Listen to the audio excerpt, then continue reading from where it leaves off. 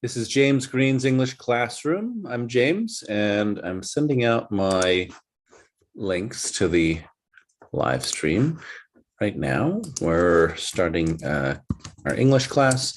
The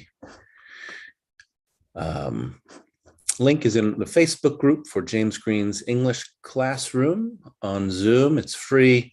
Everyone is welcome to join for the purpose of learning English, and we meet every day here, 13 UTC. We have a number of scheduled activities over the next 5 hours. So this is just the start, and then there's a slew of activities we'll be doing. So let me just post the links.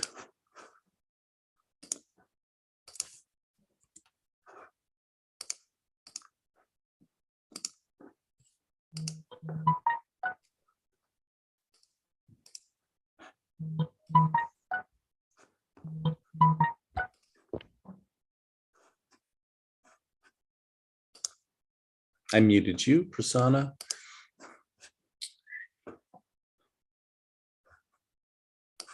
Unmute now. Unmuted.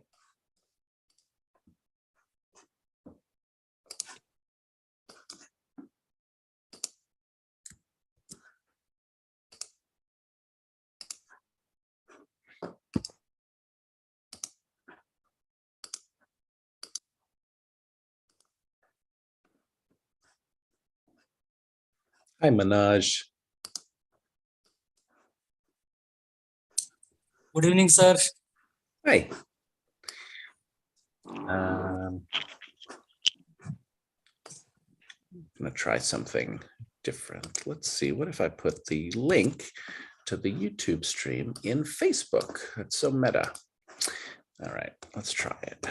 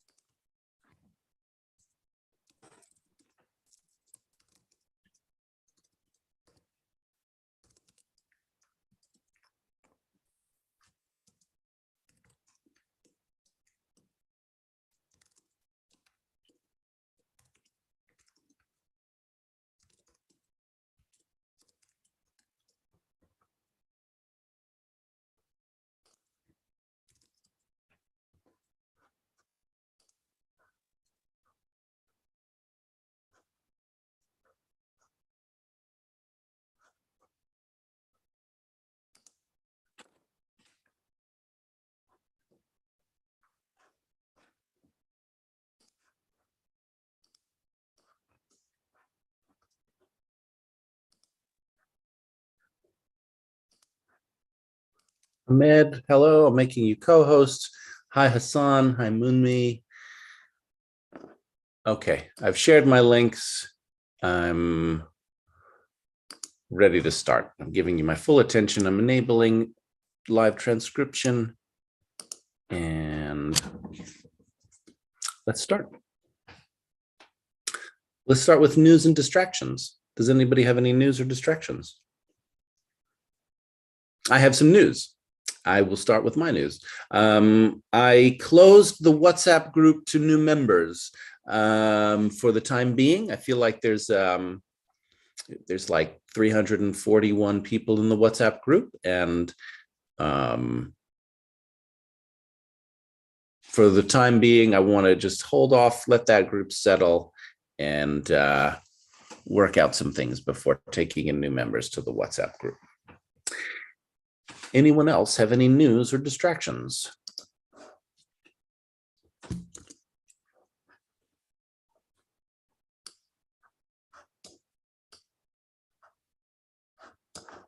Oh, I'm sorry. You cannot unmute yourself. Is that right? No, you can mute. You can unmute yourself.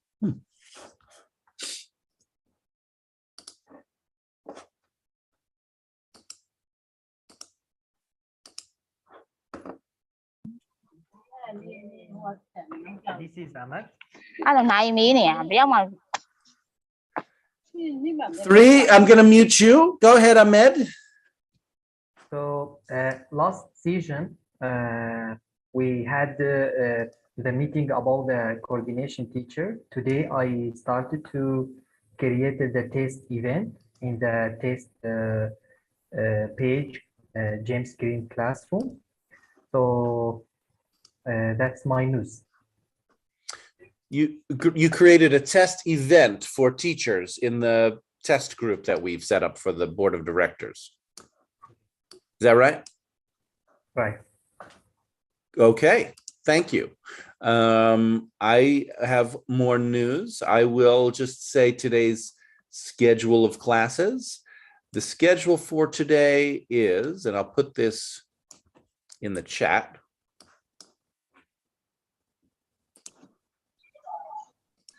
Please don't send me private messages right here. If you want to say something, just bring it into the group. The schedule for today, let me just mute people for a second. Hold on. There's some noise. Let me just mute. Where's my mute button? Oh, there it is. The schedule today, I will start. It's 13 UTC at 14. Frida has a beginner's class at 15. Olina has mixed level open conversation. From 16 UTC for 90 minutes, we have a board of directors meeting that is open to silent observers. And then 17:30 UTC, Mukhtar is leading a reading group. So quite a bit going on today. Anyone else have any news or distractions?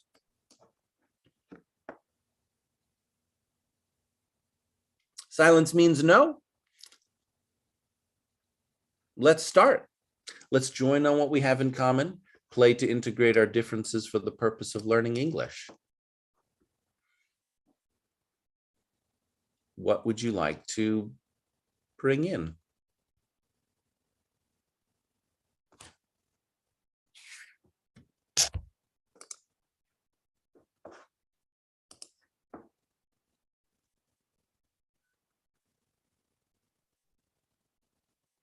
What would you like to talk about?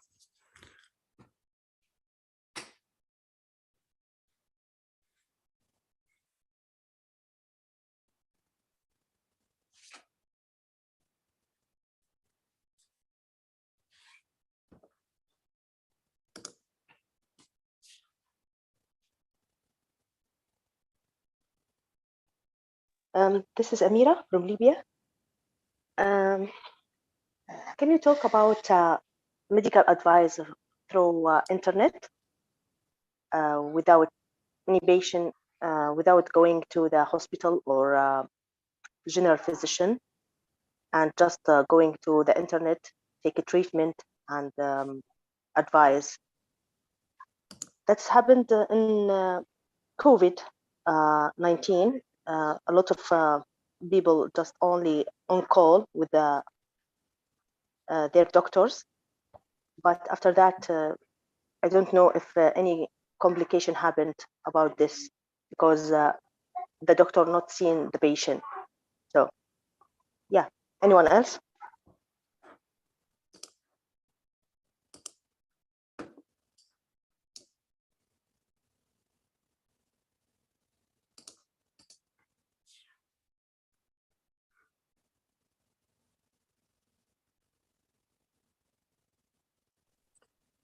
Hi, this is Munmi from India.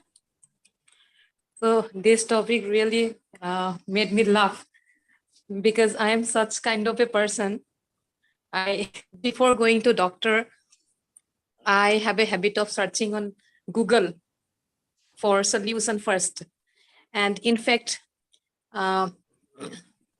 taking medicines, after taking medicines, I love to search about that information.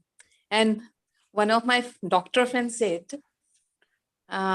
hate kind of, my kind of patients, they hate who loves to search on Google about medicines and everything all the time. So I just can't stop. I'm just laughing. Okay, hearing that topic. Anyone?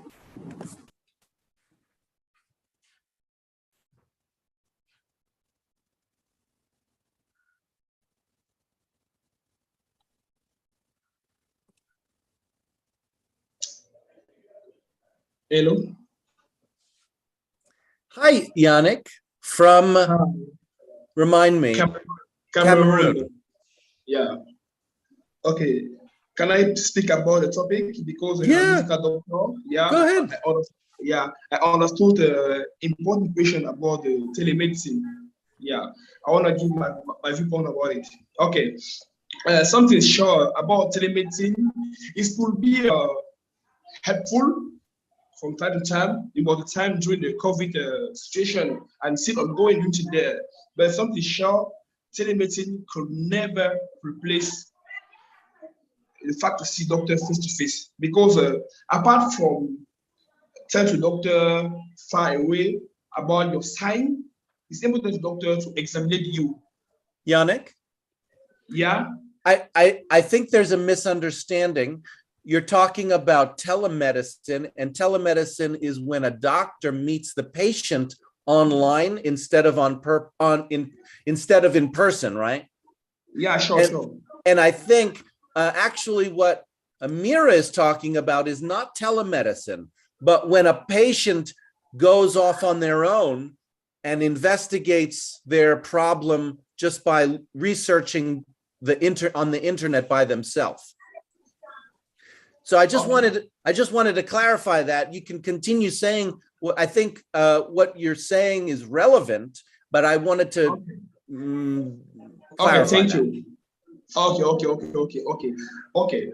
Nowadays, with the globalization, yeah, you can find several articles or several array about some diseases on internet. It's possible to find several array, but you're not quite sure the sign you're gonna find is really related to the diseases you think you have.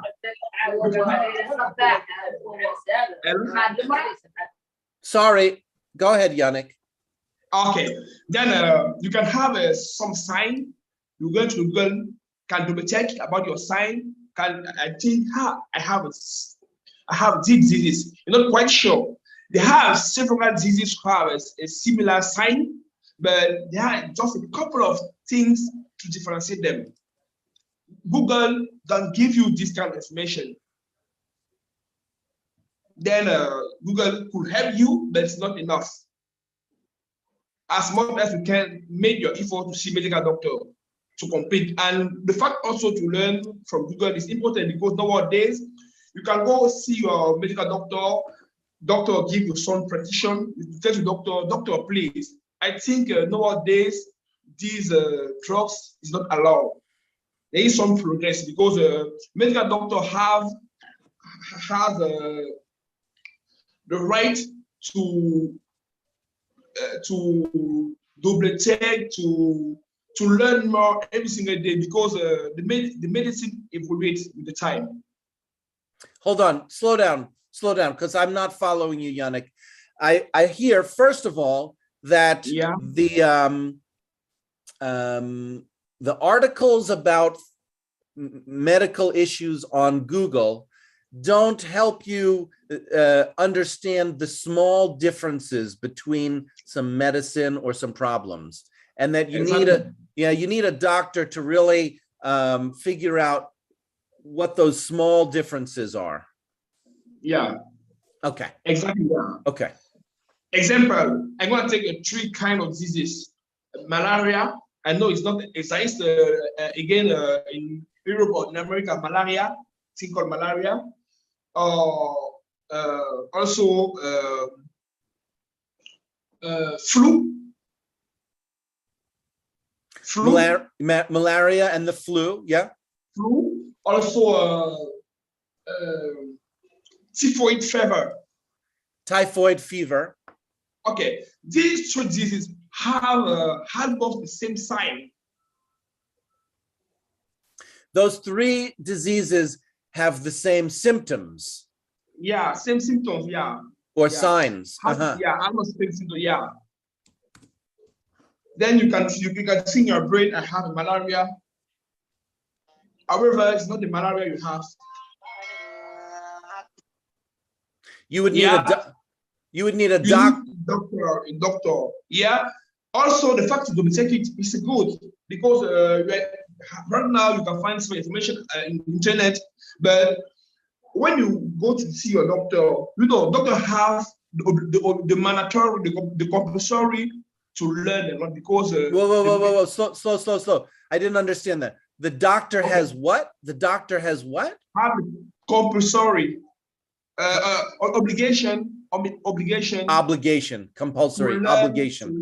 because the medical field evolves every single day. Hold on. The doctor has an obligation to learn about medicine. Yeah, because the medical field evolves every single day. There's a new creation.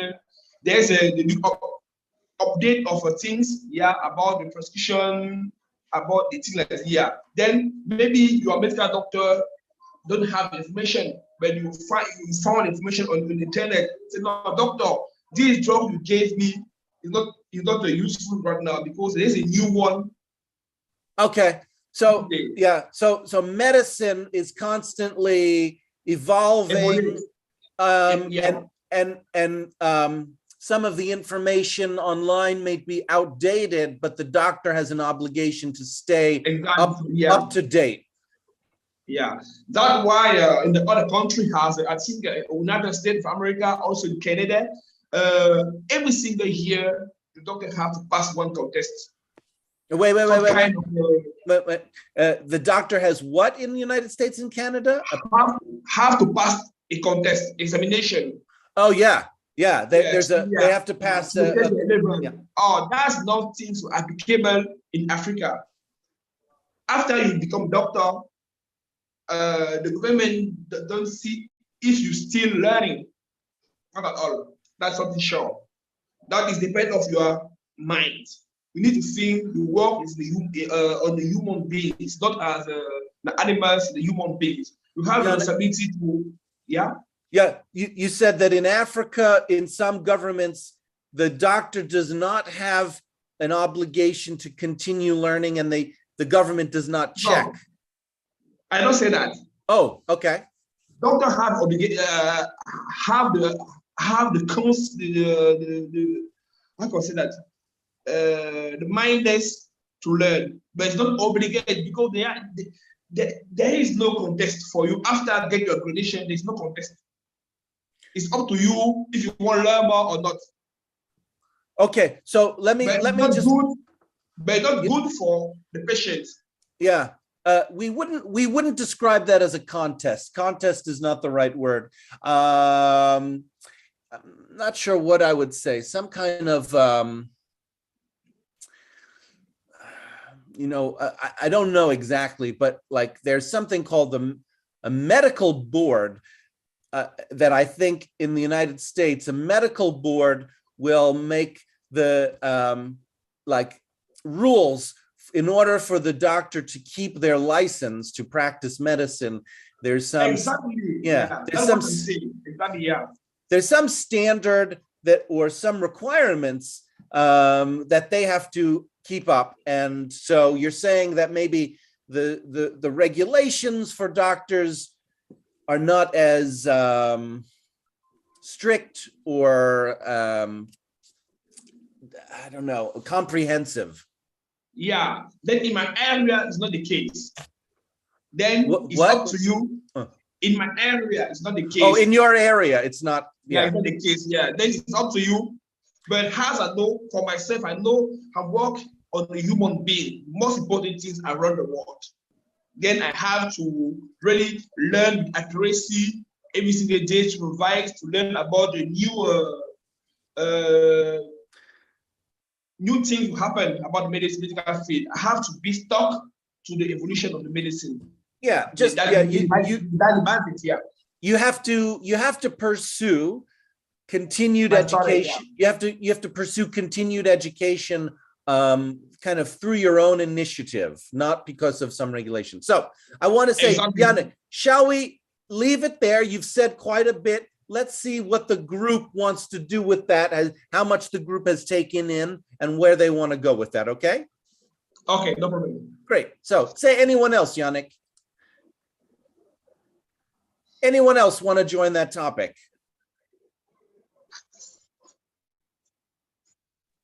Hello, This is Bubak from this is Bubak from Egypt. Niger. Niger. Yeah, Niger. Greeting to all. Thank you very much for hosting us, Mr. James Green. So I think this is an interesting topic. So just I want to ask a question to my doctor. I wanna ask him how is a contribution of modern informatics to evolution of medicine. Yeah, because I have seen a lot of a link between the both medicine and informatics. Bubak, I want to suggest something different. Instead of going back to Yannick and kind of making Yannick the expert, I want you to continue the conversation. Just like you said, you've seen something, you've seen some connections between the practice of medicine and the use of what you called informatics or information technology, maybe? Yeah. So why don't you bring in your knowledge? Yeah, so I don't have a lot, but I have seen a few. I have seen some application. I have seen some software that can, can help to scan sometime.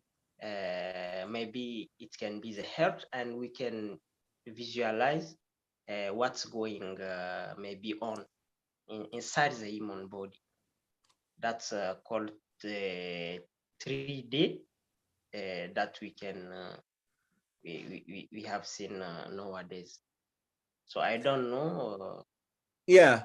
So you know that there is some technology which allows you to see images, three-dimensional images of the body or inside the body, and you're curious about that technology and other people, what they know about it, or about more technology that you don't know about. Yeah, right. Great. Say anyone else. Anyone else?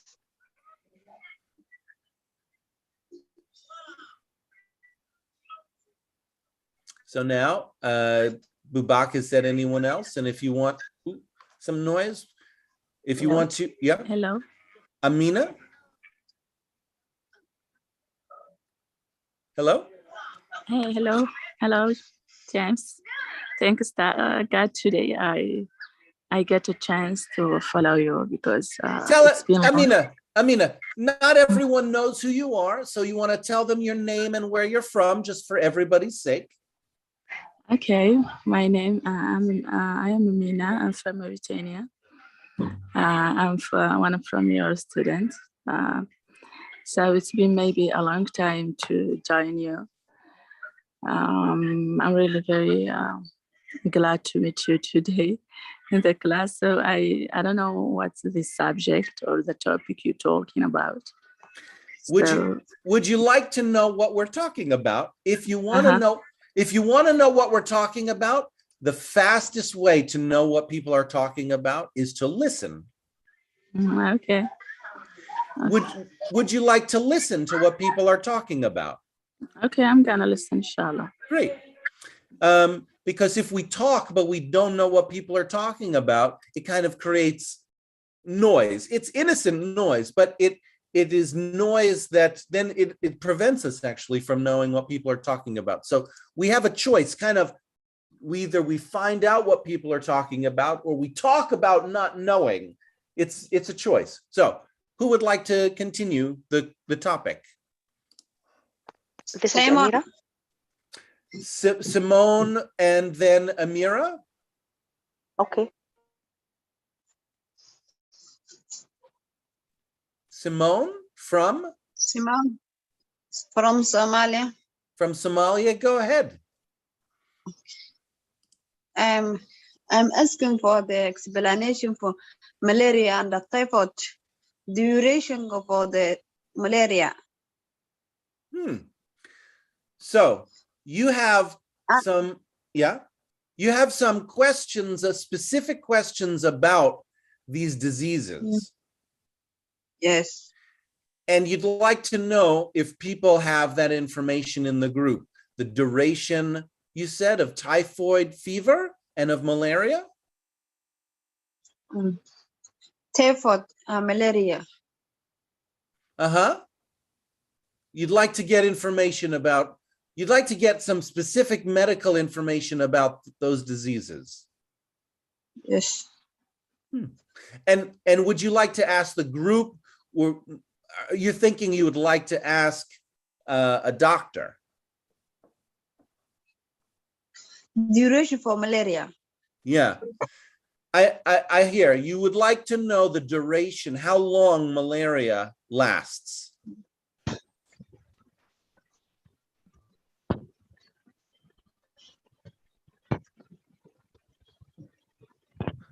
Simone, are you there? Oh, enough. You're breaking up.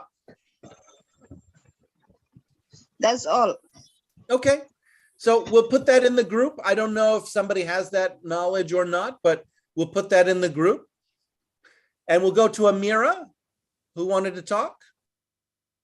Yes. First, I talk with the what Bubakr said about the technology that related to the medical condition or something like this, search about disease and radiological and some machines seen the all human being body. Yeah, I see a lot of technology, but some of them is very important for patient, especially in old age, because this technology connected with the hospital at the same time. If the old age living alone in his house, and if suddenly fall down or arrested, that it give alarm to the hospital. This patient is alone and something happened. This is very important technology. Amira, I'm struggling to follow you. I understand the words, but the way you're putting words and sentences together is a little bit, the grammar is a little bit messy. So I have a hard time following. Let me tell you what I heard. So you're commenting on the technology. You're saying that the technology depends on a hospital, like it's the hospital that can have this technology. And then you said something about a patient and their house, and I didn't understand. The old patient living alone. Yeah. Okay. So older patients living in their home don't have access to that technology because they're in their house. No. No. This technology is very important for old patient, elderly, old age, living alone in his home. So this is the technology is very important because connection between the old patient and the hospital, you know. Okay. So I don't know. Let me see. The older patients need that technology. Yes. But they don't go to. Okay. Yeah, because that is give if this patient fall down or suddenly cardiac arrest, you know, give the alarm from his phone or his machine to the hospital, to his hospital. Just I'm talking about this point is very important now in the world. Oh, okay. So it's a world issue where older people need access to the machines and technology in hospitals. For example, if they go into cardiac arrest, if they have a heart attack, if they fall, they need to get to the hospital and have access to those machines. Yes. Okay. And about malaria, I think the incubation period is dependent about when the infected patient and the symptom appearance. Okay. It Oh, take slow, from slow. That's a technical kind of thing. So let me say it again. The incubation period, which means the Of- time. Yeah. from mosquito biting the skin until the symptom appearance. Okay. So the mosquito bites a person, and then there's Yes. a period of time that passes, and then some symptoms happen in the person. That's what's Yes. called the incubation period between they get infected and then the symptoms appear. Okay. Yeah. Take from 1 week to the 10 days, dependent about the immunity. Okay, so the incubation period from getting bitten by a mosquito and then showing symptoms of malaria is 1 week to 10 days. Yes, Okay, that's dependent about the type of mosquito, the type of malaria, because Okay. it's different. different mosquitoes, different malarias have different incubation Different type. periods. Yeah. Mhm. Anyone else? Anyone else? I have a question about this. This is Ali from I live in Indonesia. Ali from Indonesia. Go ahead. Yeah. Malaria come from mosquito. When mosquito biting the human, it become malaria. This is my question. Oh.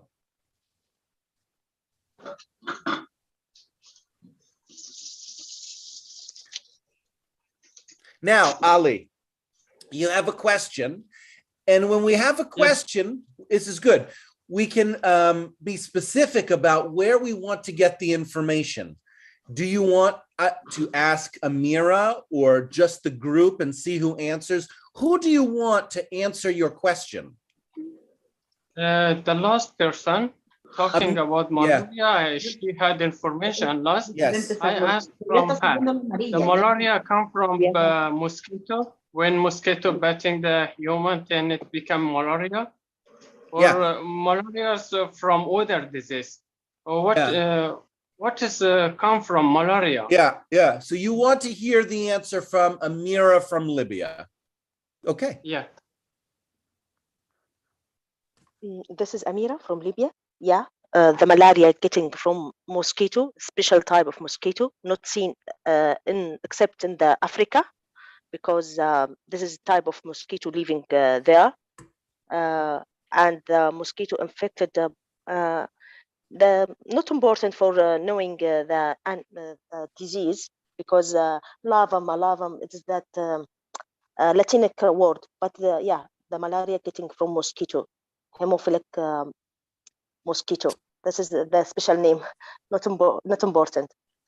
So that so malaria does come from mosquitoes, you're saying, Amira? Yes. And it's a special kind of mosquito that's only in Africa. Yes, Africa, the pandemic area from mosquito, this type of mosquito. This is Manoj from India. Now, hold on, Manoj. One moment, Manoj, just one thing. So now, Ali, did you get the answer you were looking for? Yes, Okay. But one thing I get confused about this, because malaria is in different countries, not in Africa. So Ali, hold on one second. So great. You got the answer, but you have a follow-up question. Do you want to ask a follow-up question? And I think, hold on a second. Hold on, slow. You'll mute. Hold on. Yes. So I want to know. I think I already heard your follow-up question, which is, you know that malaria exists in countries outside of Africa, so you're not clear about something? Yes, I want to know malaria in Afghanistan also, in Pakistan, some province in Iran, so different country I hear about malaria. It's happening.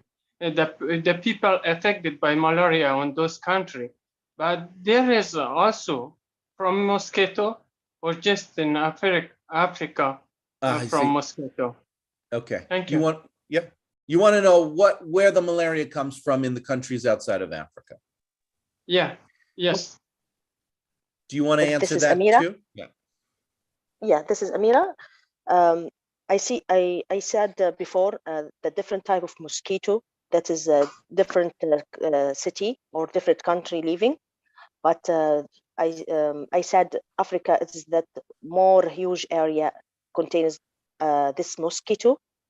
About other country like Pakistan, Afghanistan, India, and a lot of country is very hot at some times because the temperature very high, infected by the malaria. But the malaria can be transforming from one side from one patient to others by blood transfusion.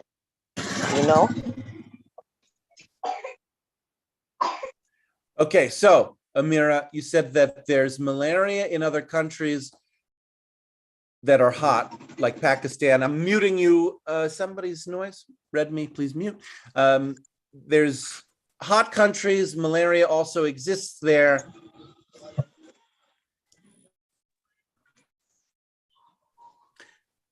But it happens from blood transfusions, not mosquitoes. Yeah, yes, the rare type of transfusion blood, because I see one doctor infected by malaria in my country, just only by a blood transfusion from other people. You know, that is the very rarely condition, very rare case appearing in my hospital.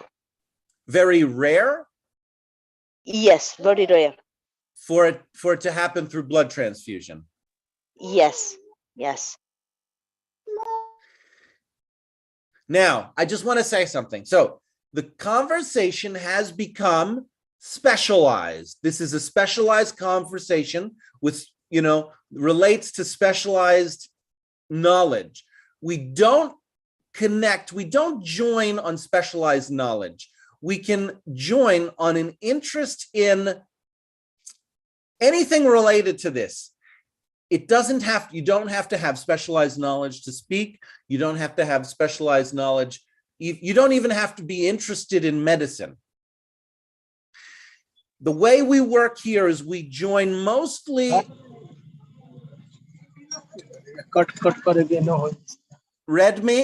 Redmi, this is the third time I'm muting you. You're outside and it's making a disturbing noise. So please, if you continue, I'm going to remove you from the group, nothing personal, but just only unmute if you're going to talk in the group. Back to the group. This is Murad. Murad from Yemen. So thing is, I think the subject is about malaria. And I have few information about this disease. I think it's spread more in the hot areas, especially in the tropical countries, because mosquitoes cannot survive under cold weathers. So this is why it's existing more in the areas in Africa. Sorry, go ahead, Murad.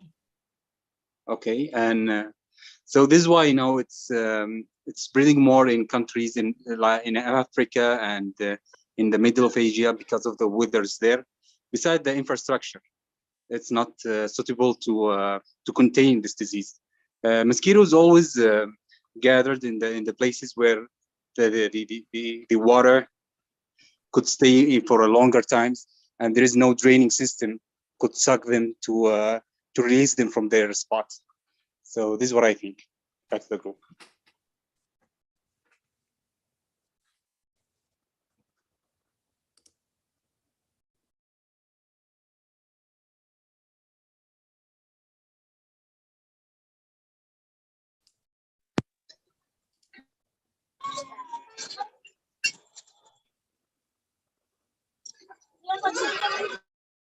I need to know if the co-hosts are muting Redmi or if he's muting himself. Are the co-hosts muting Redmi? Actually, yes, I do also. Okay, so don't keep muting him because that's a waste of time. If either he's going to speak or we're going to remove him. So don't mute him for me anymore, please, because there's a misunderstanding of what's going on. So Redmi, I see you've put the no sign on your phone. If you want to talk, go ahead. But if not, then stay on mute. And I just don't know what you want to do. Do you want to talk? I'm going to unmute you, Redmi. Do you want to talk?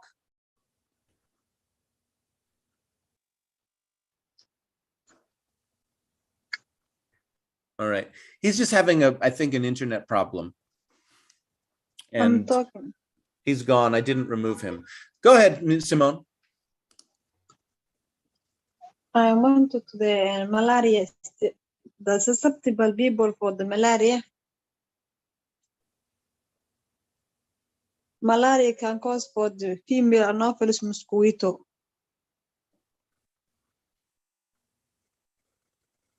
Simone, Yeah, you're bringing in some fact about malaria and mosquitoes, which is fine.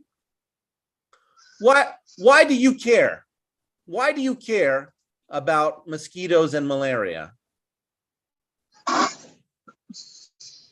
malaria can caused by female Anopheles mosquito. Yes, you're repeating yourself. You said that malaria is caused by mosquito. I don't know, all mosquito, no, female Anopheles mosquito. Yeah, you're giving the specific species name of the mosquito, which is something I don't know about. Okay, why do you care? Why is that important to you? I don't know. What? You don't know? Yes. Oh, are you curious? Curious. What? Curious, like, are you interested to discover what is? Understand, but not understand. Yeah, you understand only part of it. Understand my language and my language to discuss for the malaria cause and treatment, but not discuss it for the English language. I understand. Because Yeah, your language ability maybe is a little too low to discuss medicine. And that's fine. James. Yeah. Hello. Yes. Hello, Simone. So I suggest you, you don't need to talk about. Hello. Yeah, Simone, I think there's an internet problem. I don't think you're hearing. So I'm going to ask you to just listen for now, Simone. Also, I'm going to need to leave 5 minutes before the hour. So Ahmed, I'm just going to pass to you, the host, in about 10 minutes. Okay. No and problem. then there will be maybe a 5-minute space, unless Frida, if you want to start 5 minutes early, or there'll be a 5-minute kind of just space, because I need to leave 5 Okay. minutes before the hour. Okay, don't worry. Great. So back to the group, whatever you want to, however you want to use these last 10 minutes, 15 minutes. Yeah, this is Murad. Can I add a small comment about the previous subject, malaria? Yeah, I want to actually ask you, Murad, because you brought in some information and I was a little distracted from the noise. You two were giving some information about malaria and mosquitoes and pools of water and such. I want kind of same question for you. Why does it matter to you? Well, because the malaria was a national disaster in my country. A lot of people got killed due to this virus. So I was interested about the subject to increase the awareness about this disease. Very clear. Yes. Okay. So, and you wanted to add something? Yes, just small information that there is a huge misunderstanding about this pandemic. Some people think that this virus generated inside mosquitoes, so the mosquitoes they're responsible of creating this virus, while the mosquito is only a transporter for this disease or this virus. So it's only sucking the blood from the contracted person and send it to someone else. So this is the this to clarify about the virus. And I'm sorry I'm talking to you while I'm working out in the treadmill. So this is why I'm breathing faster. Thank you so much. Yeah, well, okay. This is Manoj Hello. from India. Let me add something. Let me just say one thing really quickly about that comment of Murad being on the treadmill. The thing about being on the treadmill or doing something at the same time when we're studying, and there's lots of other things you might be doing, eating, drinking, eating, drinking, taking care of kids, traveling on the bus. There's all kinds of things that we do in our life. And the question you can ask yourself is, does it interfere with the purpose for being here, right? So if you're eating or taking care of children or being on the treadmill, does it get in the way of the purpose we're here for, learning English? Or can you do both at the same time without interfering? That's really the question. Okay, back to you, Manoj. Yes, sir, this is Manoj. I would like to add on this subject we are discussing about malaria. No doubt, by the biting of female anopheles. But it is not say that again. There was some screaming. I don't know where that came from. Say it again, Manoj. The mosquito bite on human blood to suck the bloods. But at the same time, mosquito is not responsible for malaria because mosquito is only carrier for the parasite he carried in her saliva that is introduced as a infective stage. So when the person's infected by this mosquito bite, the malaria parasite has flourish and complete their cycle to cause a malaria in humans. And you know, no doubt, malaria also occurred in India as in hot temperate regions where water is stagnant for some time, and these larvae flourish as the parasite that is, I know, malarial parasite known as Plasmodium vivax in India, and other species of parasite that is Plasmodium malariae, Plasmodium ovale in the South African part of the world. So I want just adding the, it's not caused by mosquito, but mosquitoes are responsible for causing this one as it is a carrier for this disease. So that's me. Anybody else? Yeah, I think we've already heard that. Murad was saying that, and you're repeating it, which is that the mosquitoes are not the cause, but they are the carrier of the disease. Yeah, yeah.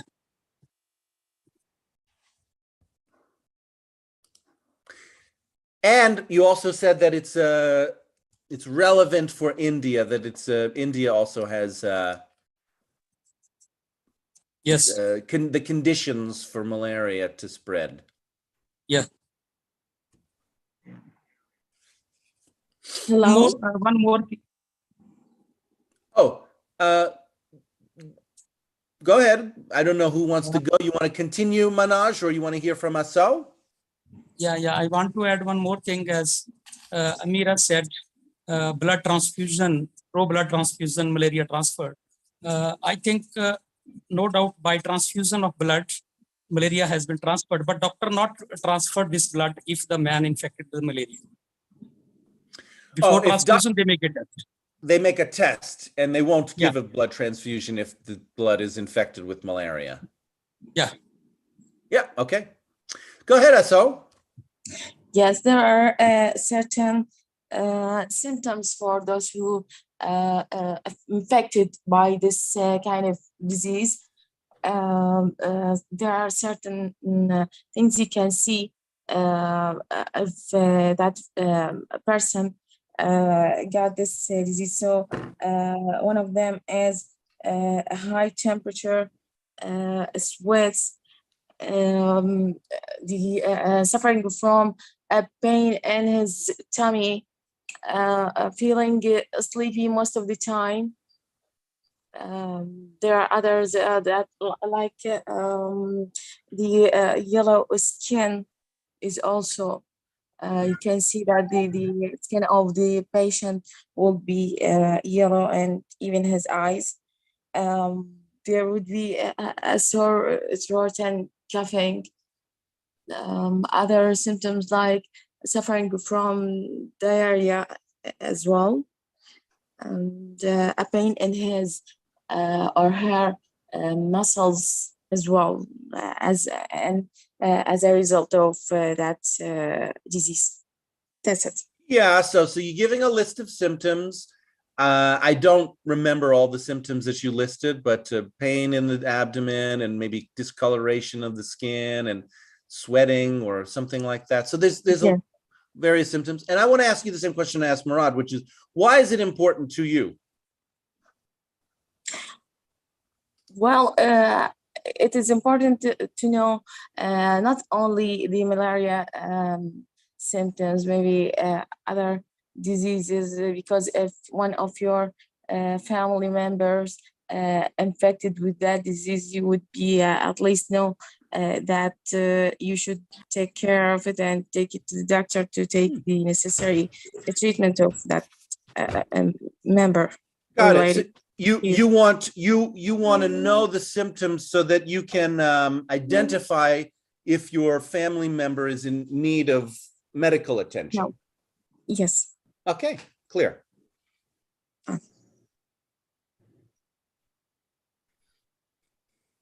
Anyone else? I want to actually suggest. Faizan, this is Faizan from Pakistan. In India. From India. Yeah, so actually I want to suggest one thing. Like as we know that generally mosquitoes born in where the water stays for a long time because they lay their eggs in the water, and because of the eggs, mosquitoes generally born. So there is one method by which we can stop this thing, like whenever we see a large amount of water stays in a roadside or somewhere in our house area somewhere, so what we can do, we can just put some oil in the water, a small amount of oil. So what it can do, it can destroy all the eggs of mosquitoes. So it will not generate any amount of mosquitoes in the water and in around there.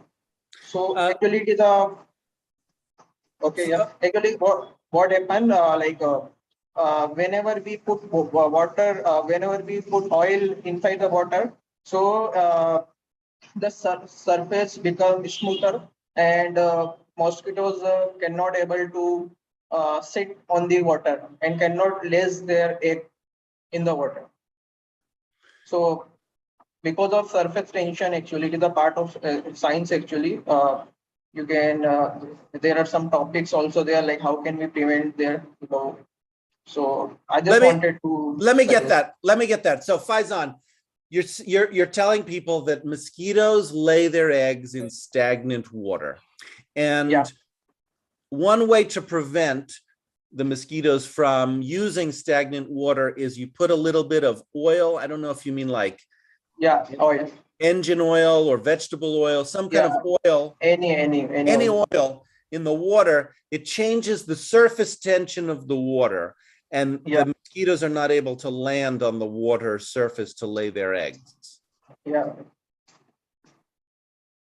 And okay, same question to you, Faizan. Why is it important to you? What is meaningful to you about the topic of malaria? Yeah, definitely. Like actually here in India, actually we see lots of mosquitoes in our areas also. So because now it's the time of raining. Rainy season is there actually.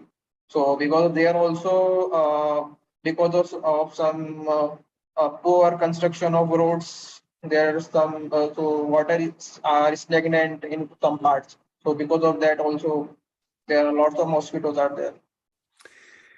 Got it. This reminds me, I remember seeing a video on YouTube of somebody's invention for a mosquito catcher, and I think it had like a infrared light or infrared, and it was a new discovery that the infrared light, if I'm correct, was maybe at a certain frequency, they discovered that it does attract the mosquitoes, and then the mosquito traps were really effective. Anyway, I need to go. Interesting conversation.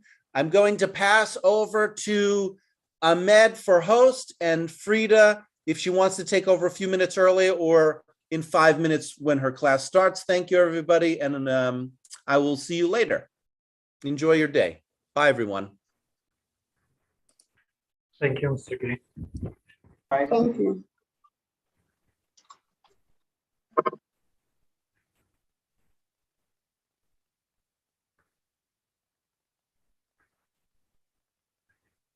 Okay, my voice is audible. Yes, it's audible. Go ahead, please.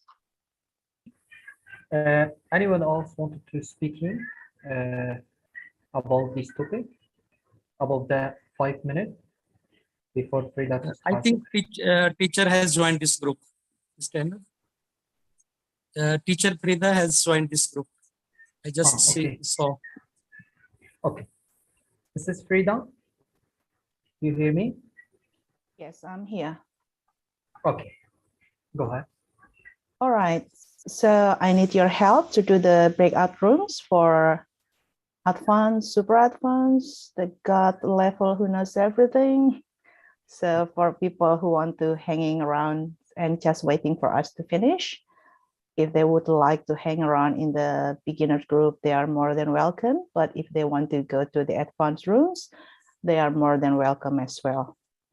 So what you please to make 2 breakout rooms, and I need a support from someone, probably Yasin, Fatime, people that's already familiar with us, how we are working with here to just host the room, so not it one goes haywire in each group. Is that all right, Ahmed?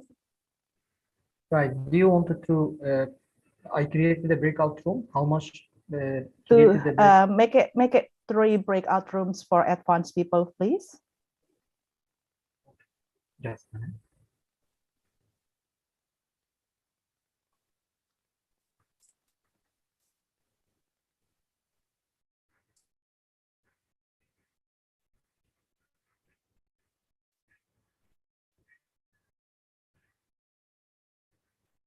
Would you please to make it advanced 1, advanced 2, and advanced 3? Now, the breakout Yes. room is ready. Yes, Anybody want thank you. to join the breakout room? Thank you so much. Welcome everyone in this class. In my class is designed for beginner class to intermediate level B1. So pre-intermediate for you who are advanced, super advanced, you're more than welcome to heading to the advanced rooms. There are 3 options out there for you to move out, or if you want to hang around and stay with me here, you are more than welcome as well. But please consider for people who are beginners to give them a chance to just do the question and answer first. Thank you. Yes, teacher. Let's I'm start. Simone. Yes, Simon, how are you? Hello. Hello, Anna, how are you? Yes, teacher. All right.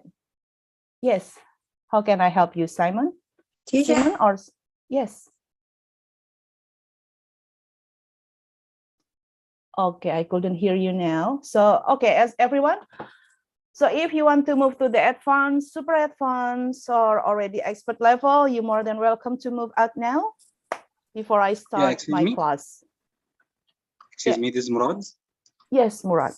Actually, I was trying to get an access to advanced rooms, but I think there is like a technical issue where I cannot join any of these classes.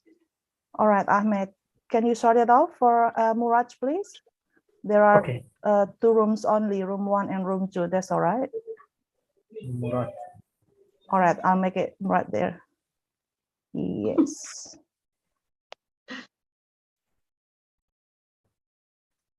This is Manoj, ma'am. I am at intermediate level. My level is intermediate. Can I join advanced room?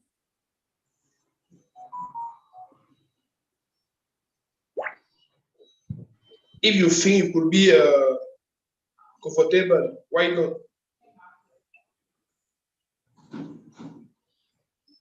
Hi everyone. Hi. I'm beginner. I'm beginner. Well, how I'm supposed to be. So can I just stay here? I'm Yes, sorry. you're more than welcome to stay here. Ahmed, you just accidentally kicked me out to the second break room. Oh, that was rude. All right, that's all right. Manoj, do you All want right. to the breakout room, please? Manoj? Yes, sir. Can I Okay, join? go ahead. Okay, go ahead. That's okay, Mrs. Frida, go ahead. Yes, thank you. All right, we'll do. Can you see my screen now? Hello. Hello, Anna. How are you, love? My name is Good. Anna. I am from Hungary. I know you closely. You don't have to worry for that. I am great. Thank you for asking. How are you today? I'm good. I had a beautiful day here. It was bright sunny day and it was warm day, so I truly enjoy my day here. What are you from, please? I'm from Indonesian by nationality, but I live in Australia at the moment. Australia. Oh, okay. Yeah. All right. Thank you. Ahmed, is there any chance that I can share my screen, please? Why I couldn't share my screen? You cannot screen? Yeah. You cannot share your screen? Yes. Can you give me that Now? feature? Let me see. All right, screen. All right. Okay, go ahead. There you go. Share. Let's do some review from the last lesson. Yes, I All can right. see. Can you all see my screen at the moment?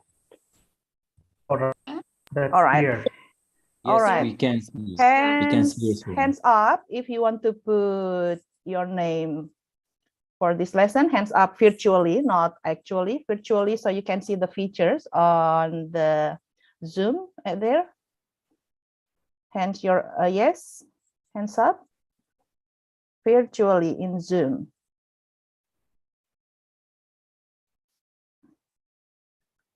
If you want to be part of this game, so I can call you your names based on the order on the screen. I haven't seen anyone put their hands up here. Would anyone like to put their hands up? No?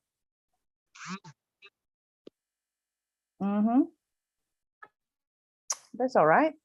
Like to put your hands up. All right.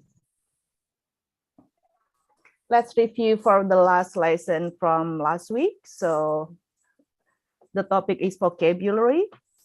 For this month, vocabulary is about the daily objects around the house. Daily object. Excuse me. Excuse me.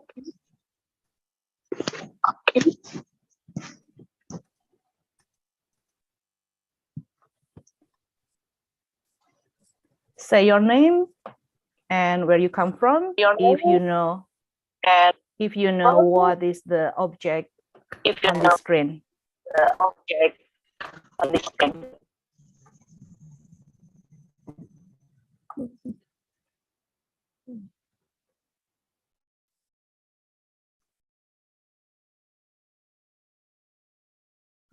Anyone? I am Prasanna from India. Yes, Prasanna. This is cup and saucer. All right, cup and saucer. You're right on that. Can you spell how cup and saucer written? C-U pick up S-A-U-C-E-R. Slow down. C. S-A-U-C-E-R. S-U. S-A for apple. Yes. A. apple. Yes. A, Yes. A, apple. Yes. A-P-P-L-E, Yes. apple. A, U, Yes. C, C, Yes. Yes. E, R, Yes. Yes. saucer. Mm-hmm. Cup, C-U-P. CUP. All right. Let me check.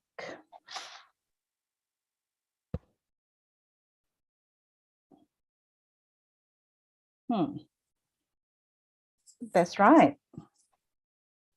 CAUCER, CUP. Next, handkerchief.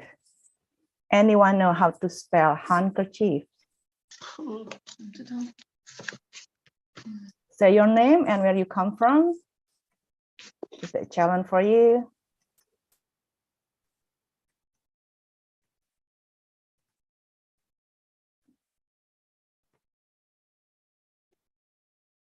Anyone know how to spell handkerchief?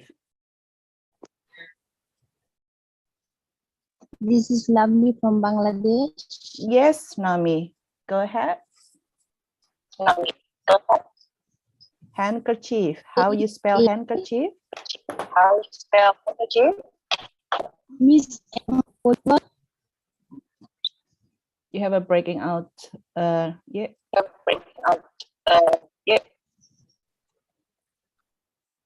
Hello?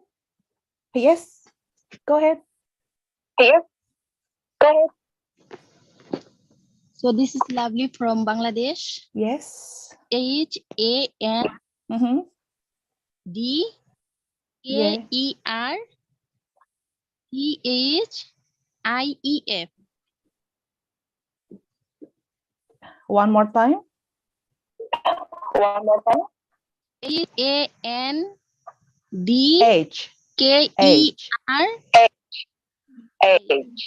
H-A-N-D Yes. K-E-R Yes. I-E-F. H-A-N-D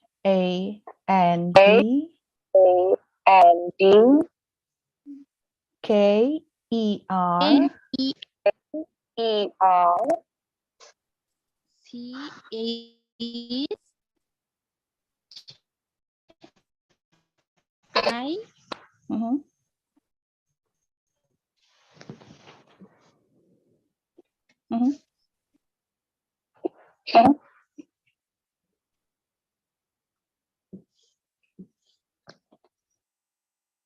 Are you there? All right. H-A-N-D K-E-R-C-H-I-E-F. Next, scissors. Anyone know how to spell scissors? Say your name and where you come from.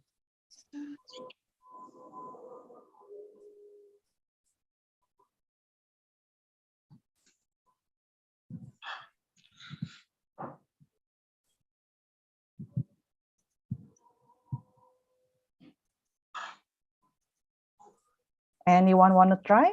Want to have a go?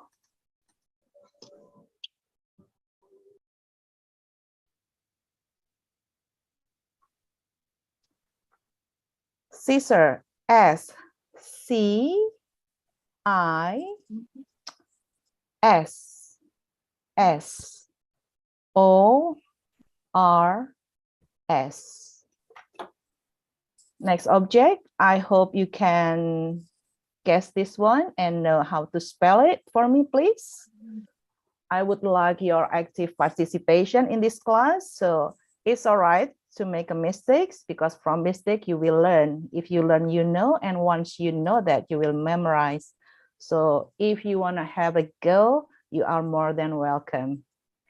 All right, anyone want to have a go? Want to have a try? Say your name and where you come from.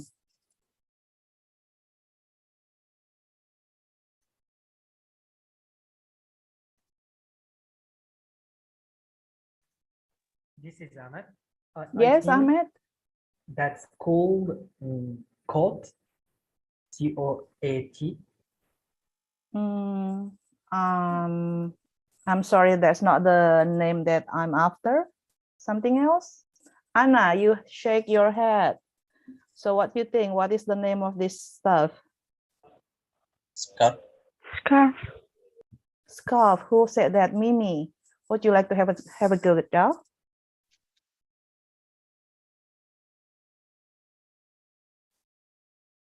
This is a scarf. Yes. Anyone wanna have a go? Wanna have a try? How to spell scarf? It's all right to make mistake. I can't see you as well. Yes, Anna. I try. Yes. Say your name and where you come from. Yes, Anna. Yes, Anna from Hungary. S-T-U-F-F.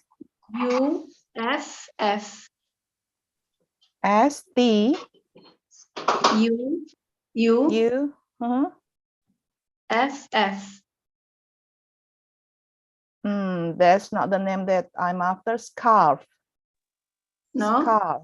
No. Have No. a go one more time. Don't give up. Scarf. Scarf. Yes. Fill with your mouth. Fill with your mouth. Scarf. So it's starting with the S for sure. And K, sound K. Scarf. I think it's so. I think it's muffler. Pardon? I'm after scarf. That was the answer that I'm after. So I need someone to spell scarf for me, please. Thank you. Scarf. S-C-A-R. Who's this? Who's this? Say your name. Ali. From Egypt. Ali, yes, Ali. Go ahead. S-C-A. Yes. R-F. Scarf. All right. Thank you. All right, everyone, you have to note down how to spell the letter A, B, C, D. That's why I didn't put any on the screen. You have to do the mental and memorize. All right, how to write that perfectly, correctly. Next. Anyone know what is this? I want to try. Yes, what's your name, please, love? It is center, right? Oh, flashlight. Flashlight, that's the word that I'm after. Name, please. My name is Mary. I am from Indonesia. All right, Mary, go ahead. Flashlight. How you spell flashlight, love? Sound like fish.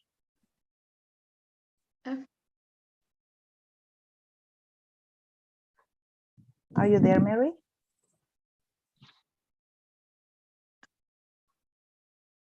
Mary, are you there? G-H-T. I lost the first letters of yours. Would you please repeat, love? I will repeat again. Yes. F. Yes. L. Yes. A. Yes. H. S. H. L. Yes. I. G. Yes. H. G. T. Yeah. Excellent. Thank you. Thank you Next so much. object. Anytime. Next object. Anyone want to have a go? I have a question, Freda. Yes. Last picture, is this name torch? You can say in here, in Australia, we call that torch or torchlight. Some of them in the other, yes, flashlight. So I accept both ways. So no worries for that. Okay. All right, next, knife. Anna, would you like to answer, love? Knife. Knife. Knife. Knife. Yes. Excuse me. It's all right. That's part of learning. I won't worry about that. K-N. K. K. It's like a key. K. K. K is for spelling of Latin. K. Yeah. K. So we do that. K. Yes. K. Yes. K. Yes. A-E-I-F. Once again, love. Slow K down, yeah. N Yes. I Mm-hmm. I Mm-hmm. F Mm-hmm. knife knife Knife, and I need one last letter E. Knife. E Yeah. All N right. N E I F. Oh. Slow down. No rush. K. N. I. F. E. Can you make the sound fish? F. Yes. So what you say is a V. When you say V, it will be vibrate. In the throat, there's a V. But when you say F, it should be just around your mouth. When you say like a fish, so it should not vibrate around here in your throat. All right? Okay. All right. Okay. Thank you. Oh, that's already said, obviously dictionary, but still, I want Dictionary. someone to spell dictionary for me, please. Anyone want to have a go? Kurnia from Indonesia. Yes, more than welcome. Go ahead, love. Dictionary. DICTIONARY.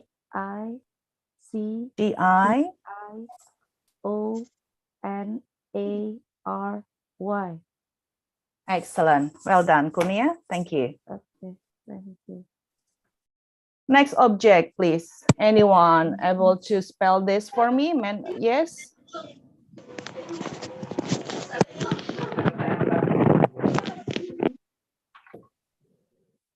Mary Yulizami, raise hand. All right. Mary, would you like to have a go, love? I'm sorry. I make a mistake. It is cycle. It is I ever cycle. tried this. I ever try, but I think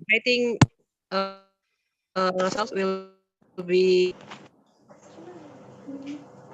I ever tried before. All right. Anyone else want to have a try? Want to have a go? Yes, absolutely, Yulti. Yes. Bicycle. Pardon? Yulti first. Yulti, would you like to have a go, love? Yeah. All Okay. right. Go ahead. B. Bike. B-I-K-E.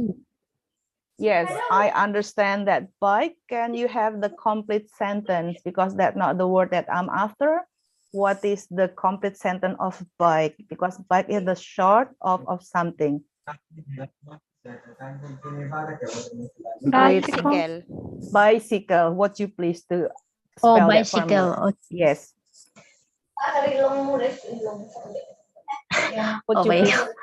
When? It's all right. Bicycle. Take your time. Take your time.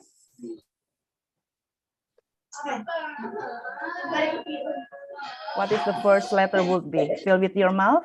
B. Okay. B. Yes. I. Yes. B. I. C. U. C. L. E. Bicycle. B. I. C. B. I. C. W. No. W. Yeah. I. C. W. C. L. E. All right. I'll make one correction for one letter. So it should be B. Y. B. I. C. Y. Okay. B. I. C. Y. Yes. B. I. C. Y. C. L. E. Yes. Well done. Thank you so much, Yulti. Next. Yeah. Anyone? It is ball. No? Balloon. Pardon? Yes. Balloon, not ballon. Balloon. For the interrupted, Mrs. Rida. Yes. What's your name? this is Aman. Yes, Ahmed. I wanted to join to breakout room. When you Yes. needed, I make you co-host. When you wanted to Yes. anything, send me broadcast. Okay, to the breakout. All room. right. All right. Thank you.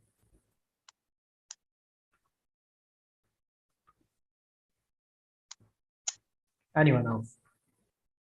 Yes, balloon. Anyone want to spell balloon for me, please? I will try. Yes, go ahead. Your name, please. Ahmed. Ahmed, go ahead. Okay. B A L L O N. You miss one letter, love. Ooh. If the sound ooh, that means we have double O. Double O Double O, together, that means ooh, yes. Balloon. So because it's ooh, balloon, so that means it has double O in it. Yes. B A L L O O N. So make sense? Is that? Yeah, I know English doesn't make sense, but the O together, it sounds you. Yeah. All right. Coffee. There's a lot of mistakes people when they write coffee. Anyone want to have a go how to write the right coffee? I try. All right, Anna, let's hang on a little bit. Give a chance for someone else who hasn't had a turn first, please. Anyone else beside Anna? Pardon? Kurnia. Kurnia. All right, have you had a turn, love? C O F F E E. Well done. Coffee. C O F F E E. The last one. Envelope. Anyone want to spell for me for the word envelope? Say your name, please. From Bangladesh. Who? This is Breaking up. Lovely. Lovely. All right. From Bangladesh. Go ahead, love. E N B E L O. V.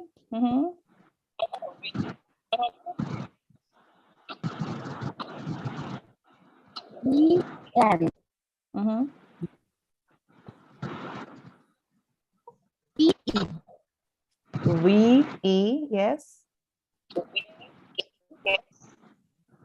L O E. You miss one letter at the end. E. E. But due to network problem, my voice is breaking. Ah, all right.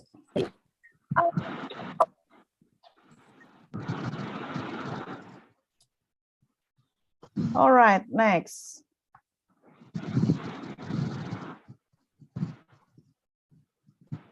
I hope you can daily objects around the house. That's part of the house. If you know what the name of that object, you're more than welcome. Just say your name and we'll do that. And you can say the answers. House. Anyone know what is the part of this this house called? Say your name. I will If try. you know. Yes, have a go, Anna. H O U S E. Sauce. Would you like to have a look at the screen, Anna? Can you see there is a house, pictures of a house on my screen now? No, it's only the envelopes. Oh, really? Yeah, Frida. Oh, yeah. Sorry. All right. Mm-hmm. No. New share. All right. Can you see it now? Yes. Yes. All right. Thank you. Thank you so much for the feedback. Anyone know what is the name of the object? Can you see the cursor that I'm circling the top of something here? It's a chimney. Chimney is this part, love, but I accept that answer. Can you spell the word chimney for me? Who was that? Who said chimney?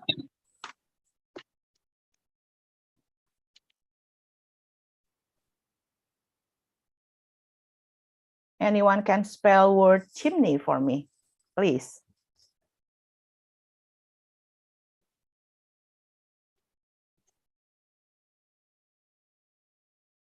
C-H-I-M-N-E-Y.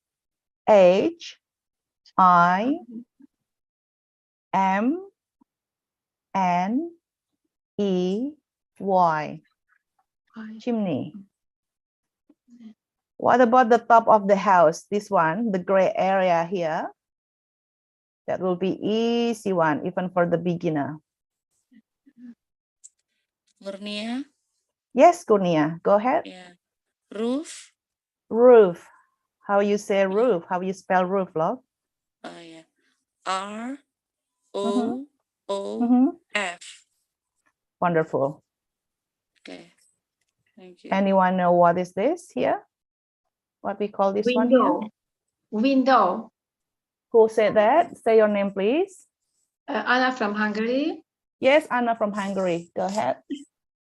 W-I-N-G-O-W.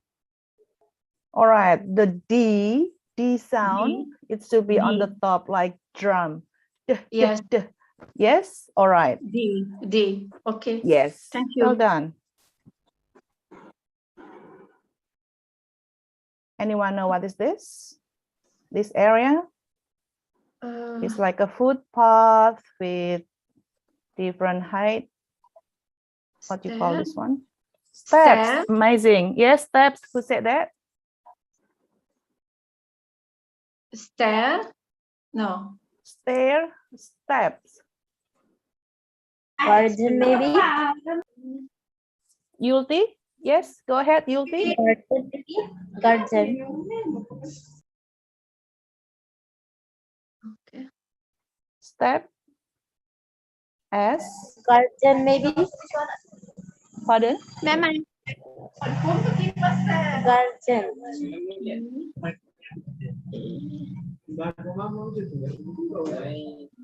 All right, Yulti, I need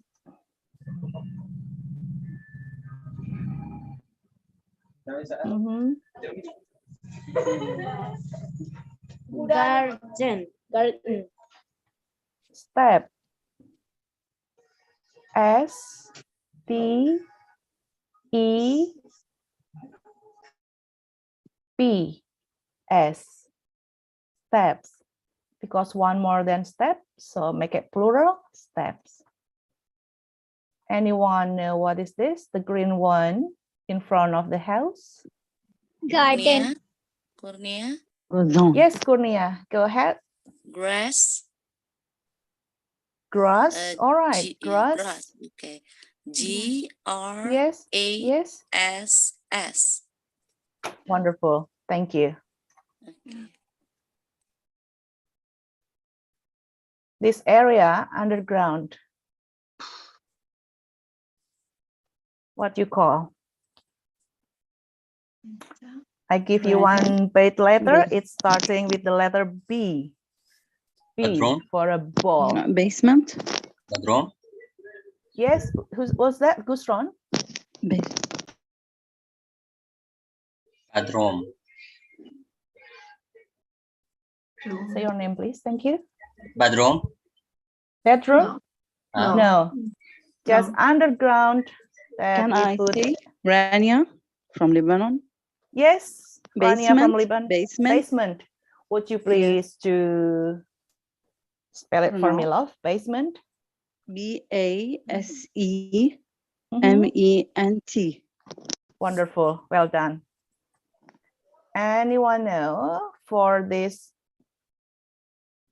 drain pipe going down?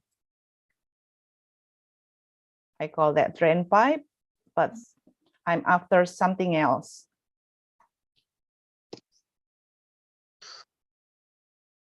Chris Reyes.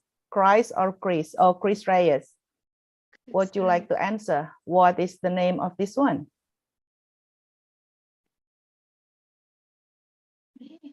What? Repeat, please.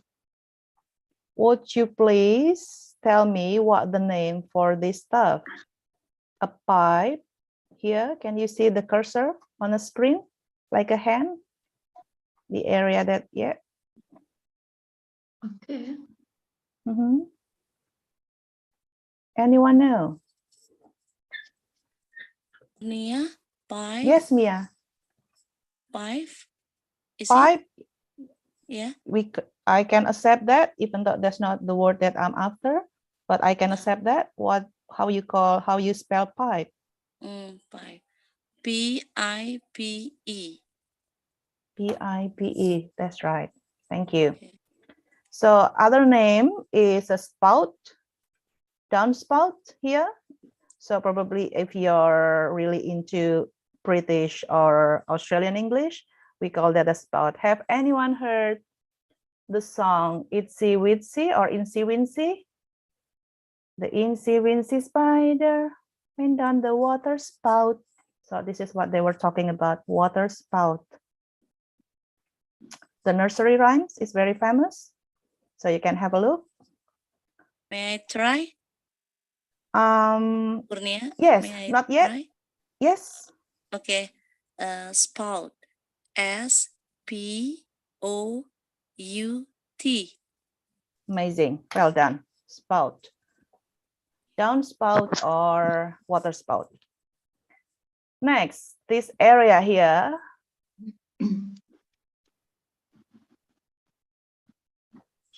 To put in your car, your bicycle. It is garage. Garage. Yes, Parking. garage. Parking. Garage. Yes, Punita, would you like to have a go? Punita from India. Yes, have a go, love. Garage. Parking. Parking is not the word that I'm after, love. That was garage. Someone said that. So would you able to spell garage for me, love, please? Want to have a go? Garage.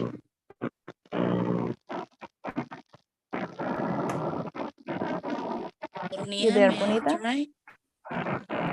We'll have a wait for Punita first. I think a little bit technical difficulty up there, but I'm not mind to wait for 30 seconds. It's parking. It's correct or not? It's garage. And I would like you to spell garage for me, please, love. P-A-R-K-I-N-G. Yes, that's parking. Would you able to spell garage for me, love, please?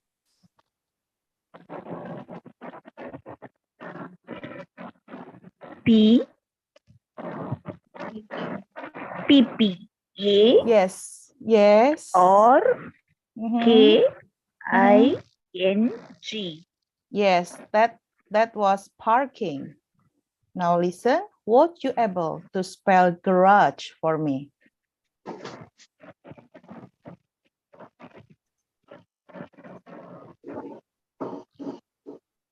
Punita, would you able to spell garage? All right. Anyone want? Yes, what's your name? Say your name, love.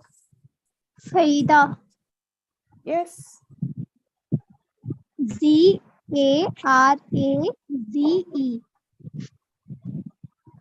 G-A-R-A-G-E. Well done, Farida. Yes. Just different one letter with my name. Well done. Thank you. Next. Anyone know what is this?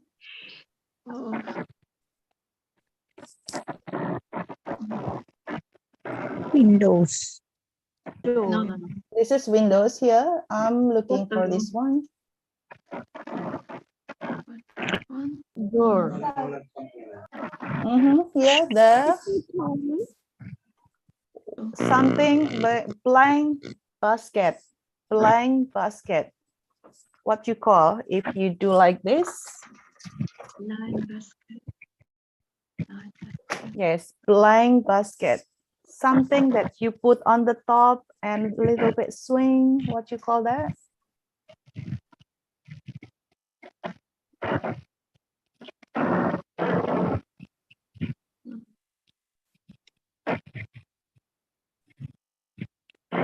All right, I'll give you word. It's starting with the letter H as a it letter. Hanging basket. All right, hanging. Would anyone able to spell hanging for me? Hanging basket. I know it's big words, but still, I quietly confident you will be able to spell that for me. Hanging basket. Anyone know how to spell hanging basket? H-E. Say your name, please. Thank you, Farida. Yes, ma'am. Oh, you didn't. H-A-N-G-I-N-G. Hanging basket. B-A-S-C-K-E-T. B-E-S. Yes. K-E-T. How you? K-E-T. Wonderful. Thank you so much, Farida. Well done. The last one before we heading. Would you able everyone to grab a piece of blank paper and pen for you to do some drawing dictation? If you able to do that, I will be truly appreciate that. So we can do the drawing dictation about preposition in the house. I'll give you a couple minutes to collect your source. A piece of blank paper, just like this one. This is not blank, but let's pretending it's blank for you to draw something. And a pen. Yeah. I don't need you turning off the cameras or thing. I respect your privacy, but you can sit and learn with us here. I need you to provide, yes, a blank paper, a piece of blank paper, and a pen, biro, pencil, whatever that you can use for drawing or writing. All right. I give you a couple minutes. Have anyone got one? Thumbs up if you got one on your hand at the moment, either virtually or actually. Yeah. You got your paper? All right, let's go.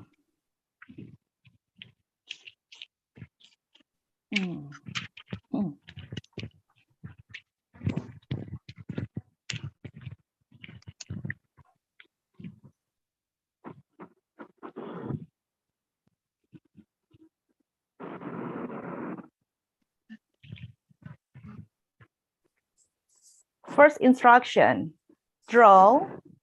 In the middle of the paper, there is a big house. Okay. Yes, draw a big house in the middle of your paper. Yeah.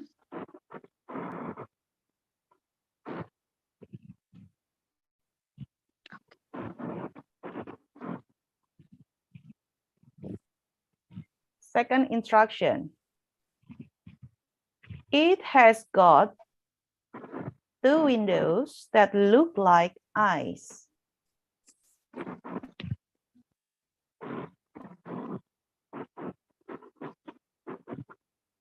Okay.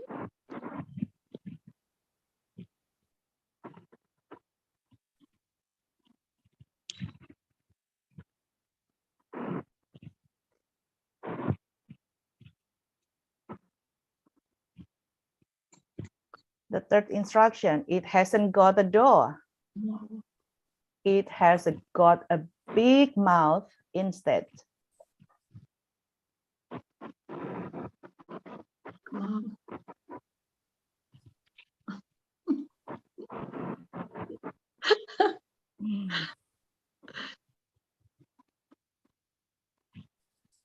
Concentrate to your picture.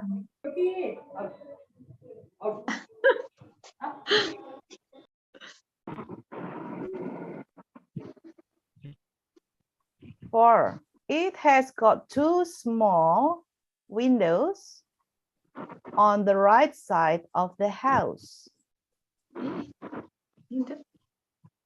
It has got two small windows on the right side of the house.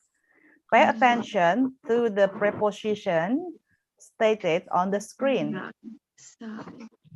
Ezt nem értem, a right side, az micsoda? Ezt nem tudom mi. Mindegy. Right side, ezt nem tudom, right side.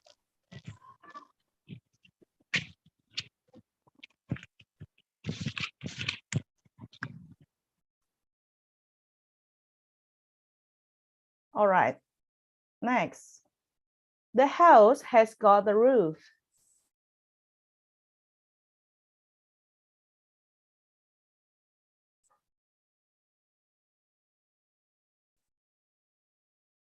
There is a big chimney on the roof.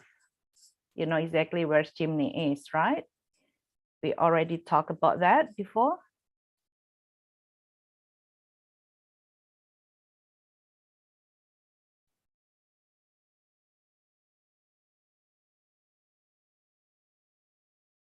Behind the house, on the right, pay attention to the preposition here. Behind the house, on the right, there are 3 trees and a short fence. Behind the house, on the right, there are 3 trees and a short fence.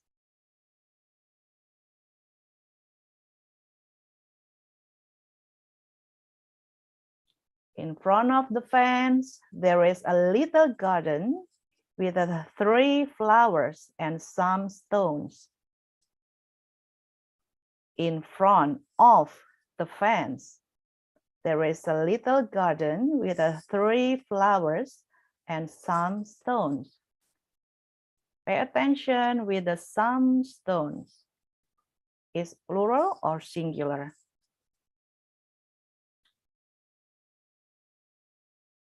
In front of the house, there is a spotty dog lying on the couch. In front of the house, there is a spotty dog lying on the couch.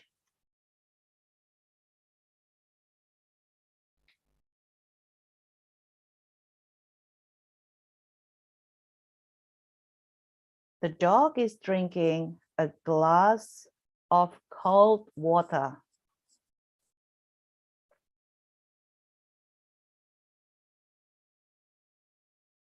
The dog is drinking a glass of cold water.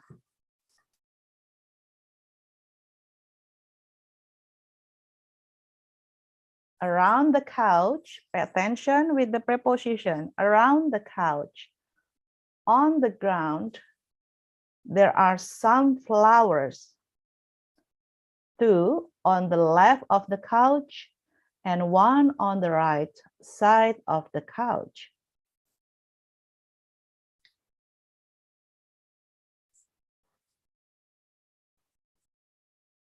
All right, let's do one more time. Let's check your picture. Pay attention to the preposition, singular and plural, how many objects on it. In the middle of the paper, there is a big house. That's the first instruction. The second one, it has got 2 windows that look like eyes.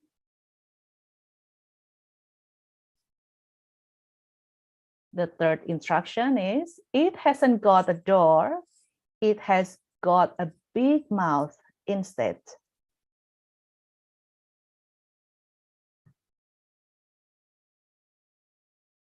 The fourth one, it has got 2 small windows on the right side of the house.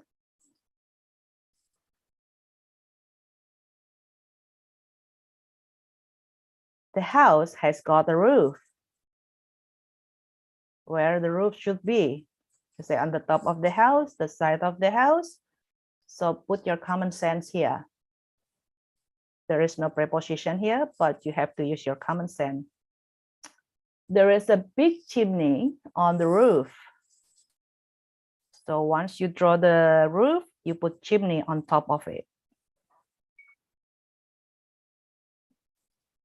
Behind the house on the right, there are 3 trees and a short fence.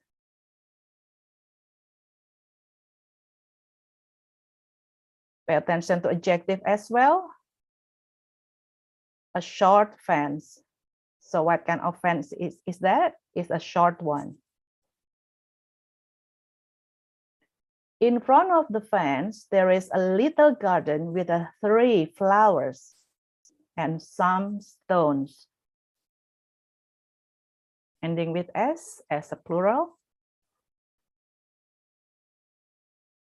In front of the house, there is a spotted dog lying on the couch.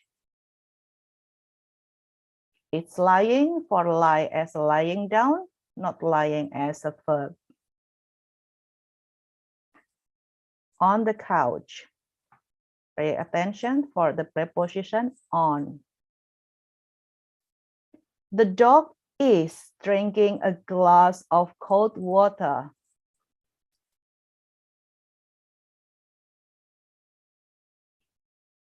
Pay attention for the adjective here. Water, what kind of water that the dog has? Is a cold one. Around the couch, on the ground, there are some flowers. 2 on the left of the couch and 1 on the right side of the couch. All right. I'm finished with my lesson today. Thank you so much. If you're done with your picture, would you please to upload that picture in the Discord? In the meantime, I will put the instruction, all of the key answers that what we have today in Discord as well. If you haven't make one account in Discord, I strongly suggest you to make one. So it's easier for us to gather all of the sources and the homeworks, home tasks, and easier for us to communicate. It's like kind of our community, a strong community out there for us to communicate and converse and to talk what happened in our community. I'm finished now. Thank you so much for attending my class. I'm looking forward to see you soon next time, next week at the same time. Ahmed, back to you, love. Thank you. Thank you, Frida. Thank you. Thank you so much. Thank you so much. Thank you. Thank you so much. Thank you, teacher. Thank you. Thank you. Thank you, Frida. So, Mrs. Olina, do you hear me? Okay, now I finished the breakout room.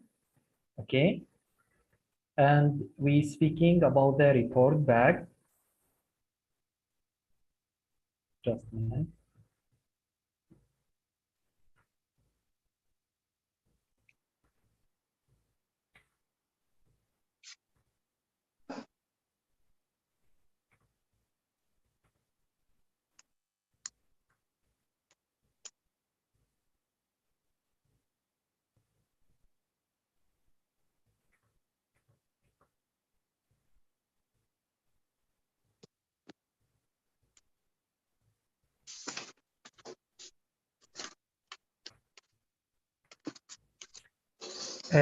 Mrs. Frida, do you hear me? Yes, I'm here, love. Can you close the breakout room because I am not Yes. I don't know. All right, I'll do that. Thank you. Where is the breakout room now? All right, I close all room now. You want me to do that now? Okay. Actually, I was host. But I don't know what you have. All right, they will close in 53 seconds. It's counting down now. Okay, thank you. All right, anytime.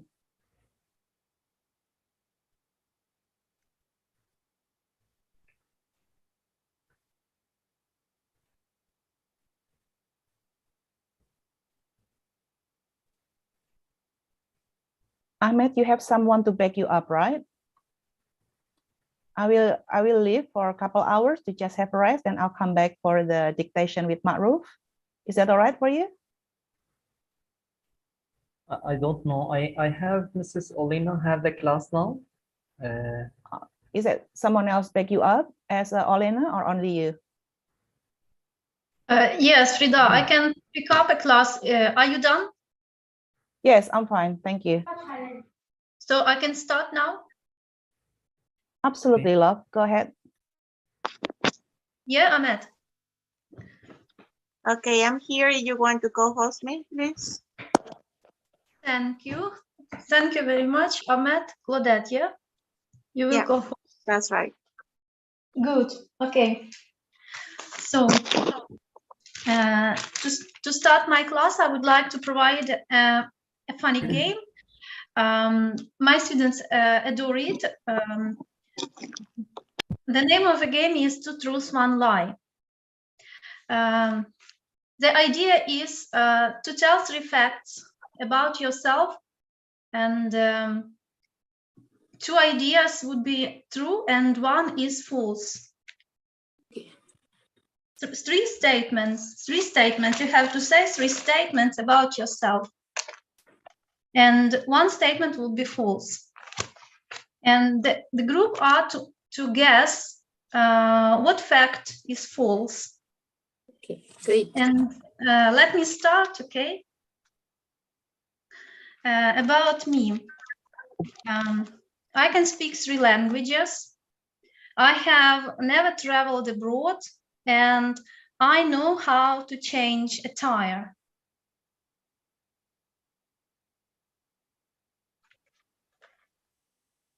What was the last one? Again, I can speak 3 languages. I have never been abroad. I have never traveled abroad, and I know how to change a tire, a flat tire.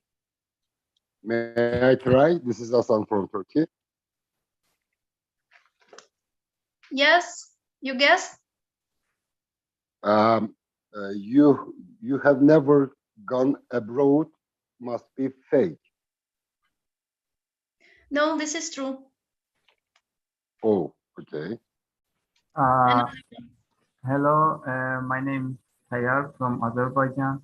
I think third one is incorrect. Which one? Third one, you say I think I can change the time or something like that. About tire? Yes, I think this is incorrect. Yeah, this is a lie. I don't know, actually, I don't know how to change a tire.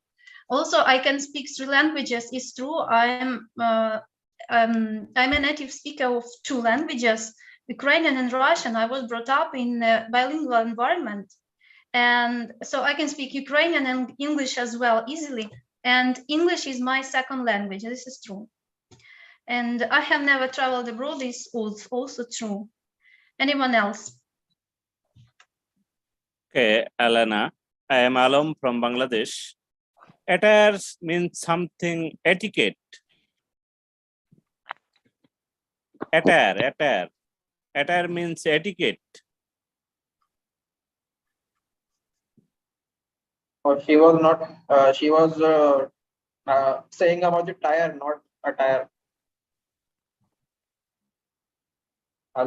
Tire is the part of the car. Okay. Yeah.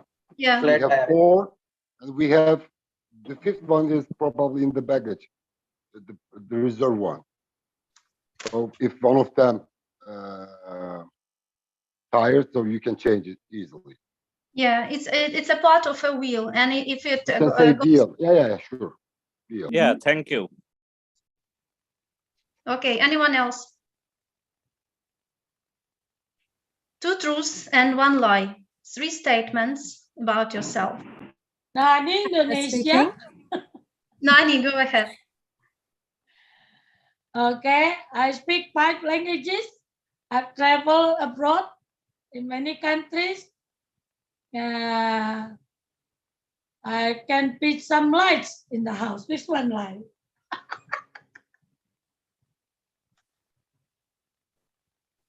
Fine. All are lies, I think.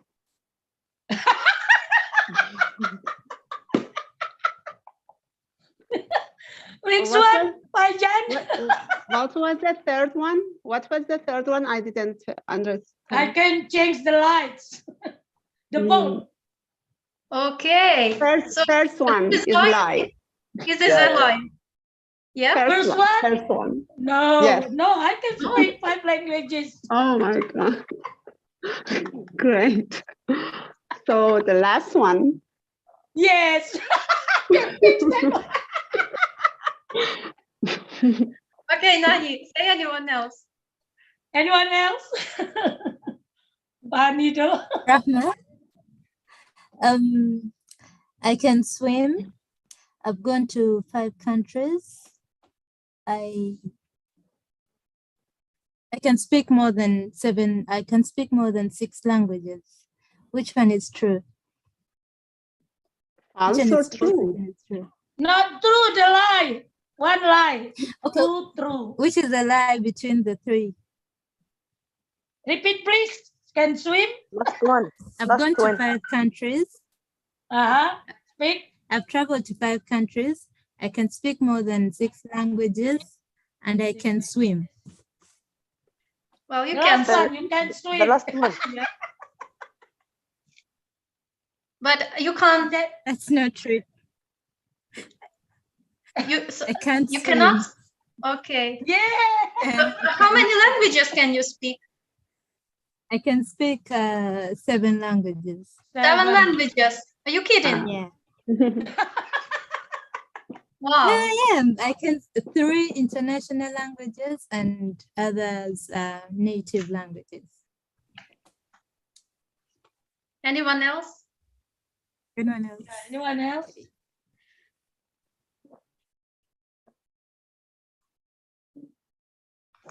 This is Okay. Maruf speaking May I know with the you topic? from Bangladesh. Maru, go ahead.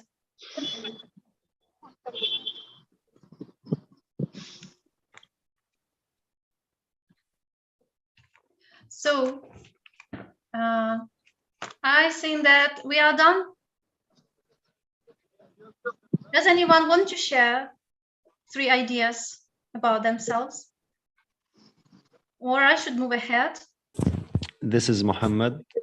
Mohammed, go. Statement number 1, I sleep early every day. Statement number 2, I speak 3 languages. Statement number 3, I go to the beach once a week, which is a lie. The first one. First one. First one. It was You easy. just You told got in the me. group. Yes. Why did you say that? You already told in the I group. forgot. I forgot. He sold himself out. Yeah. He just do it repetition. Yeah, it was easy.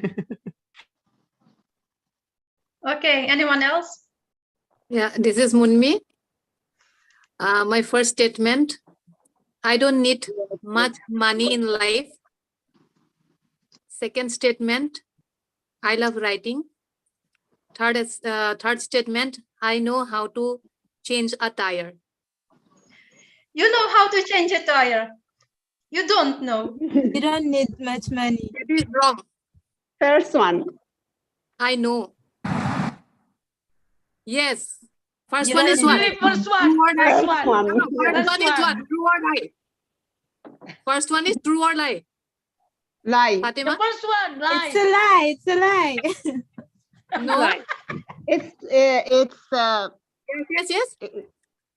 you don't Yeah, like. yeah, it that is a means you lie. That is a don't lie. That like. is a lie. Yes, yes. That is a lie. Yay. This is Amira. I Yes, can go, drive. Amira. Yeah, I can drive a car. I play exercise, football, and I'm a doctor. Which one wrong? You are not a doctor. You play exercise football. You can't play football. No. You can play No. football. No, no. You are not a doctor. Oh, the first one, the first one. The third one, it is I can't drive the car. Can't drive a car. Okay. Oh.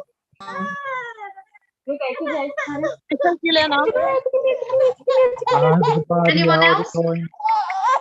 Yes, yes. This is Yelena. This is you. Wait a minute. There is so This is much you. noise. How are you? Who is speaking? I'm speaking. Elena. It's so noisy. Fatima, can you make us co-hosts to help you muting people? Fatima. Fatima, you are a host. Could you make Mohammed and Ahmed co-host, please?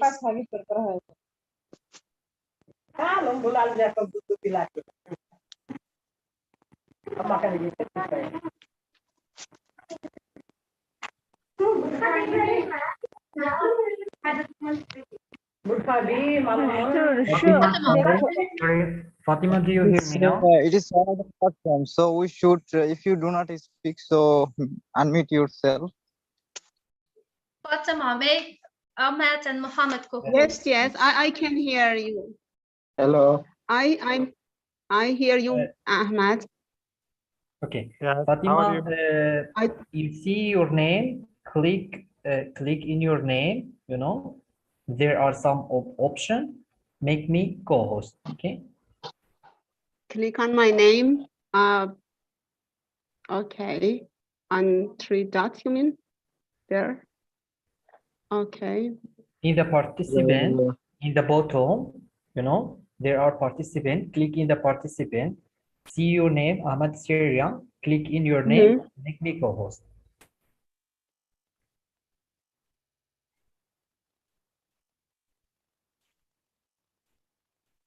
Click on your name, Ahmed. Okay, then I don't see an option for making, make host. Yes, got it. Okay, thank you. Thank you for help. Go ahead, Alina. Thank you. Elena, we stopped at you. You wanted to say the truth and one lie about yourself. Where is she? Are you there? You can go ahead. This is Ali. I'm from Egypt. Olina. Go ahead, Ali. Okay, this is Ali. I'm from Egypt. I can drive car. I can play football. I am engineer, developer, software, especially mid system, and I cannot drive train. Nani, did you guess? I cannot drive train. I said 4. I said 3. You need to repeat because you mentioned 4. 4. Let it be. Okay, let it be. But we have to guess which one is a liar. Okay. You are not an engineer. Okay. Anyone else? Is it Hello. You can't. Hello. Hello. Hello. This is Yasser Arafat. Go. So which one is a lie? I think the third one. The third statement. You are not engineer. Yeah. It was the second statement. The third Second, statement was about football. he doesn't know how to. I can drive car. I can play football. I am engineer and I can play station. No, you said of course you can drive train.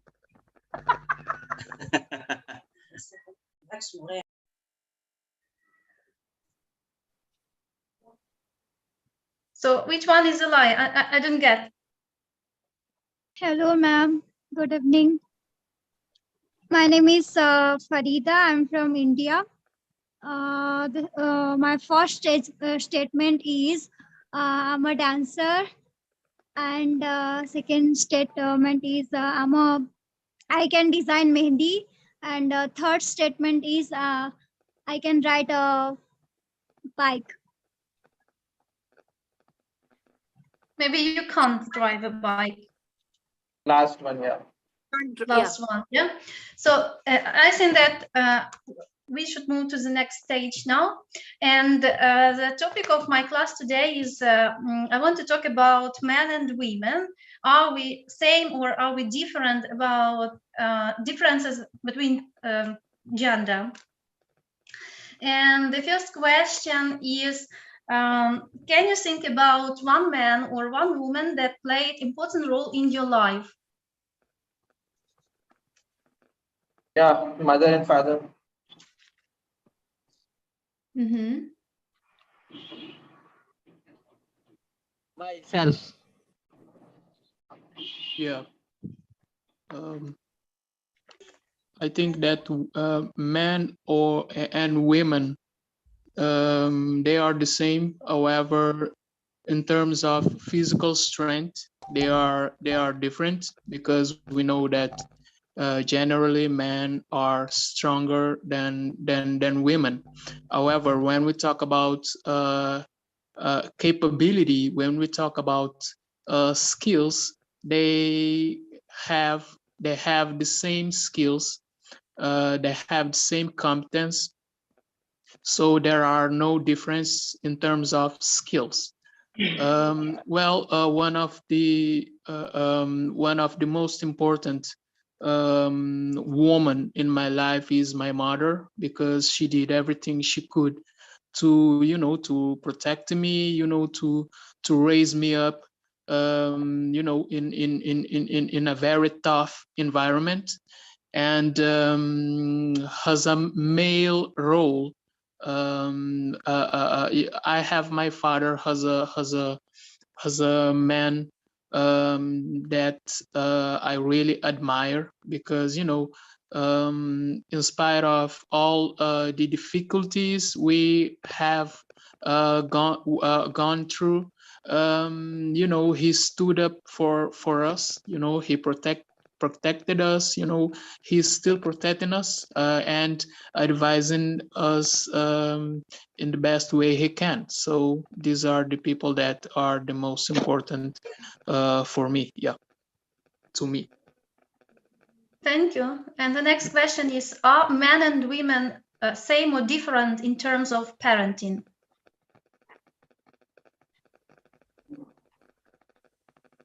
In Indonesia, both my parents totally different treated me. I'm so special to my dad. None any of the strict rules by my mom able to touch me. Always special. But mom different. Totally different to face me. I'm a bit a rebel when I was kid. Boyish, though I'm in the form of women or girl at the time, but very boyish. So mom very strict with especially learning schedule, and she accompany me, sit beside me, and check all the subjects. Did I already do the homework and the reading? Many from a Catholic school, very strict. So that's my mom. So treated me differently. That don't touch you. Don't touch her. If mom already want to eat or something, because indiscipline, child. But that always, if I came to that and behind him, don't touch her. So spoiled, special, Thank but you, Nani. different with mom. Different with mom. Thank you, Nani. But mom is my idol, not my dad. Okay, so I need to share my screen now. And first of all, some vocabulary about relationship, related to relationship. I'm asking a question now. Just choose the words from the list. Which pair promises to help guide a child through life?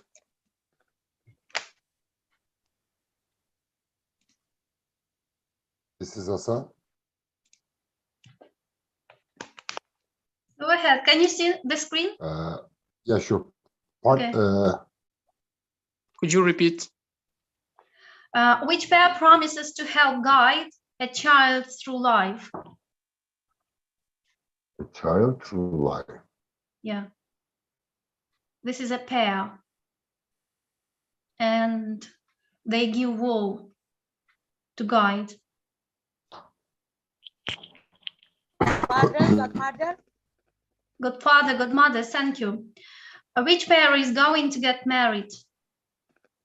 Fiancé and fiancé. Fiance and fiancé. Fiancé, yeah. Which pair involves one person learning from the other? Classmates. Learning. Learning. Mentor and pupil. Which word describes people who play in the same sport team? Teammates. Teammates. Which word describes people who go to the same class? Classmates. Which word? Yeah. Which word describes a person who is a part of a club? Member. And the last, Club member. yeah. And the last one. Which word is a general word for someone who you do something with? Partner. Okay. Thank you. And what can you see in the picture? Brains. Brain. Some men and women. Men and women, and their brains, are they same or different? It's They are the different. same. Yeah. Different. And which gender stereotype exists in your country? Stereotype about men and women in your country. Women in terms of driving here in my country, they say that women are terrible drivers. Yeah. So That's unfair. yeah, I know it. Yeah, in my country also. Oh. Anyone else? Okay. Here in Indonesia, no difference in driving. No difference. This is You Ahmed. can any car racer or something. Many here. No different in driving. Actually, in India, like whenever a woman drive in a two-wheeler, so they don't use brakes. They generally use their legs to stop the vehicle. I don't agree. I'm a very good driver. Would we complain? In my country, old age is a very bad driver. Women are best drivers. Women or men? Amira, are you talking about? Yes. Yeah. I talk about which the desirable didn't drive good in, or am I wrong? I remember my my exam driving my exam, and I was getting driving license, and yeah, I broke the car.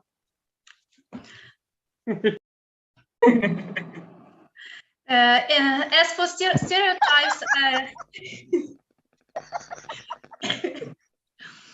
as for stereotypes, I want to say that in most Ukrainian families, it is considered that man of the house earns more, and he is a head of a family, and women are responsible for upbringing the children and housekeeping. So gender roles are alive in Ukrainian families. Okay. I think everywhere. Yeah. Yeah. And there is a passage about men and women's brain and whether they are wired differently. Is anyone who would like to read it?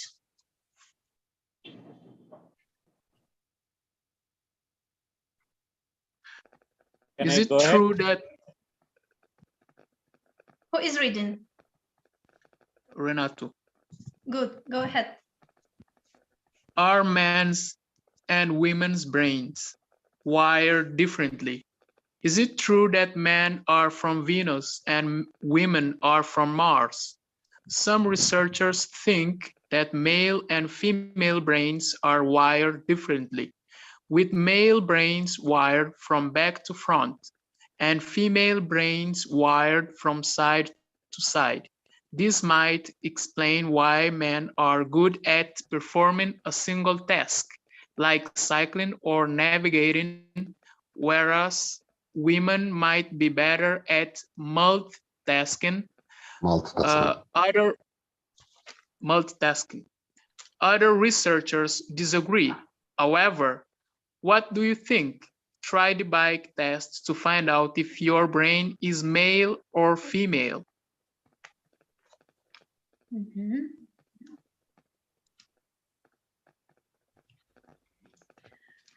So you're going to take a test about, for this test you need to prepare a sheet of paper and something to draw with. And you're going to listen to recording. The task is to draw a bike, and you will check whether your brain is men's or women's.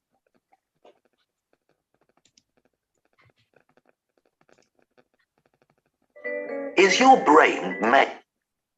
Is it audible? Yes. Yeah. Are you ready to draw?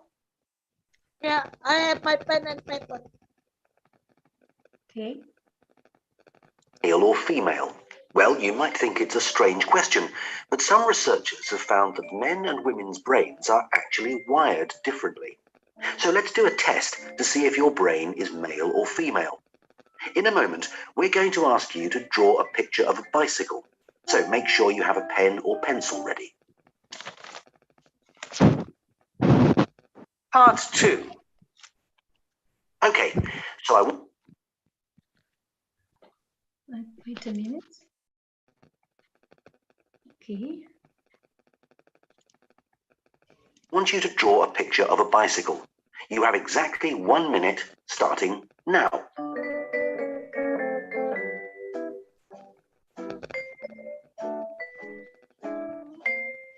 Make it as beautiful or normal as you like. Include as much detail as you can. You've got 45 seconds left.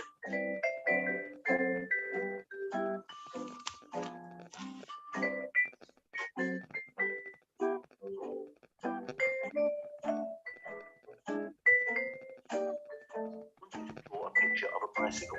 You have exactly 1 minute starting now.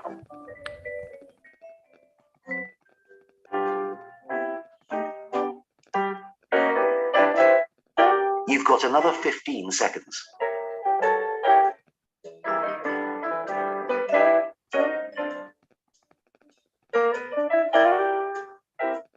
You've got 5 seconds left. 4, 3, 2, 1, 0. Stop. Okay, so you were supposed to drive to draw a bike. Okay, yeah, I confused the words.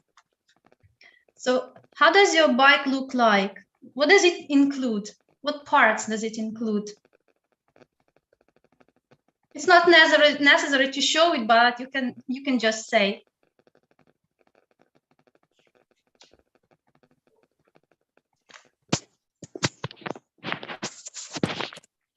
Does it have a person on it? Wheels. Wheels. Who has said that?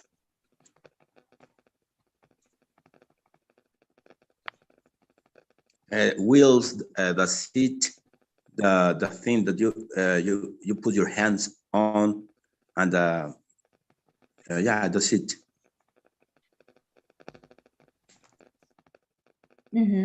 Anyone else? I have pedals. I can have show. seats. Pedals. Yeah, you want to move it. Pedals for your feet. Okay. Okay. I Anyone have the seat. Also, other seat for someone else behind. I have the basket at the front.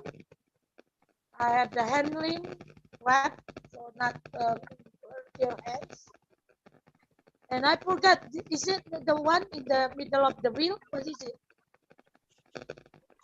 Is it G? Not G. Munmi, what about you? Yes, this is my the glass, seats, wheels, then front light, handles. So yeah, it's like Okay. Look at the picture now. Can you see it? Yes. And now I offer you to listen to the explanation of your drawing. For this, I should start again. Wait a minute, please.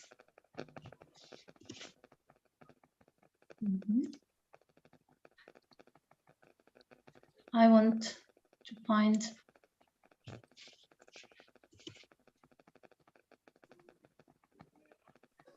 But you gave us a very tough drawing.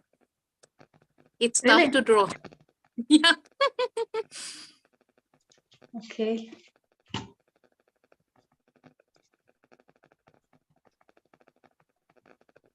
Yeah, here it is.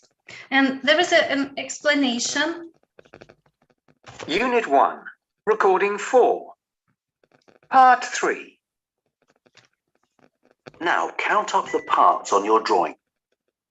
Did you include wheels, a handlebar, a saddle, a chain, a crossbar, pedals? Did your bike have at least 5 parts, and could it work? Now for the difference between the men's drawings of a bicycle and the women's. Female drawings often include a person riding the bike. Men's drawings don't usually include a person. This is a clear indication that women think people are important. Men, on the other hand, are more interested in getting the machine right. So how did you do? Is your brain male or female? I am male. No person inside. Is anyone in the group who has a person on a bike? Well, for Don't me, have I it. guess the researcher is right. The researcher is right because there is no person on the bike. So I guess I have a male brain. Nani, what do you want to say about your brain? My brain is male brain. That's why I said when I was born, that's in the physical girl, but I'm exactly boyish. And I don't there put was the woman there, the person. okay. I also had no person on the bike, all the parts. And I already have heard from many my male persons, male female friends that I have a male brain. And you have a lot of details. So you are focused on the machine, yeah? Yeah. Yeah. Women think people are important. Men, on the other hand, are more interested in getting the machine right. Do you agree or disagree with this statement? Agree. I agree. I too But, agree. yeah, but what about men? Do you agree or disagree with the statement? Disagree. Disagree. Yeah, I am agreed. Okay.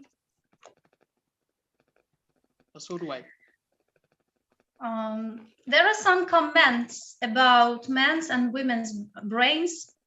Look at them and let's discuss, share your opinion, whether you agree or disagree with them, or maybe you can add something. Are men and women really different? The first statement is absolutely, men can't watch sports on TV and talk to their girlfriend at the same time. Yeah, we hate Yeah. that. Well, personally. I don't have I feel- experience. I have experience. Yeah. My husband, that means my ex-boyfriend, who is my current husband, he never used to spend time with me whenever he is on watching some sport or channel, interested channel. Okay, the next one. Women don't know how to read maps. Is it true or false? For me, it's true. You don't know how to read maps? Yes, I struggle. But I disagree with this statement because I know how to read maps. So it's No. I know too. Yes. okay. Women remember every outfit they've worn for the past 20 years. Men can't remember what they were wearing yesterday without looking on the floor. That's about- true. What about Sometimes this one? sometimes my husband forgets our anniversary date. And I remember the first day when we met.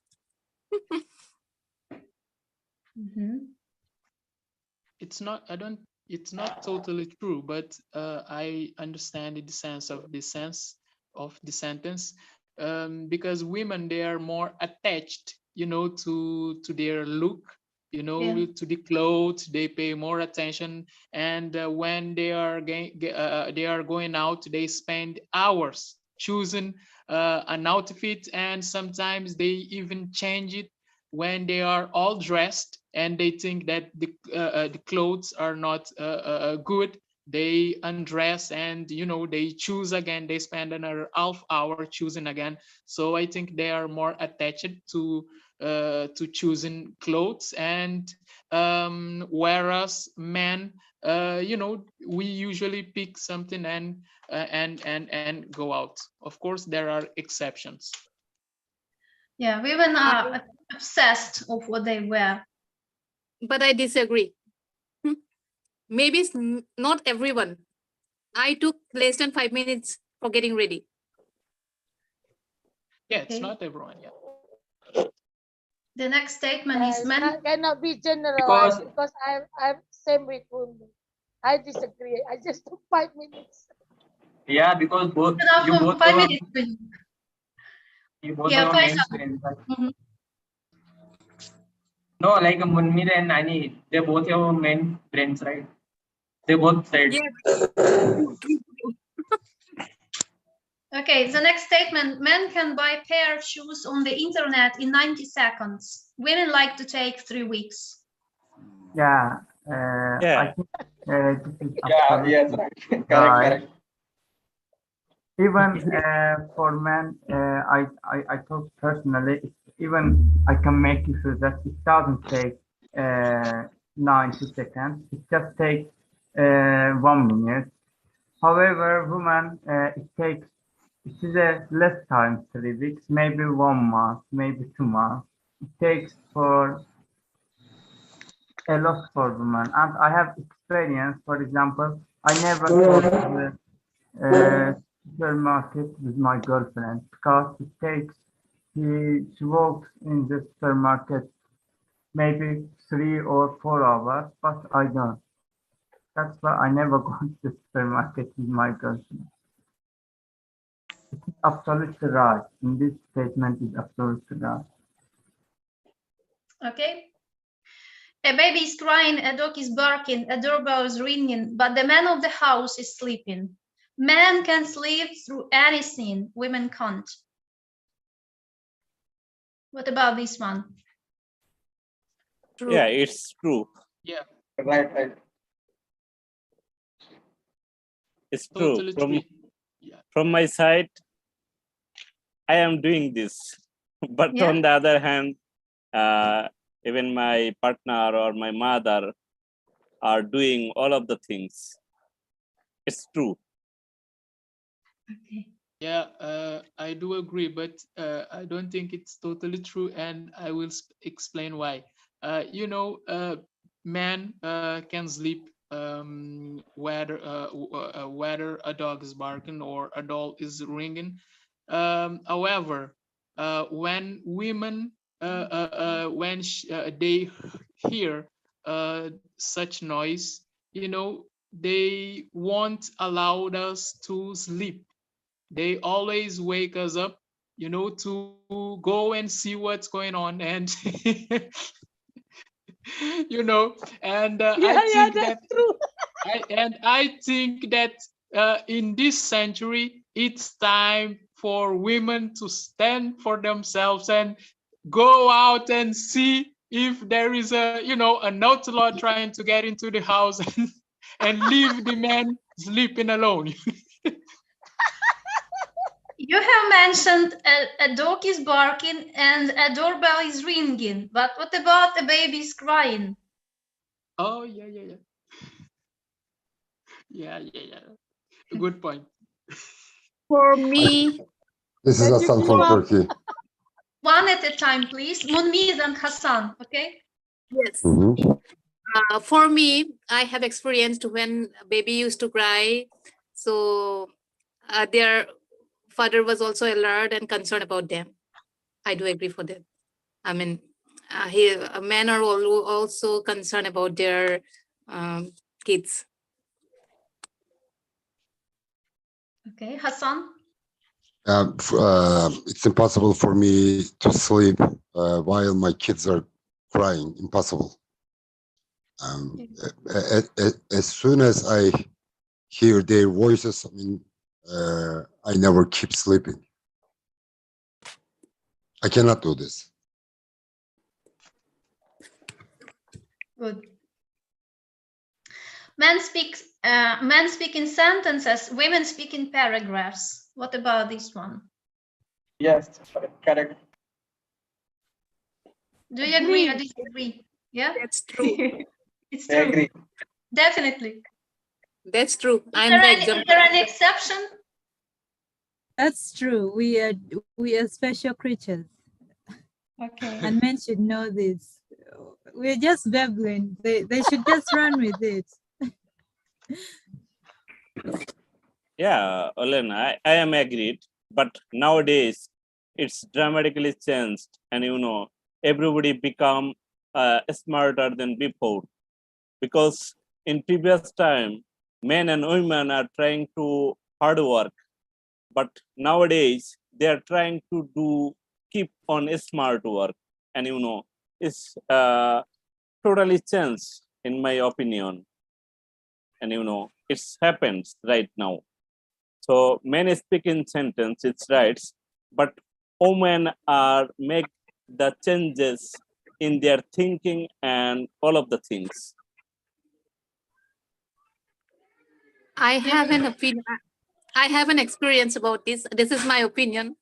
When men wants a woman's attraction, they can speak in paragraph. And when the man gets attraction of that woman, they stop slowly, they stop talking. This is Hassan from Turkey. Yeah, I totally agree with the statement because I think God first created man, and as soon as he understands that, men are not able to survive alone. I think women are an upper version of man. That's why they are smarter than us. And for example, if we have to write a manual user for man, it's easy. You know, you need maximum 4 articles. Feed him, make him satisfied and happy in bed. Give remote controller of TV, and never stand between TV and your boyfriend or your husband. Easy. But if you have to write a manual user for the ladies, women, you know, I think this manual user must be really thick one, because you know, I think women are more complex than men. We are simple creatures. We are not like women. Are we complicated? Yeah, you are complex. I mean, you know, to understand you correctly, you know, we need a miracle. We need a miracle. That's why, I mean, your manual user should be like this, and you know, this is for men. Can you see the difference? You know, this is for ladies. This is for men. We are simple creatures. I mean, we cannot hide. We cannot tell lies professionally. That's why I'm telling you that I think men are simple creatures than ladies, women. Okay. Can you share any other stereotypes about men and women? Yes, this is Tayyar from Azerbaijan. I have read an article about this topic. According to the statistics, women can learn a language easier than men, because they practice a lot compared to men, and they can learn easier a language than a man. And I totally agree with this statement.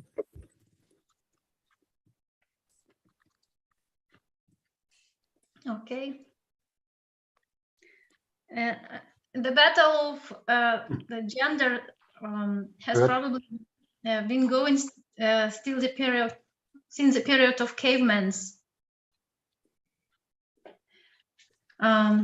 Anyone else? Yeah. I want to talk about the man. If he sleep, he is not mind what happened outside to the room, but the woman is because he have phobia, because he need to be safe every time. He need to know what you're doing in the outside. But the man he in Gaza, yeah, you know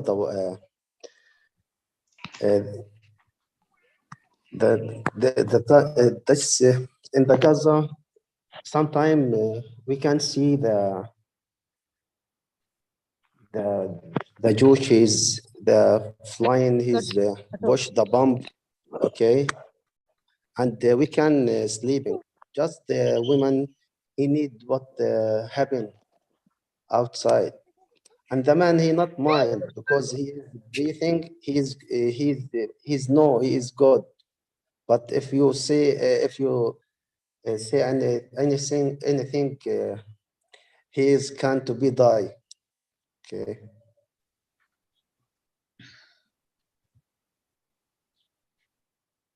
I have prepared a little bit of grammar for today's class, and I think if we are run out of the question about men and women, so we can go to some grammar points.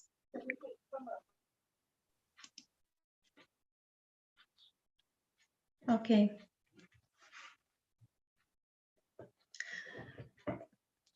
The topic is not difficult.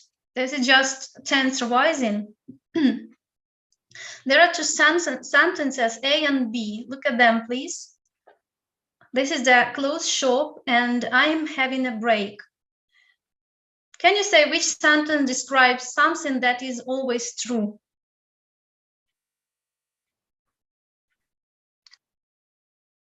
This is Hasan. A. Which sentence describes a temporary situation?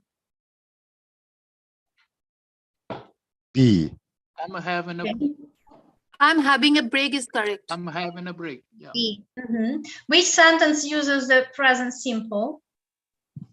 This is the sentence A. And B is continuous. Okay.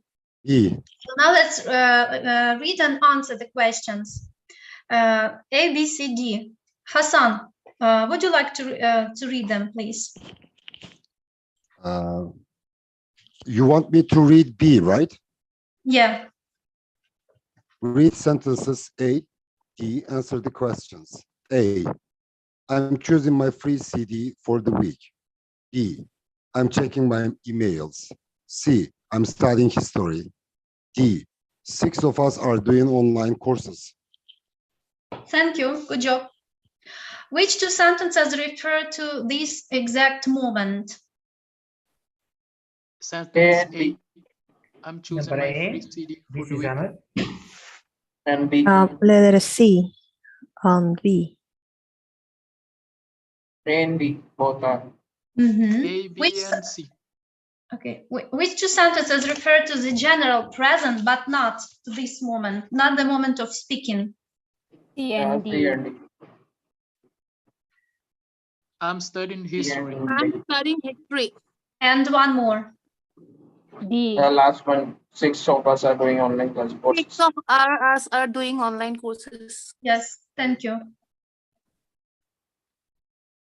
Okay, so now I suggest you making questions. This is quite easy. There is an example. You have a prompt, you work on a special task at the moment or on Saturdays. And 2 questions. Are you working on a special task at the moment? Do you work on Saturdays? You This make is questions in 2 different tenses. Oh, okay. Yeah. This is Ahmed. Can I try? Yeah. Are you looking for a job at the moment? Are you looking for a job at the moment? Yeah. And one more. Ahmed, one more sentence. Subject. What more sentences? Yeah. You have just made a sentence in continuous tense, okay? And one more sentence in simple, general idea. Okay. Yeah. Are you looking for a job at the moment? The first one. I am looking at my emails when I get to work. I am looking for a job at the moment, and I look at my emails when I get to work. Yes? Yes. This is general action. May I try the third one? Yeah. It's I like don't use routine. I don't use English for my job. I'm not using the photocopier at the moment. Yes, this is great. Can you make questions? Just using the same words, but questions. Okay. Okay. Don't you use English for your job? Aren't you using the photocopier at the moment? Do you use English for my job, for your job? And No, I asked that question in negative sense because I see not. That's why I asked, don't you use English for your job? Or if you want, you can say, do you use English for your job? Or are you using the photocopier at the moment? Or Good. aren't you using the photocopier at the moment? are you using the? Okay, good. The next, please. Can I? This is Monique. This is Eric. Do you watch the news on TV every day? Are you watching TV right now? Thank you. Next, please. Sorry, but I have a question. And for the number 3, is it possible to ask in negative? So the questions in negative, is it possible? Don't you like this? Don't you use English for my job? Yeah, sure. I mean, for example, if I ask you, haven't you received my letter yet? This is a negative question. Yeah, okay. So because I got like a tag questions, that's the other part of the grammar.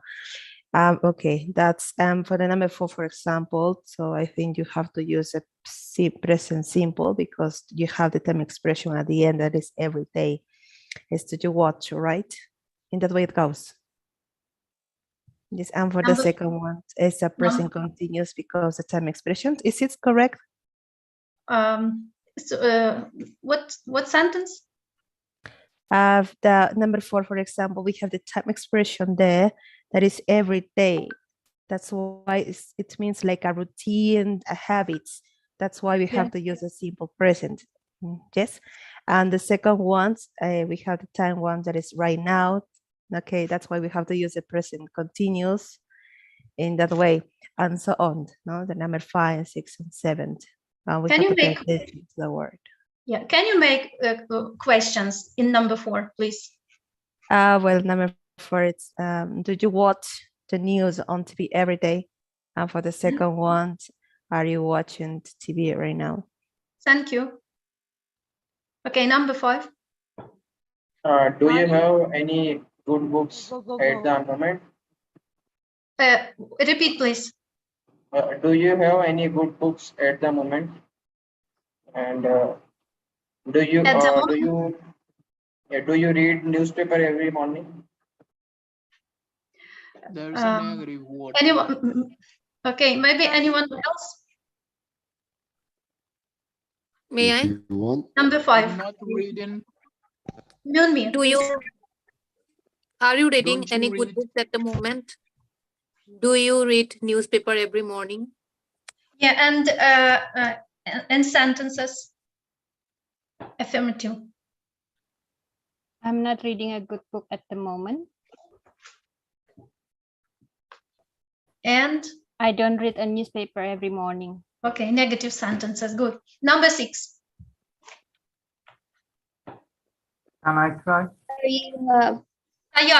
Tayyar, number 6.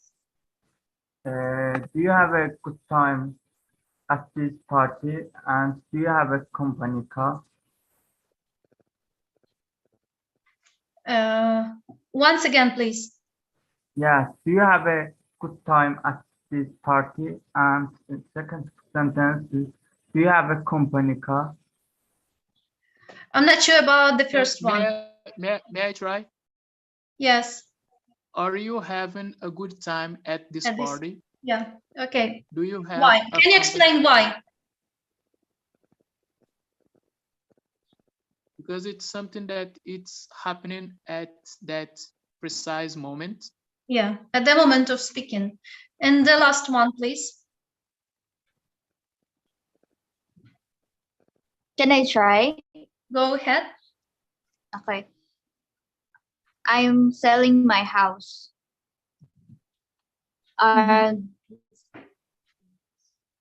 I sell IT products to companies in Asia. I am selling my house. Is it the moment of speaking? Yes. This is not the moment of speaking, but this involves some period related to, which is very close to the moment of speaking. Okay. And yeah, your sentences are right. Thank you. Okay. Okay. So now let's make questions. And if it's possible, you can answer them.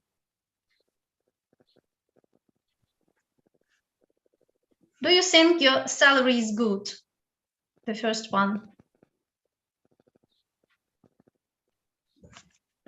This is Ahmed. Can I try?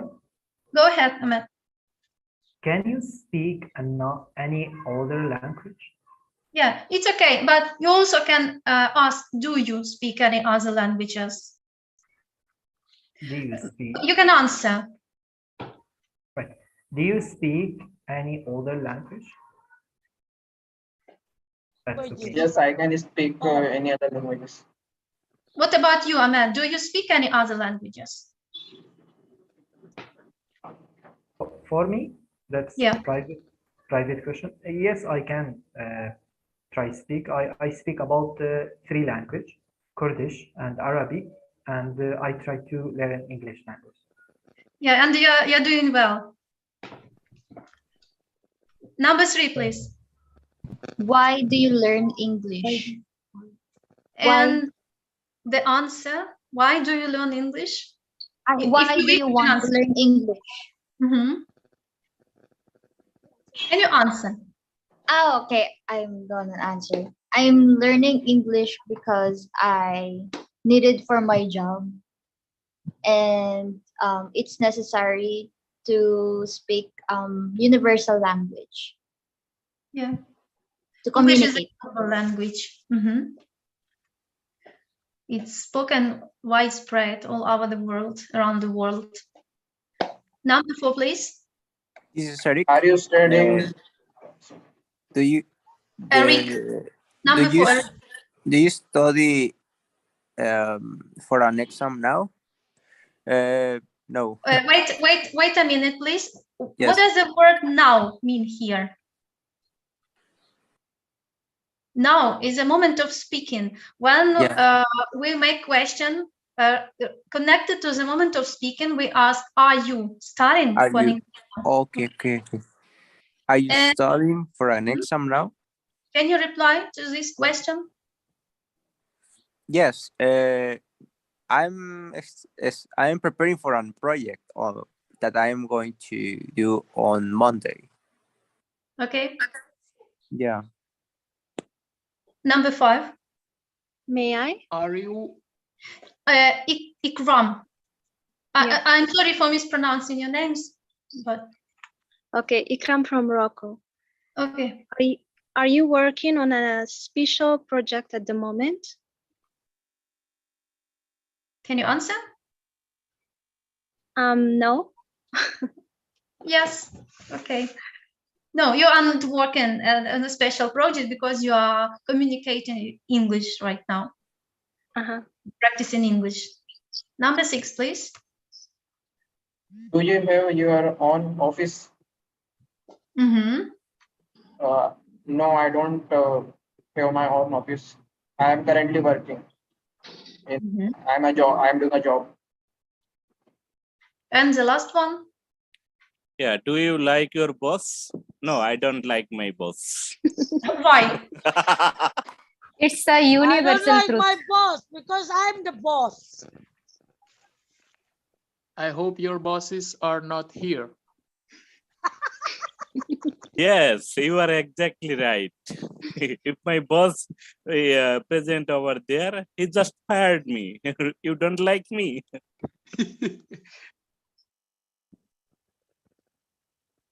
But might be he can watch the recording on film. Oh, no problem with that.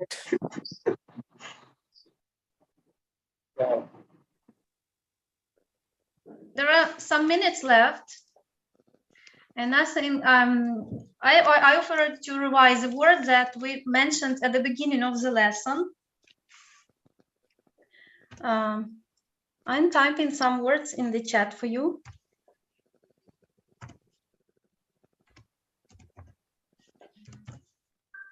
Try to unscramble them.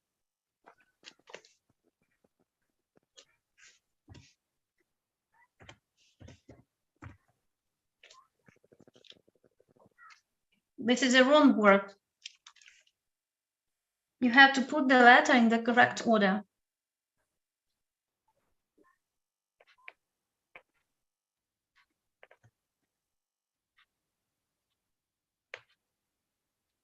Godmother? Yeah. May I? Okay. You are too fast. One step ahead.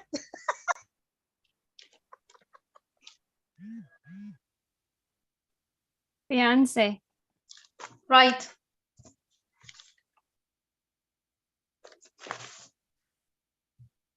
May I? This is Hassan. Hassan, yes. Pupil. Good.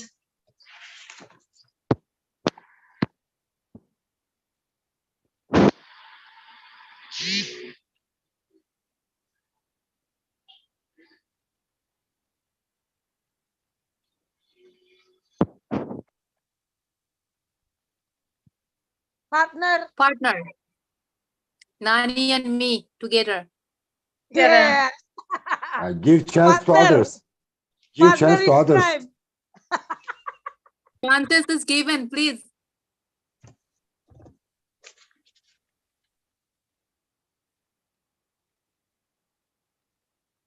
Hassan, I'm giving chance.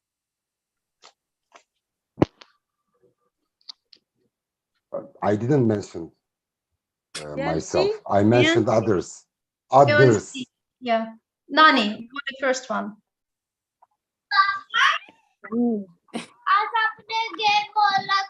Member. La la la रुको la. Mummy काम कर रही Member. है कुछ तो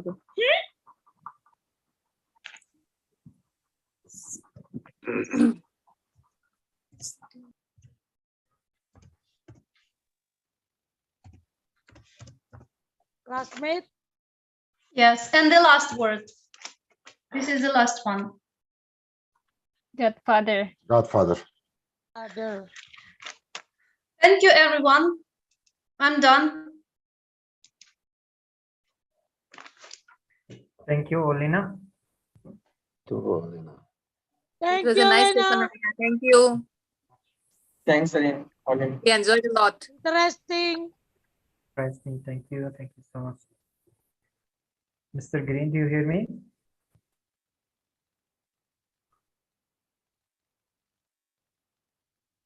Still have 3 more minutes of freedom and vacation.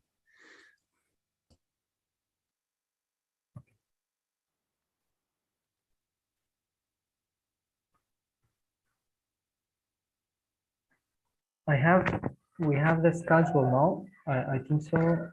We have the meeting of the board director. Muhammad Ijbar, do you hear me?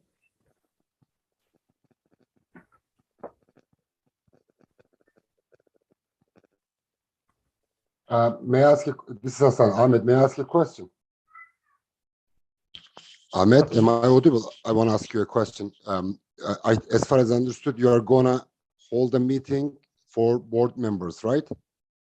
Okay. Our schedule today, we have Okay, the okay. meeting of the board of director now. Okay, yeah, I got it. Thank you, Matt. Thank you, Claudette. How are you? I'm doing fine, thanks. Okay, I will connect in 30 minutes, right?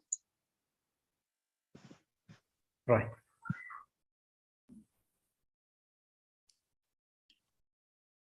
What is that, Claudette? 30 minutes?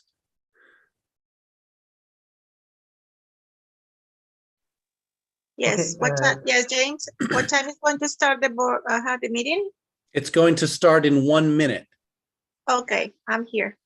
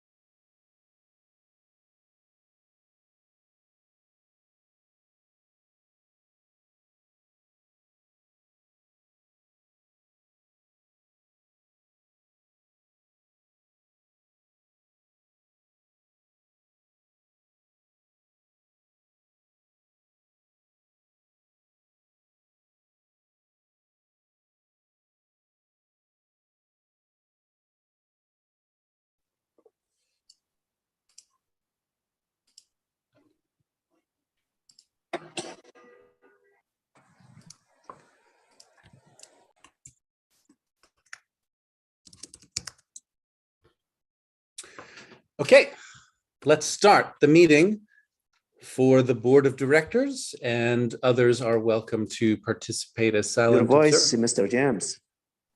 Your voice. You can't hear me?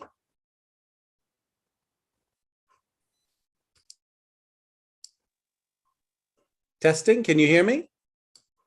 Yes. Oh, okay. Yes. Great. So let's start the meeting for the Board of Directors.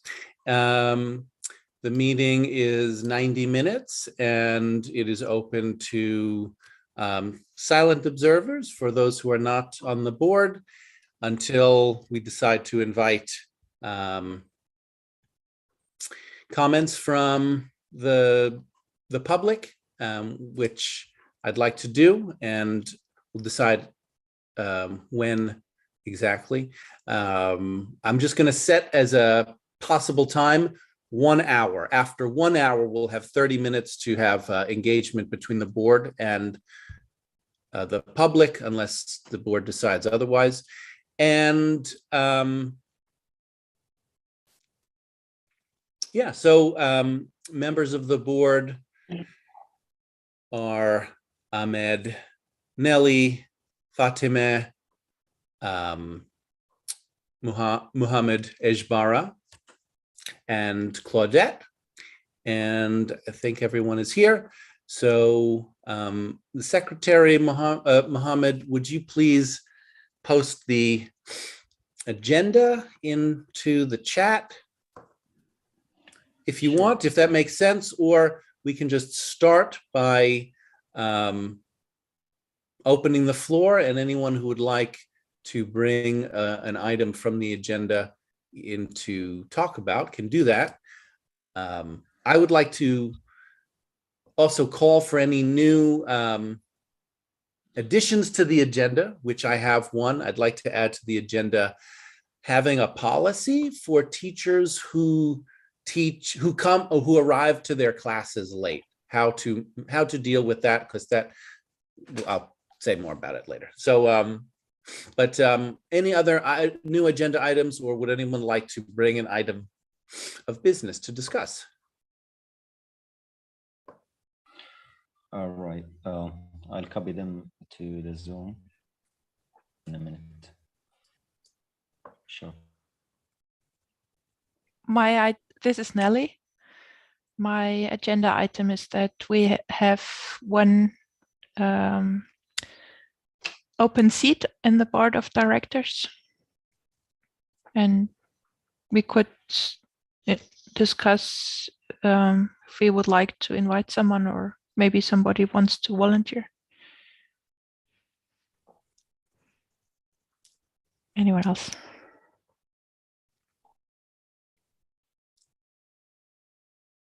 Great. So the agenda item of the empty board of directors seat, and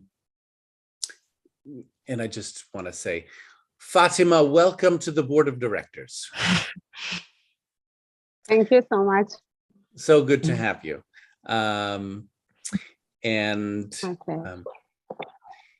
We do have one more empty seat. So I noticed, Nelly, you posted an announcement in Discord asking if anyone was interested to come to this meeting. And I wonder, do you want to find out if that is the case, or do you want to talk about it more with just the board of directors first?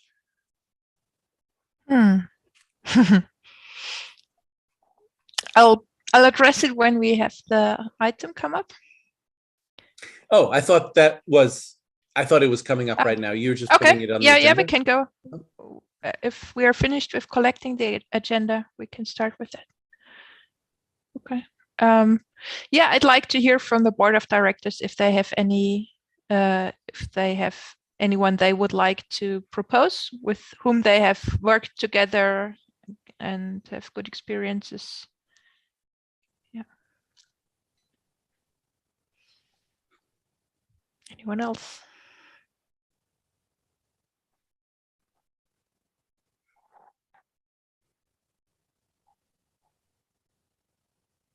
I should confess that I don't know much about technical support or anything. I need maybe someone from board of director to teach me a little bit how to make hosts, how to mute, because I just open the Zoom meeting, I enter and then I leave it, and I don't know the other settings. So if I should stay here for 4 hours or 3 hours. So I need to learn more. I think maybe Ahmed, Mohammed, or Nelly, or anyone, if can help me in this case in a meeting, maybe private meeting for 30 minutes.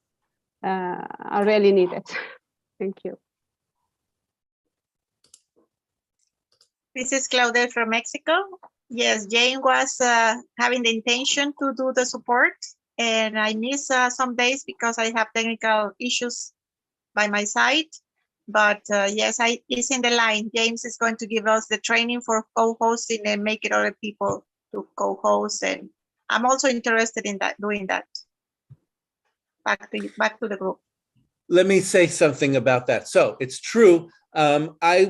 I asked, one of the things I did ask from the board of directors is to be able to host a Zoom call and to start a live stream in case I'm not here.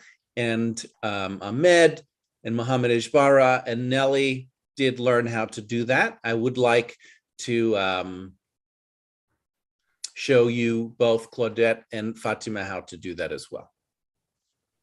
And we can arrange a time to do that. Thank you. Yes, thank you. And what about any creating page for Instagram? Is it possible, or just YouTube and Facebook is enough for now?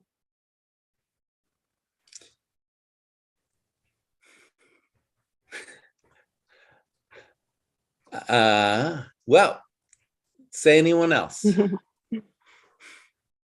Yeah, anyone else? I think the agenda on the chat books, number one, I have a suggestion about the open scoop of the board of directors. I think Yassine from Morocco, I think, I suggest this person to join the board of directors. When you have when you're available to join us, that's our pleasure. That's my suggestion about the number one agenda.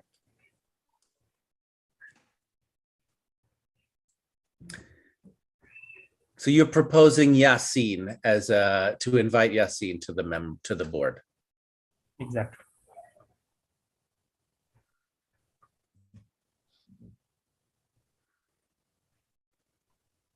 This is Muhammad. Okay with Yassine, as I believe he's a hard worker, if he agrees, of course. So let's take a step forward and consult him or offer him. Anyone else?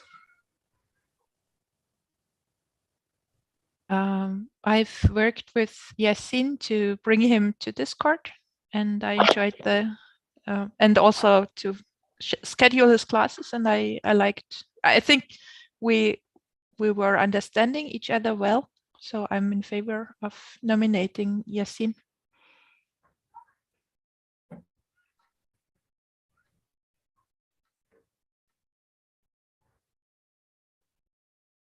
I also saw that in yesterday's class there was a woman, and I forgot her name now, but she was saying she'd like Anushi?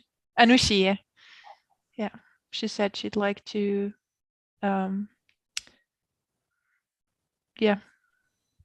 contribute in some way. So maybe, but I don't see her today. So and yeah, helping a bit and joining the board of directors are two different things, probably. So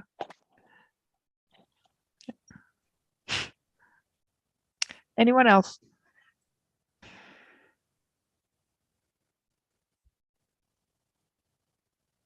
Does anyone else want to say anything about this proposal, or are we ready to vote on it? Now, I agree with Yassine. I think he's a hardworking person, and he can be helpful here.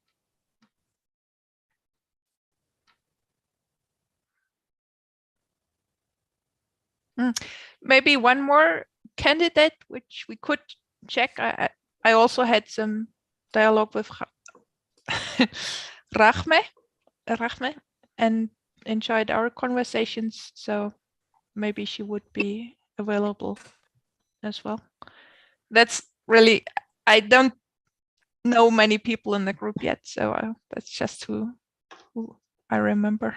And just to be clear, Nelly, are your criteria for inviting someone is that you want them, or they're available, or both you want them and they're available? My criteria was just that I had a conversation with them and I found that I can communicate with them. Like, they seemed to be interested in what I was saying or what the group was doing. So, yeah.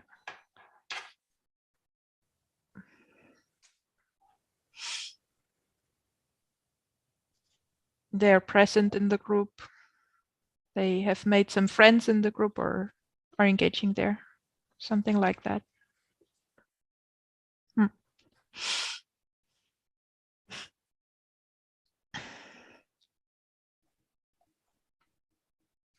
Well, there's only one seat, and now we have two proposals. So is there a criteria that you have, Nelly, that would distinguish between the two proposals? Since I think both Yassine, you've described the both Yassine and Rahma as meeting that criteria.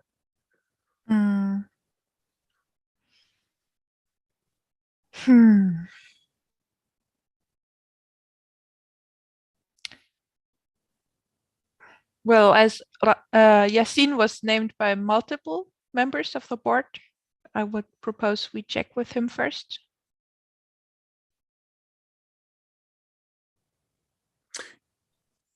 Can I suggest that we check with ourselves first, if that's the one that we want to invite?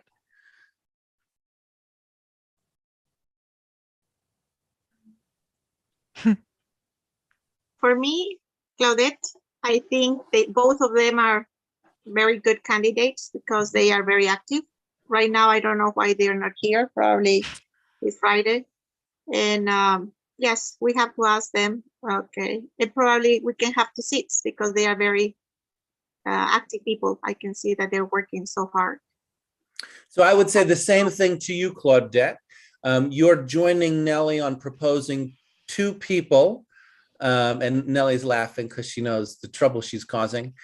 You're proposing 2 people when we have 1 seat, and then you would like to ask them to determine the criteria of who is going to join before deciding for yourselves who you'd like to join, since you can only invite 1. So I don't know if what you mean by that is you want both of them and you don't know who will accept, and you'll take whichever accepts. That's certainly a way that you could do it. Yeah, exactly. And if they both, what I'm saying is, what if they both say yes? Do you have a criteria for then you've invited both of them, how you would determine which you wanted to invite? Exactly, yes. Because we have one of the commitments is about having the meeting every Friday, right? To be here once a week. So if the person are available, so they are more aware of that. And I would like that they stay present if they want to be in the board of directors, right? Again, you're putting the criteria for them to decide whether or not to join, but you're creating a conflict by you're inviting them to do something that they cannot do, or that you are not willing to do. You're inviting 2 people to join 1 seat, and you're inviting them to choose between themselves when you're not willing to choose between them. So that creates a conflict that I'd like to point out. Okay, I can see now. Yeah, that's true. Mm-hmm. And that's what, yeah, I was just saying what you could do to resolve that conflict is have a criteria for who you want to invite. Yassine first for me. Based on what criteria? Because he's active, he's giving classes, and because I see more often, and the other member is pretty new, and maybe it can be in another kind of group and another kind of work to participate in the Great. Your criteria is someone who has more experience in the group and is not new. Okay. Say anyone else. This is Ahmed. Anyone else? I agree with Claudette. I see. I said this thing last week. We needed to active member, and have the experience and the every details related with the group. So I agree with the Claudette. We needed to active member. That's my opinion. I think Yasin is. Yes, and by the way, he has been a lot of helpful in the co-hosting. He's always there, co-hosting the other classes. So yeah, I saw that in that last week. Is that a voice for the board? Is that a voice for the group? Want to invite Yasin because he has more experience in the group, knows more, and is more active. Yes. Seems like yes. So then would anyone like to do that? Would anyone like to invite Yasin for the board? Would anyone like to reach out to Yasin for the board? I'll do it. Okay. Great. Good job. Next item.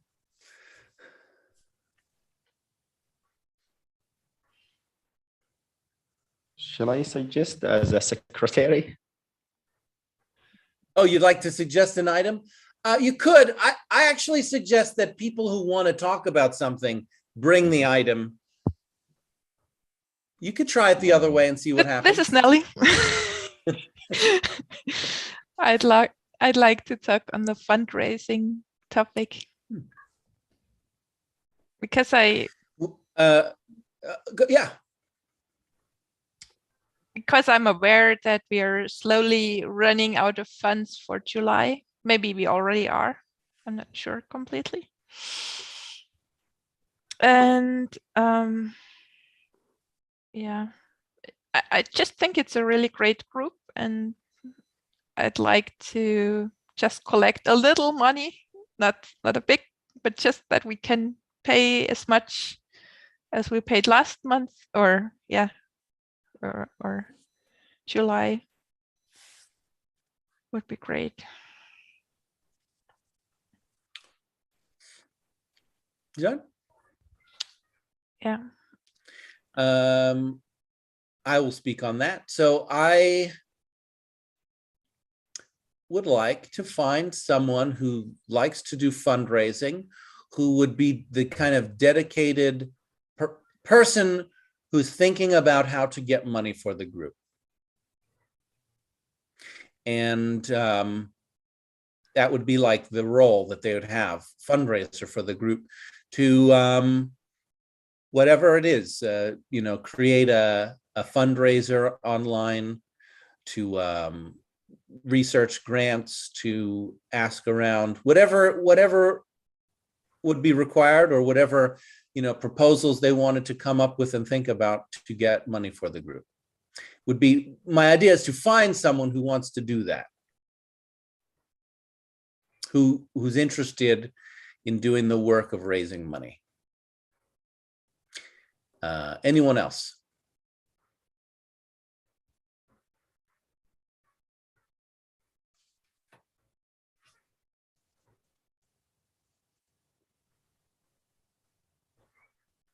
For me, it's difficult to do that.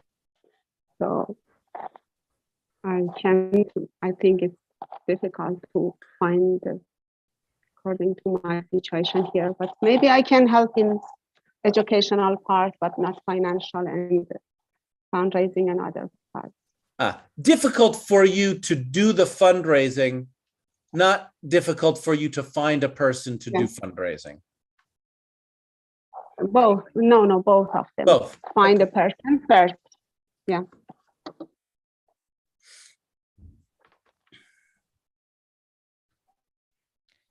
This is Nelly. I have worked with someone who has some experience with fundraising, and I've tried to check in with them if they are available to support this, but haven't gotten a response so far. And but I might try another channel, another messenger, and I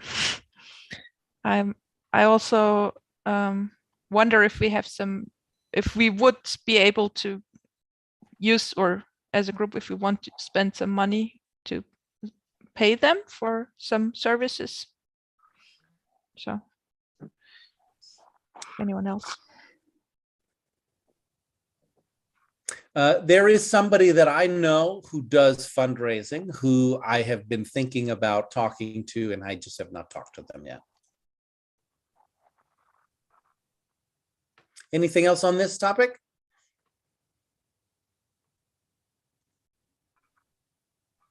Silence means no. Okay, moving on. Next topic.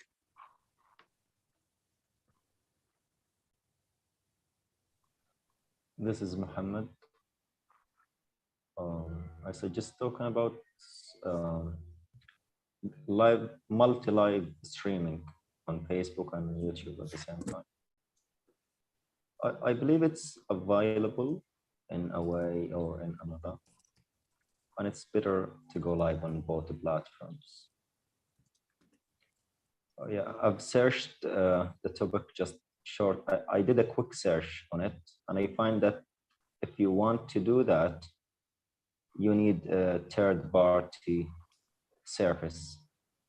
The most popular one is, I believe, Restream. The service is called Restream. You can use it to stream on both platforms. So I believe it's better to go live on both platforms. Back to you. I'm just curious about how much live Restream costs. There are 3 plans.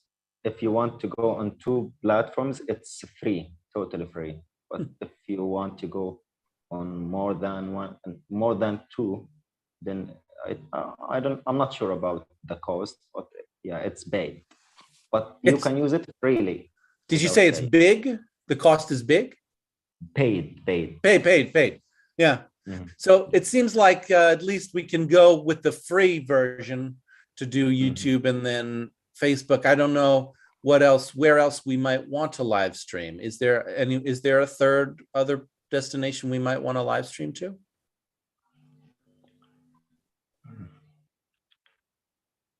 I think we only have platforms on those 2 right now that can be live streamed. Still, like, we don't have Instagram or other places. So if we use the free account to live stream on those 2, which is Facebook and YouTube, I think it's a good start. We can develop it later if we want to, or if we need to. Back to you. I'm happy to set that up now that the YouTube channel is set up, and it was pretty easy to do. Yeah, great. Anything else on this topic? Yeah, I'll just send they call it educative video on our board of directors channel on Instagram. So you can learn how to do it. It's very easy. Back to you. Great. Yeah, I think it'll be easy. Okay, next item. I'd like to bring the item of the of teachers who come late to teach their classes. This is a little, well, yeah, I'm kind of putting it to the group to just think about a little bit because it vexes me.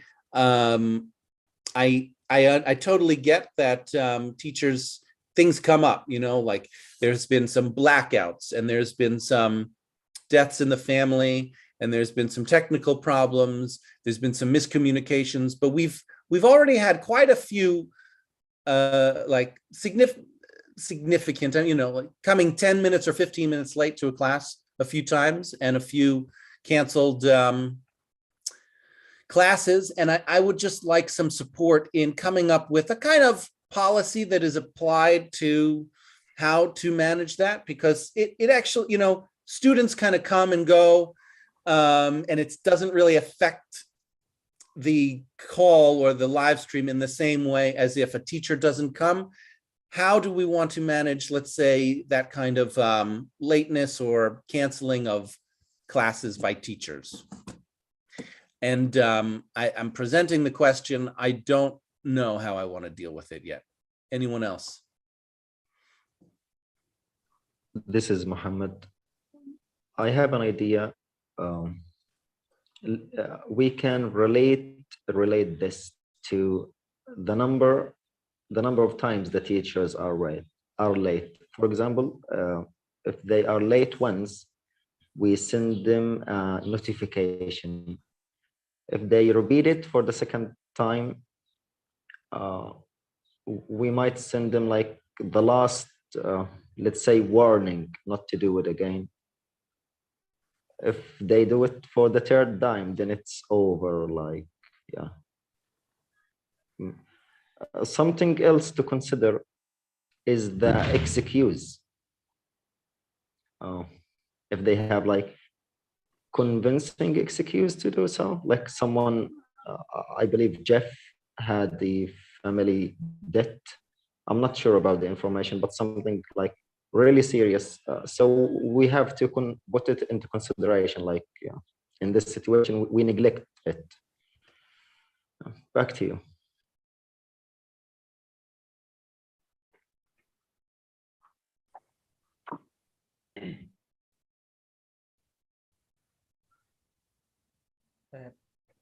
Can you say something about the policy about the teacher? I think we have some teacher to teach the class, but I joined some class last night, and I suggest when any teacher teaching the class, you must have the curriculum. And we put our instructions. You must follow up these instructions when you teach the class, you know. I think this wise you can control the call, and this teacher you consider the active teacher. So I think anybody, any members in the call and the class, you can make the open conversation. But my suggestion about the teacher, you follow the instruction and you have the curriculum for the teaching the class. That's my opinion about this topic. Ahmed, you're talking about giving teachers instructions about what to teach? Exactly, instructions about how control the call, might be something else relevant with the call, organizing the call,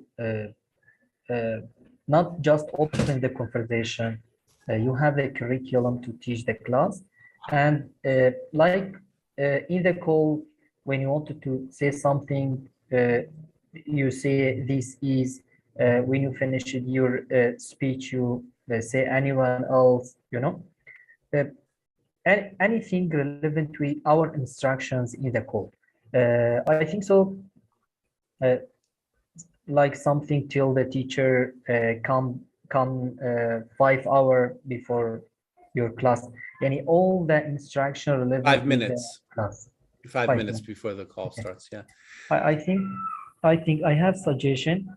When you're nearly available, we preparing the page on the Word, and saying that any teacher, when you come to teach the class, you follow this instruction. You know, that's my suggestion about the solution to this problem. Your suggestion, your solution to the problem of teachers coming late would be a list of kind of responsibilities or guidelines for all teachers to follow? Exactly.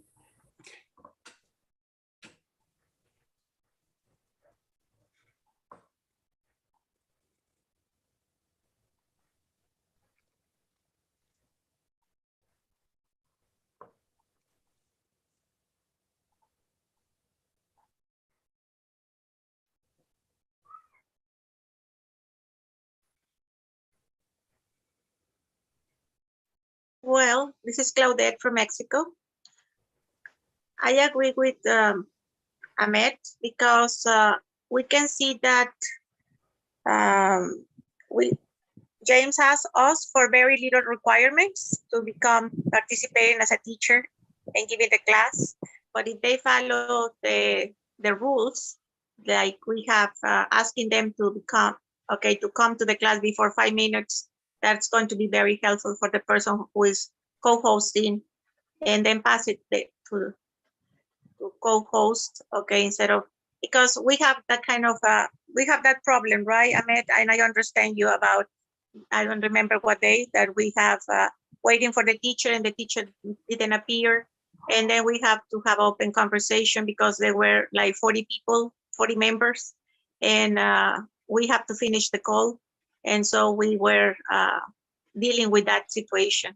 And what Ahmed was put it here on the floor, we faced that in one meeting. I remember that, Ahmed. Oh, could you let us know what meeting was that? I don't remember exactly because I stay from Monday to Sunday, and I just I think it was on Sunday, probably, right, Ahmed? That we have. Yes, I think it was last Sunday. So that I sounds think it like was Jeff's class. Jeff's class. Okay. Jeff class, exactly. Okay, yeah. So and instead of closing the call, you held it. You became the teachers yourself. No, we didn't become teachers ourselves. So we apologize for the issue, but we needed to close, and we were waiting about for 10 minutes more, and then we finished. Yes, I and see. Ahmed was waiting, making a little bit require more time, and he put it a video there. He plays a video, and so we want just to like waiting, taking more time for the teacher to appear. And I thought you said that you did like 40 or 50 minutes of open conversation. No. It was like okay. 10 You more closed- minutes. You 10 more waited for minutes. 10 minutes and then you closed it. Got it. Yeah.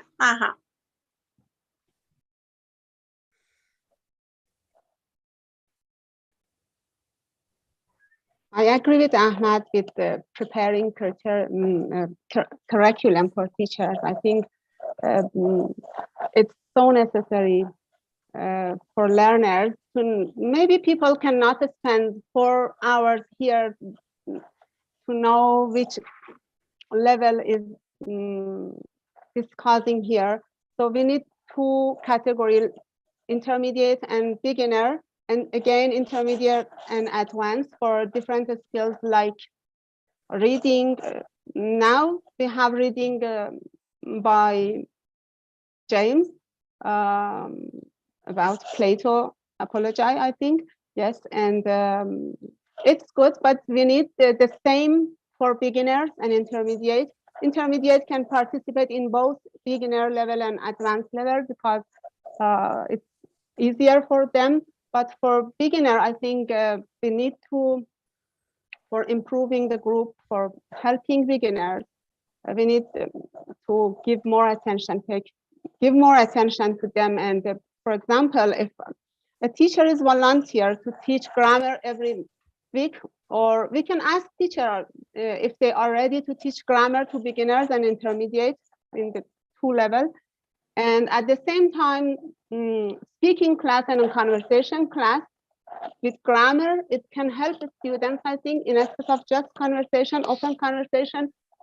They can introduce one time, but what about the other time? What about other sessions? So teaching grammar is, basic grammar is so necessary, in my opinion, for beginners, but not for advanced. Advanced speakers just need to be fluent. They don't need any grammar to learn because they know they have this knowledge of grammar. But beginner, they need grammar, basic grammar, like tense, present, past, and any subject related to grammar. And at the same time, we need to devote 30 minutes, for example, for grammar and 30 minutes for speaking and conversation at the same time, and give this chance just for beginners.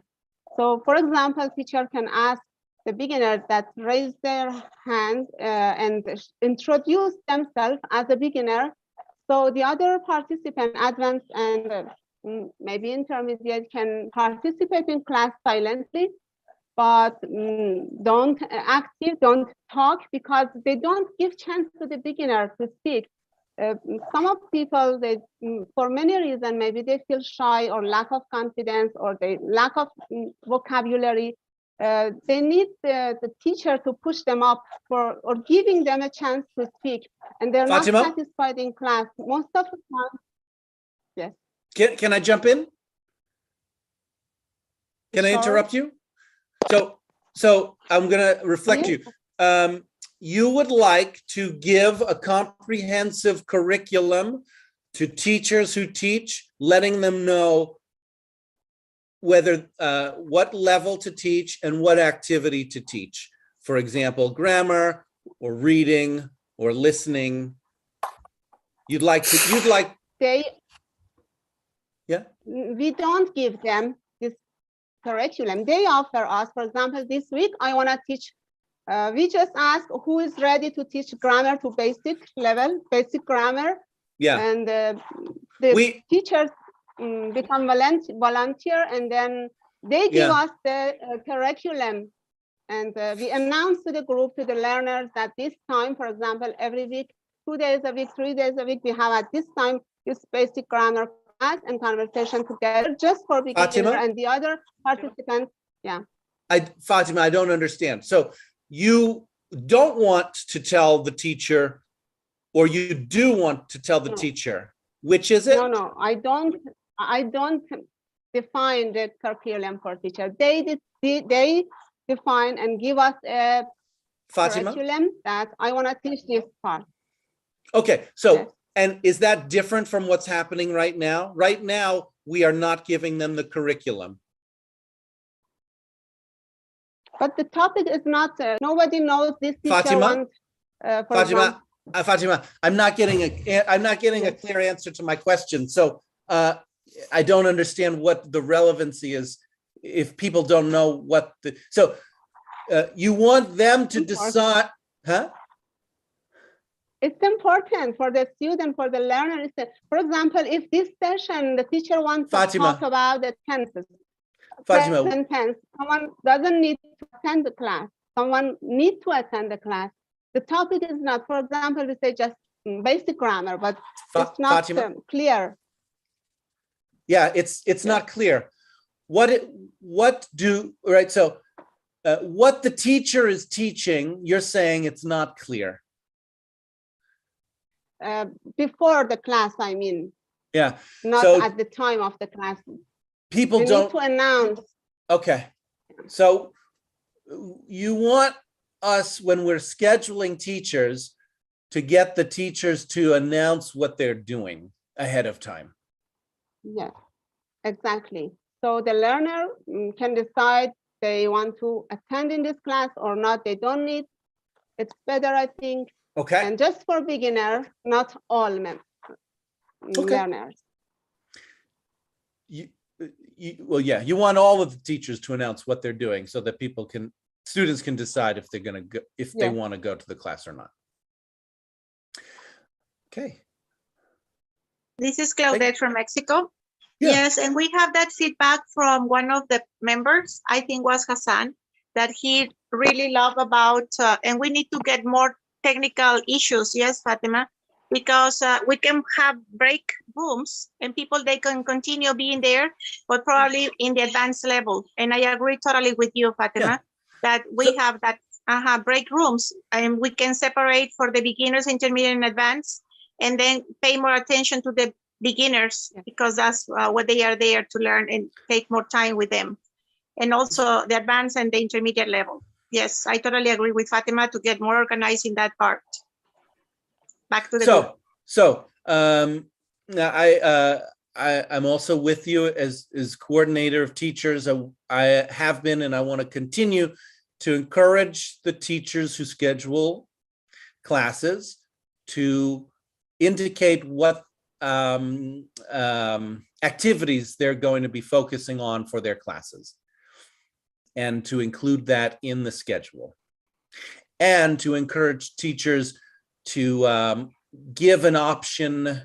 Well, So then, yeah, there's I have a different thought about creating spaces for people without any teacher.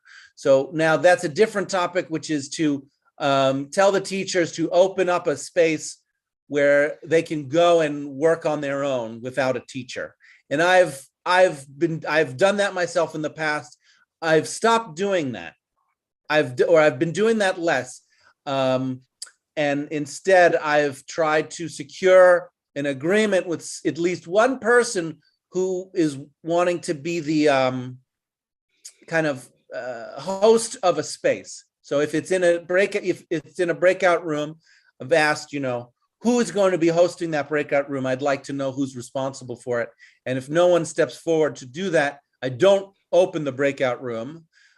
I just say, well, you can do what we're doing, or you can leave. But I've changed my way of letting people just go into spaces and do whatever they want a little bit more.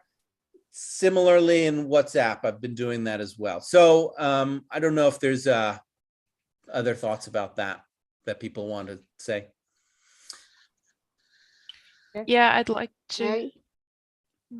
Yes, please. Go ahead, Nelly. Okay. Yeah, I just want to say I would also prefer to offer high quality classes sequentially before starting to do it in parallel. We might schedule 3 types of teachers for one day and the same time at some point in the future, but currently I think it makes sense to just use all the time slots that we have to schedule some classes, and the teacher can then decide on a level. Anyone else? Yeah, so Nelly, you're saying that in the future, we could have 3 classes at 9 o'clock, a beginner, intermediate, and advanced, and we could have assigned teachers to all 3. But for now, you want to spread it out so that people can go to the different classes in sequential order with an assigned teacher. Great idea. Yes, Nelly, I agree with you. Yes, you're in the same path, right? Yes. And I am, this is Claudette. Yes, I totally agree, because we open a teachers chat and we have plenty of teachers that they are ready. And to give the training, pay more attention to them, give the training, and so they have the space to give the classes. So we have one part of the chat in the WhatsApp group with teachers, and we prepare them, and then they can say, okay, those teachers are going to be for beginners who are interested in doing that, and who are interested in the intermediate level, and who are interested in the advanced level. And so you have the week, and they can do it for free, because I know that we don't have any funds right now. And so that's going to be a great opportunity for them to develop their skills and to feel and be more attractive to the chats and be more attractive to the Zoom meetings and Facebook and now YouTube. And later maybe the Instagram, I don't know who say that. Yes. Well, we're growing. I feel we're growing fast, and we can just organize a little bit better on the way, and we can get a lot of success. Back to the group. I think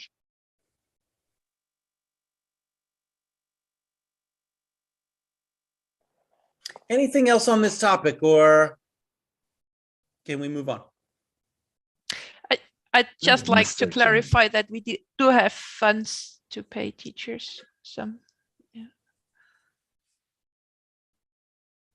Hello. Yes, can I? Hold on, Min. Hold on. We're going to finish up the board of directors conversation, and then I'm planning in 15 minutes to invite the public, others. Well, Nelly, you shaking your head? Oh, we have 90 minutes. Yeah, that's right. 90 minutes total. It's been 45 minutes. So we'll do 15 minutes of more of board only, and then we'll invite teachers and students and public to talk. So hold on, Min. Is that all right? Okay, so okay. Anything else on this, or move to the, I think, ready to move to the next topic. What May I topics? say just Sure, go one ahead, thing? Fatima. Yeah.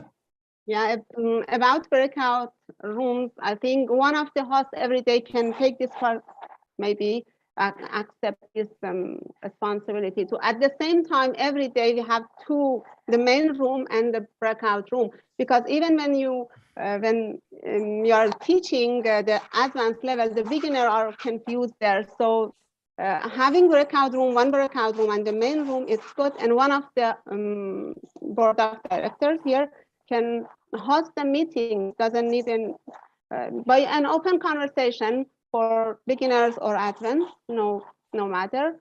And I think it increased more satisfaction for learners. So let me summarize, Fatima. You would like for the co-hosts to at least open one breakout room when there is one level studying, so that if advanced students are studying, beginners have a place to talk. And you'd like the co-host to do that, to open the space, but then not go into the space, just leave the students alone in that space? No. Oh, you want the co-host to go in? Go to the space, yeah. Okay. And after a topic and discuss, yes, and talk, like an open conversation by a co-host. One of us, for example. Okay, so I want to tell you why I don't do that, and I don't want to do that. Are you open to hearing that? Yes. So I want to keep the co-hosting or hosting separate from the teaching. I don't want to use the hosts as teachers. And one of the main reasons for that is because we're not scheduling hosts. That would require more hosts to schedule. So we're trying to have at least one person hosting. Any of the co-hosts are usually extra. We don't schedule the co-hosts. If the co-hosts are there, that's great. But sometimes we don't have co-hosts. So, and also the hosting to me seems like sometimes people are co-hosting who don't want to teach or who can't teach or not interested in teaching. I sometimes pass the co-host to that person, and to ask them then to be a teacher would be to ask something else entirely from them, to host a conversation. And I'd say, let's not do that. Like, if they want to be a teacher, they can do the process for being a teacher to host classes. Otherwise, let's keep it simple, so we have co-hosts who continue to want to just do that, which is just a simple task of muting, letting people into the room, helping the teacher do that. If we start bringing those co-hosts away from the teacher, then suddenly we've got a room with no assistants managing the Zoom space. Then we have another room where somebody's just, why is the co-host there? They're not a teacher. Are they? What are they doing there? They're trying to be it. It's a mess. And there's another reason I don't want to do it, which is that problems arise when there's no clear teacher. Certainly when I've been doing I did, a few weeks of breakout rooms. And sometimes they go well, but usually one of the breakout rooms, or often, the group would come back and say, oh, it was there was a problem. And I could see how that might happen, because sometimes it goes into the problems kind of have a way of finding their way into the shadows. So yeah, I've opted not to do that. Anyone else? Thank you. Yeah, I'm really with that. I really I want, because it just increases the complexity of our structures. If we have the main room and additional breakout rooms, we have to provide co-hosts, we have to provide teachers for those additional spaces. or we risk having spaces where, I don't know, ugly things happen. And I would prefer to have the group nice spaces instead of ugly spaces, and it can be little. It doesn't need to be 24/7. Just now it might grow to that size, but currently it's not, and it's already lots of time where people can come to group spaces and talk. I'm sorry to interrupt. I need somebody to take over the chair. Can anybody take over chair? Yes, I can. Okay, thank you. Okay.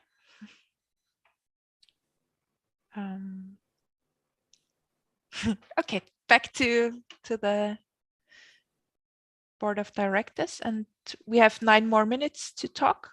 Anyone wants to say something?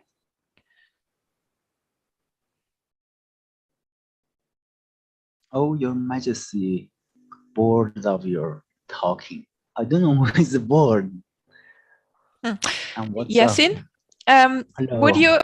would you wait for another 9 minutes, because we're currently just talking the board of directors. That's the people who agreed to volunteer to organize the group. Okay. So I agree on Claudette's suggestion that ask teachers on WhatsApp group for taking responsibility for a certain teaching, certain level, for example, beginner or advanced. And I think it's good to have, for example, 1 or 2 session grammar for beginners in a week, 2 session conversation for beginner, for advanced, and at the certain time, like from 13 to 14, it's a mixed class. From 14 to 15, beginner class every day. So people, it's clear for people to join which one, and from 15 to, for example, for 15, yes. The next time, it's make clear to join the different classes. But the situation now is different. Sometimes we have 6-hour sessions, sometimes 2 hours only, 3 hours. It's better to determine the exact time for exact skills, as the Claudette mentioned that. So Fatima, I understand that you'd like to reduce the chaos of what happens each day, so students can rely on finding a class suitable for their level at various times, and yeah, also have a like healthy mix. Sunday. Exactly. Now we have advanced class by James on, for what time? 2 p.m. I think. It's good. Every Sunday he has a class for beginner at this time. We need to increase this procedure more, not just one time a week, like Sunday. Every day people knows about the schedule, exact time, and the exact skill. And a student center class, I think maybe it's related to teachers meeting, not here, but giving getting feedback from learners is very important, and creating polls, because if just I focus on myself as a teacher and deliver whatever I want, it doesn't work. I have to know what my learners need and wants, and focus on their needs and wants, and by offering them different strategies and techniques and different materials. So I hear you want some regularity, you want a variety of activities that students can do Yes. and that also will Exactly. happen at the same time. And the last one is to really make an effort to get feedback from the students by doing polls, for example. Yes, exactly. I can take over chair again. Okay. Thank you, Nelly.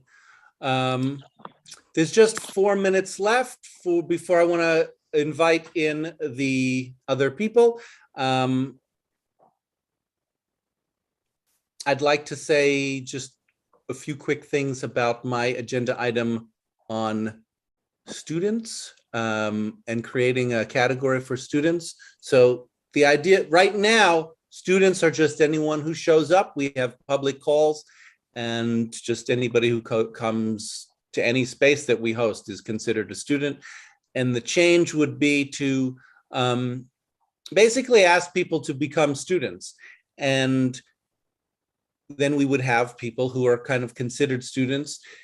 It doesn't mean that we would have to exclude people who are not students. We could still have a different category of people who are just showing up out of nowhere, you know, guests or the public, but that if there are people who are regularly coming to our classes and we have like a kind of agreement with them about coming, when, how often they come, and that then I think we would be able to manage some of the information. Like, for example, Fatima is saying, wanting to have classes, wanting to have polls about what people want. Well, I would like to maybe prioritize knowing what the people who are coming regularly want more than just someone who just showed up. They say, I want something, and then we never see them again. And that would just create, I think, a little bit more stability in the whole system. So anybody else, I don't know if you have any thoughts about this.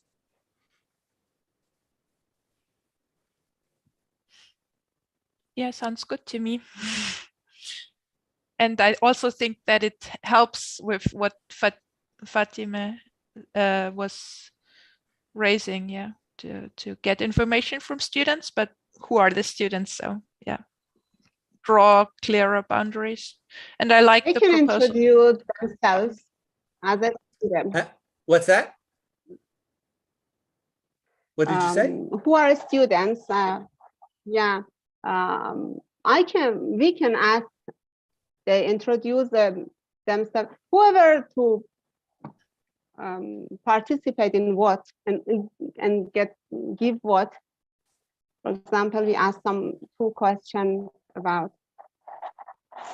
topic, grammar, the different technique of teaching. I like to do it one time in my class and see the result. Maybe some people don't watch and don't participate and are not interested in giving their opinion. It's okay, but the other people, sometimes, for example, when I'm seeing some students that they are beginners and they need more attention in class, I like to ask them and get the idea what they need exactly. One student is enough for me to know. The student or the learner that is attending in class every day and need to learn something new from the teacher, not, as James said, someone that comes and goes whatever they want. Some of the learners are persistently want to learn, but they don't find the proper material, not material level maybe, in every day. Right. So, so you want to name someone or not? I don't know. Fatima, you want to find a way to match the students and their goals appropriately with something that we're offering to them. Makes sense to me. And let's leave it there because it's on the hour. And I'd like to open it up to people who would like to talk to the board about anything. So you don't have to be a silent observer anymore. If you're here watching, you can come in. Who would like to say something, ask a question, or give feedback to the board of directors?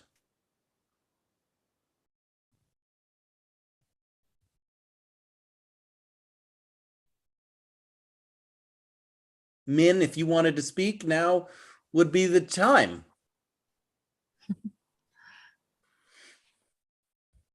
You're looking at me like with like a surprised look on your face. Do you want to say something, Min?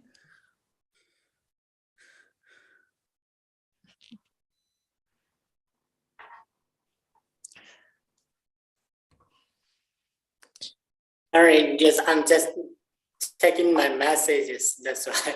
Oh, maybe now's a bad time. Okay, no worries.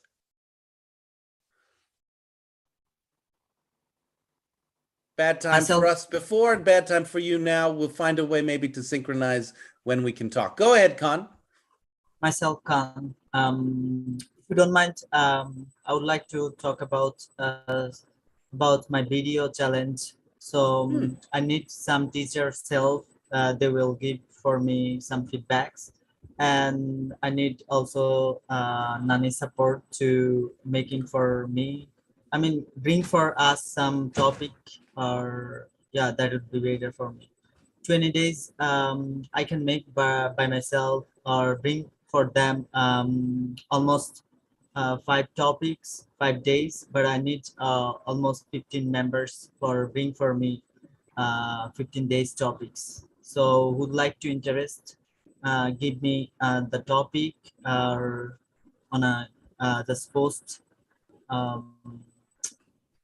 I mean video, next day video. So before just inform me or inform any teachers, because I need to know because there's I mean idea made by my side, so I need to handle because I committed everyone. Yeah, Khan, so you're interested in the 20-day speaking challenge. You're interested in like creating it as an activity in the group. You've already posted your video talking about it, and you want some more help from a teacher who is going to come up with the topics for 20 days for people to make videos on? Exactly, right, you are.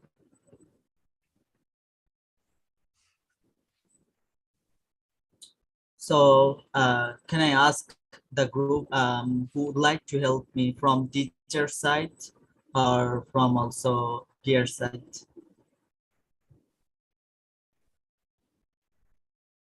Now, my idea, yeah, sure. You can feel free to continue to ask the group who would like to help you. I think maybe if we made a channel for the 20-day challenge in Discord, that people can then be direct teachers, students, whoever is interested in doing the 20-day challenge and organizing it or presenting, offering topic ideas for the different days, then you can organize all of your information there. Would you like that? Mr. James, I would like that, but I lost my phone last couple of days ago, so that's why I am irregular also here. So that's the fact. So you lost your phone, and how would you like to stay in contact with people, or how would you like to communicate with people? If they don't mind, they can also knock me personally. They will bring for me a topic. So after next day, I'll just make sure. Well, how would they get in touch with you personally if you don't have a phone? What's the online? I'm very active in PC. I mean in Facebook or yeah. Facebook. So to message you in Facebook. Yeah. And because also you're Khan Jahan Ali Chowdhury, which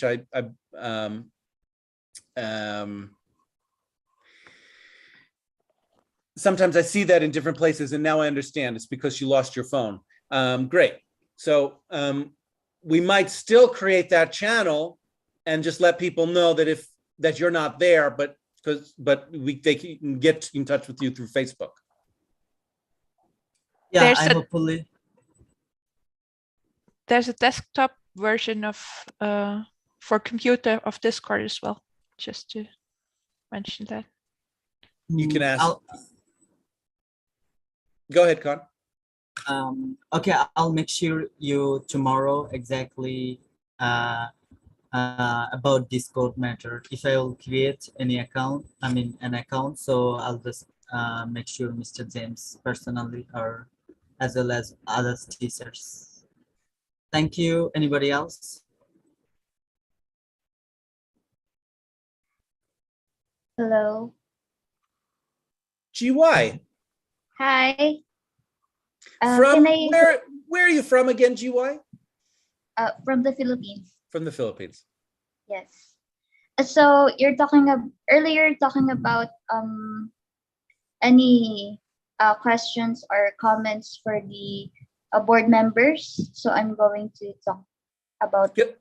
Sure. Go ahead. Can I suggest for the teachers creating events for Zoom sessions that if they want to teach something, maybe they can add to Facebook events topics that they're going to talk about, like what's gonna happen. For example, like topics that we're going to talk about inside the Zoom session, so that students who want to attend to that Zoom session we will know what's going to happen. We can have like expectations of what's going to happen. Yeah. And go ahead. okay. And another thing I want to suggest for teachers, maybe we can like have a TED TED Talk videos, and we can watch TED Talk videos, and you can ask students questions about things so that we can have something to watch and listen and talk about. So that's all. It's just a suggestion. So your suggestion, GY, is you'd like teachers to give advanced information about their classes, detailed information, so that students can prepare, for example, watch some videos in preparation for their class, or know the material that's going to be covered, so students can be prepared.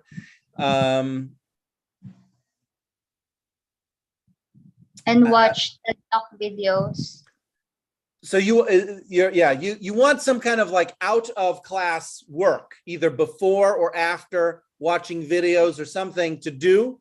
You'd like teachers to give like for example, you as our teacher, we're going to watch together a TED Talk video. Like hold on a second, GY. Hold on. So Ahmed, just information. We did not finish our board of directors meeting. It's scheduled for 90 minutes this week and moving forward. If you need to leave, just go ahead and leave. But I just wanted you to know we're continuing with this meeting for another 30 minutes. Back to you, GY. Okay, where are we? Well, you were saying about assignments or video watching. No, it's not. It's not an insight. It's not an assignment. It's like we're watching a TED Talk videos, or a TED educational videos during our Zoom sessions. Then after, we would like some questions that we can answer regarding about that video that we watch, something like that. So like we can have something that we can talk about, and And I'm not that's in class. You're asking. Yes, in class. Yes. Oh, so you want in class to watch TED Talk videos and answer questions. Okay. Yes. So you'd like teachers to do more of something like that. Yes, absolutely. Okay. Yes. Okay. Say anyone else? Anyone else?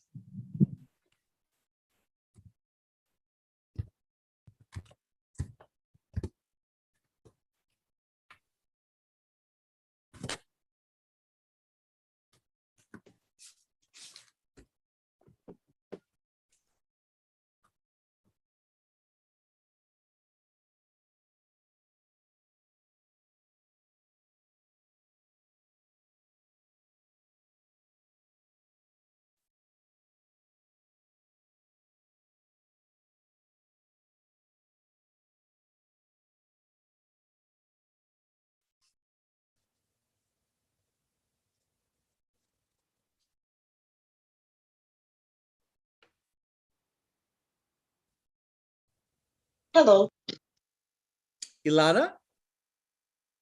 Yelena. Yes, Elena? Turkey. From Turkey? Yes. Go ahead. Yes, I'm here. I would like to offer you to make debates. For example, sometimes pro and against, for and against, pro and cons, for example, and means that everyone will talk. I mean, we can ask some questions and to give only 2 minutes for one person, or maybe 1 minute. It's enough, will be, because a lot of people are here, so it will be very interesting. It depends on the topic. It depends on the topic, but in general, a lot of people like to explain their opinion or explain their ideas, to suggest. It's very important for us to listen someone's opinion. I mean, to make pro, against, and for, maybe debates sometimes. It sounds like that is an activity that you would like a teacher or teachers to host in the group, a debate activity. Mhm. Yes. Okay. Anyone else? This is Rahma. Go ahead, Rama. I have a suggestion. Remind me, Rama, you're from what country? Uganda. Uganda, thank you. Mhm. I have a suggestion in accordance with teachers. We've come across scenarios where some teachers miss classes, and some of them tend to pass on the information late. So this not only does it affect, I should say it affects both of us, both the teachers and the participants or the students. In as much as a teacher may come in with an excuse that may be considered, I would love to think that Mr. James is paying, some of these teachers are being paid. How about if a teacher came in late, he manages to teach, but he came in late, he didn't keep time. I mean, just volunteer that class, do not get paid. Just keep it that way. Another thing is technical issues. Claudette mentioned that there'll be training. Some teachers would say some aren't familiar with some technical stuff, so I think a pre-briefing would do us good. Thank you. So you have an idea, maybe withholding pay from teachers who are late, if we're paying the teacher, and you'd like some more technical assistance or technical briefing for teachers who are not familiar with using Zoom or other tools? Yes, please.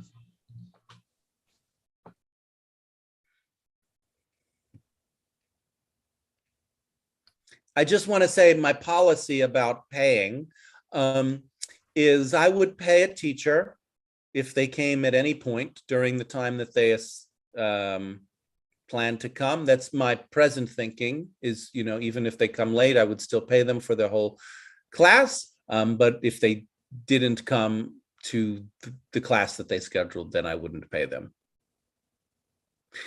We could perhaps do something different, but that's how I'm handling it now.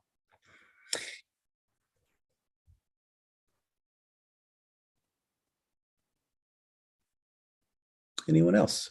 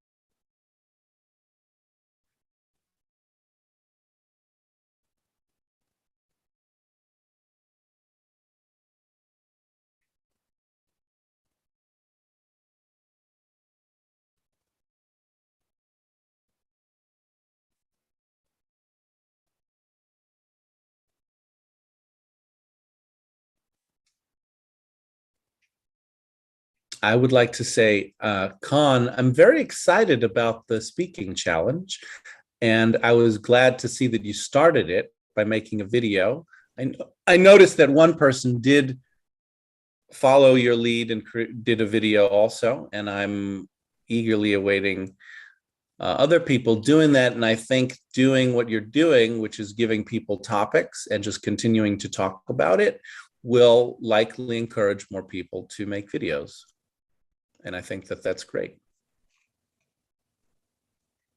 Thank you, Mr. James. And I would like to continue, but in case I just lost my phone, but I'm really eager to just continue.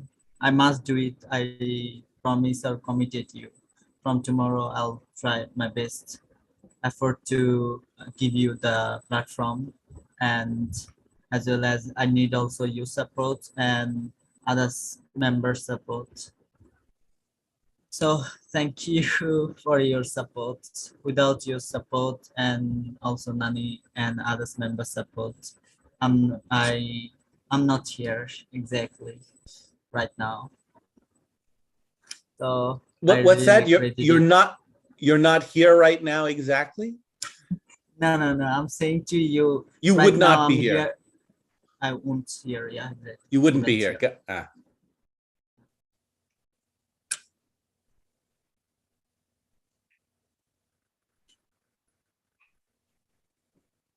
Anybody else?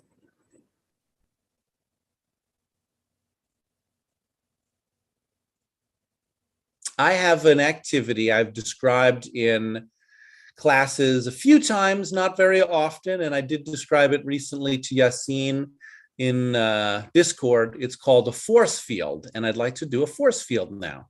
A force field is a way of examining our goals and checking what we're doing that is helping us to meet our goals or blocking us from meeting our goals.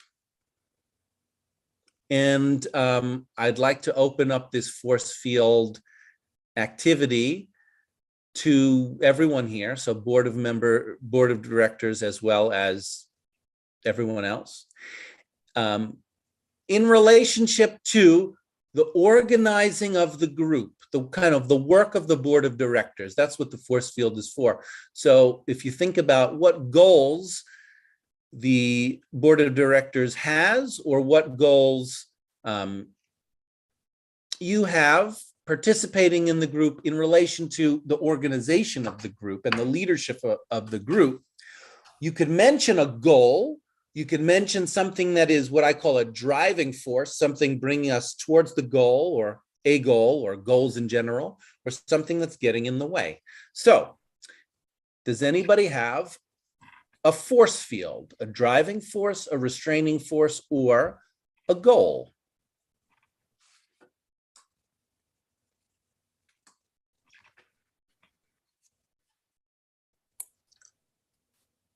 Maybe, yes. Most of the learners, they are trying to improve their speaking skills. Yes. So, from the point of teachers, I mean, someone who hosts this section on Zoom, I think most of them, they must have any link to give something, yes, maybe structure or the language used about the elementary or maybe intermediate. Because Min, they have hey, hold on a second, Min. Min, so I'm having a real hard time following you, partly the language and partly the internet connection. I don't know really what you said. You said that the teachers have a goal of involving the students. Couldn't really get anything else. Did someone else hear him, or is it just me? Something about the Zoom link not being known to everyone, but I'm not sure. Is that what you're talking about, Min? The Zoom link? I think you're talking about the beginner, the chance for beginner in sessions, right? In Zoom meeting. Elementary and beginner students, right? They don't have chance, something like this. So Min, you're going to have to fill us in. You're going to have to tell us what you're saying. Yes, I mean, our staff actually, I don't mean maybe all the teachers who hold the Zoom meeting can create the whole curriculum for the learners, maybe including the 4 skills. You're proposing that all the teachers organize to create the curriculum together. Yeah, okay. So that's maybe a goal. A goal would be that the teachers work together to plan a comprehensive curriculum for all classes. Great. Other force fields, driving, restraining forces, or goals. Hello, Mr. James. Yassine from Iran. Iran. What's your force field? Do you have one? Of course, yes, I got. But first of all, I have to say, is this classes free or pay? Well, so this is not a class. This is an organization meeting, first of all. No, the classes you're planning to be in the future. Oh, all of our classes are free. They have been free, and we're planning to keep them free. That's nice. So that's a driving force. Yes, it's a driving force. Yeah, I indirectly say one. Yeah. My job is to help point that out. But so you're saying that it's a driving force for the classes to be free. Yes, that's very good for driving force. But one of them, maybe you're making rules for everyone in the class, but these rules are only applied when the participants are identified. We know them, but here we don't have such situation. We always have people new come and go. Maybe sometimes they have bad internet or restriction in their country. They cannot come and go. But maybe you make more flexible roles and they help people to choose the roles. And this is something that you always try to do and give freedom to your student. Since I've been your student, yes, they didn't come here. So yes, you have a restraining force saying that the rules are too strict and that people are not always identifiable or don't have clear quality internet connection, and that is something that gets in the way. Yes, one of the blockage. Yeah. Okay, great. Other force fields, things that move us towards the goals, take us away, block us from the goals, or just the goals themselves? Making decisions moves us towards our goals, and deciding to ask Yassine to join the board of directors was helpful. Making the decision to invite Yassine to the board, you see, as a driving force.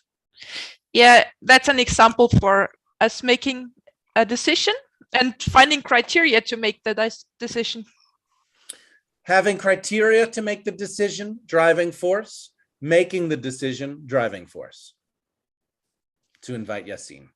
Okay. Other force fields.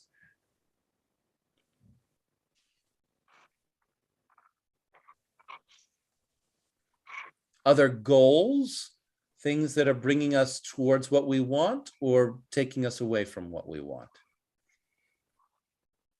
If any other people don't want to say, maybe go ahead, Yassine. Sometimes in other places like Telegram groups, I found some really interesting goals. Like people come together and reading some articles. And one of the inspiring goal was learning 20 letters and phrases, for example, or less or more in one day, and teaching these words to each other. And after that class, at the end of the class, we got some review and recap them. And the next week, they didn't have some new words. We try to practice and reread them. I guess this method make people more interested in these classes, because people don't want to learn too much and they don't want to learn not too much. I guess that's a balance. So you're describing something that happens in other groups, I think, about balancing how much you're learning. Yep.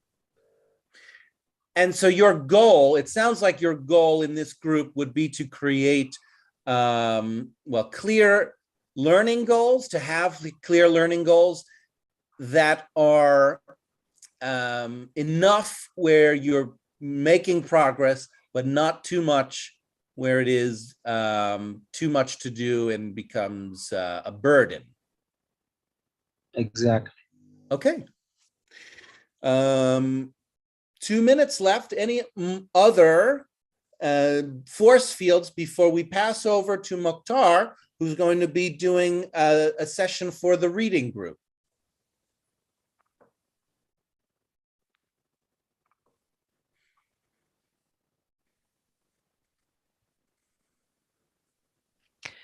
For me, a goal or a driving force is to reduce complexity and not try to do everything at the same time, to select a little small areas of responsibility for myself and not choose so much other, be involved everywhere. And did that happen in our board meeting? Yeah, I was tempted to volunteer for fundraising, to volunteer for supporting Khan, and I just chose to not do it because I'm already quite booked with the work I have. So it's a driving force for you to keep things simple, to keep your work simple and manageable by not volunteering for everything, every opportunity that arises. Mm-hmm. All right. Other force fields.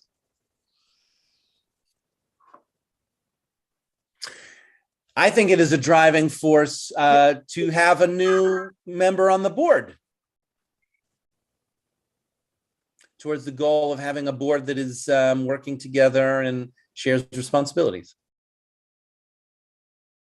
Somebody was going to say something? Ashwani Mishra? Hello, good evening, sir. From India? I'm from India, sir. Okay. Make it real quick because we're going to finish up. Okay, so for me, the driving force to do things in the better way is to give perfection to the things what I'm doing. Rather like it's simple learning. So like use multiple sources in order to grab the perfect knowledge and to move ahead in the direction of goal. That is the driving force for me. For you to focus on perfecting what you do is a driving force.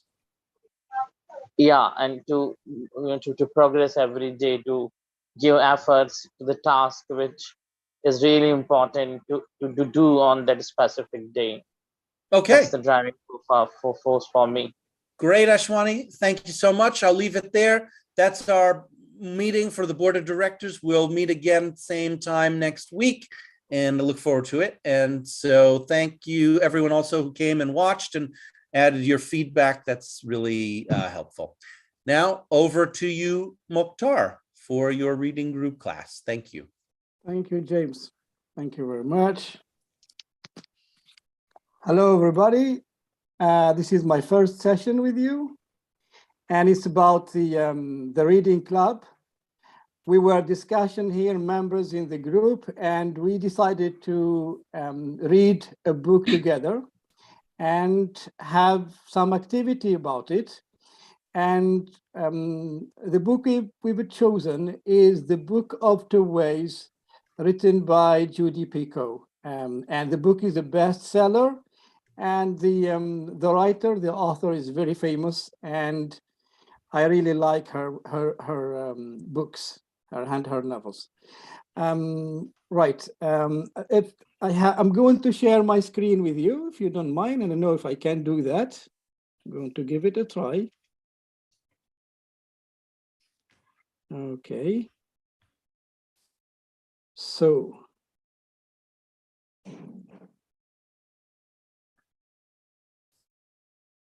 If you please can see my screen, please make me know. Great. Thank you, Can see it. James. Okay. So this is our first Yes, session. we can. Thank you very much. The Book of Two Ways. And we're going to focus on the prologue, on the first part of the book today. And here are the activities that we're doing our best to cover today. So there will be an introduction for some of the members in the group, like you introduce your name and country, why you like reading, types of books that you usually read, how do you usually read, do you prefer paper books or e-books, how much time do you devote for reading, and so on. The second activity will be loud reading, and I have here some members who already volunteered to read the different passages. Rahma is going to read passage 1 and passage 2. Are you here, Rahma? Rahma? Oh, yes, I am. Yeah. Yeah, ready to read passage 1 and 2. Yes, sure. Thank you very much. Afroz, okay, I wrote it. I forgot the R. Afroz, are you here? Afroz? Yes, I'm here. Thank you very much. You're going to read passage 3, right? Sure. Thank you very Yes. much. Thank you. Ari? Yes, I'm here, Muhtar. Thank you very much. You volunteered to read passage 4, right? Right. Thank you very much. Yasin, I think he said he won't be able to do that. But let's check. Yasin, are you here? Yeah, I guess he told me he wouldn't be able to do that. So maybe we need someone else to read passage 5. What's 1, 2, 3, 4, 5, right? Okay, Claudette, what about you? Are you here, Claudette? Yes, I'm here. Yes. Thank you. You're going to read Thank you. passage 6. Yes, right? you tell me. Okay. Yes, sure. Okay, thank you very much. Now, the third activity will be vocabulary. We're going to have 2 or 3 activities, we would see. Activity 1, I'm going to share some pictures along with the different passages, and we're going to work together to guess the meaning, to get the word for that picture from the text, from the passage. Then activity 4 is about the different topics dealt with in the 6 passages, and we try to relate to our own experiences and to what we think about the different ideas dealt with in the 6 passages. Okay. Okay. Okay. Thank you. I hope we will have enough time to cover these activities, and I hope that you find the lesson interesting. Right. So activity 1 is about I'd like some of you please to introduce yourselves and try to cover these 5 questions here. Why do you like reading? What types of books do you usually read? How do you usually read? How much time do you devote for reading? I'm sorry. So I'd like to give it a start. This is Claudette from Mexico. Hello, Claudette. Okay. And let me, from Mexico, okay, I get the introduction. And why do I like reading? Well, I love reading because it's one way that we create more imagination in our life. And that's the way I can increase my vocabulary in learning English. What types of books do you usually read? Well, I read, I'm reading a book about the 4 agreements by Miguel Ruiz. And that is very interesting book. I'm discovering the 4 agreements. Is it a novel? Yes, it's a novel, right. Okay. How do you usually read? Pages, book, or ebook? Sometimes it depends. If I am not at home, I prefer to read paper book. And if I am at home, the same way. I prefer touch the book. Yes, I like about reading paper books. But if there is no opportunity and it's a PDF, it's also welcome. I can be very happy to read the same. And how much time do I devote for reading? At least 1 hour every day. So great. And do you find any differences between paper books and ebooks? Yes, the sensation is different because you carry in your bag, and whenever you have the free time, you open it, and instead of waiting for an appointment, well, you have the opportunity to continue reading and enjoy it. Yes, because sometimes here in Mexico we have problems with it's not free, the online, the internet connection. Yeah. I see. So, and you said you devote 1 hour every day for reading. Yes, it's a habit. Yeah, good. Do you find 1 hour is too long, too much time, or maybe? Well, first I maybe started too with little? 5 minutes. I started with 5 minutes every day, and then I was increasing like 10 minutes, and now, well, 1 hour, and I want to continue, but because of the duties that I have to do in my daily life, sometimes it's not possible. Back to the group. Exactly. Thank you. Yeah, thank you, Claudette. Thank you. I appreciate your interference.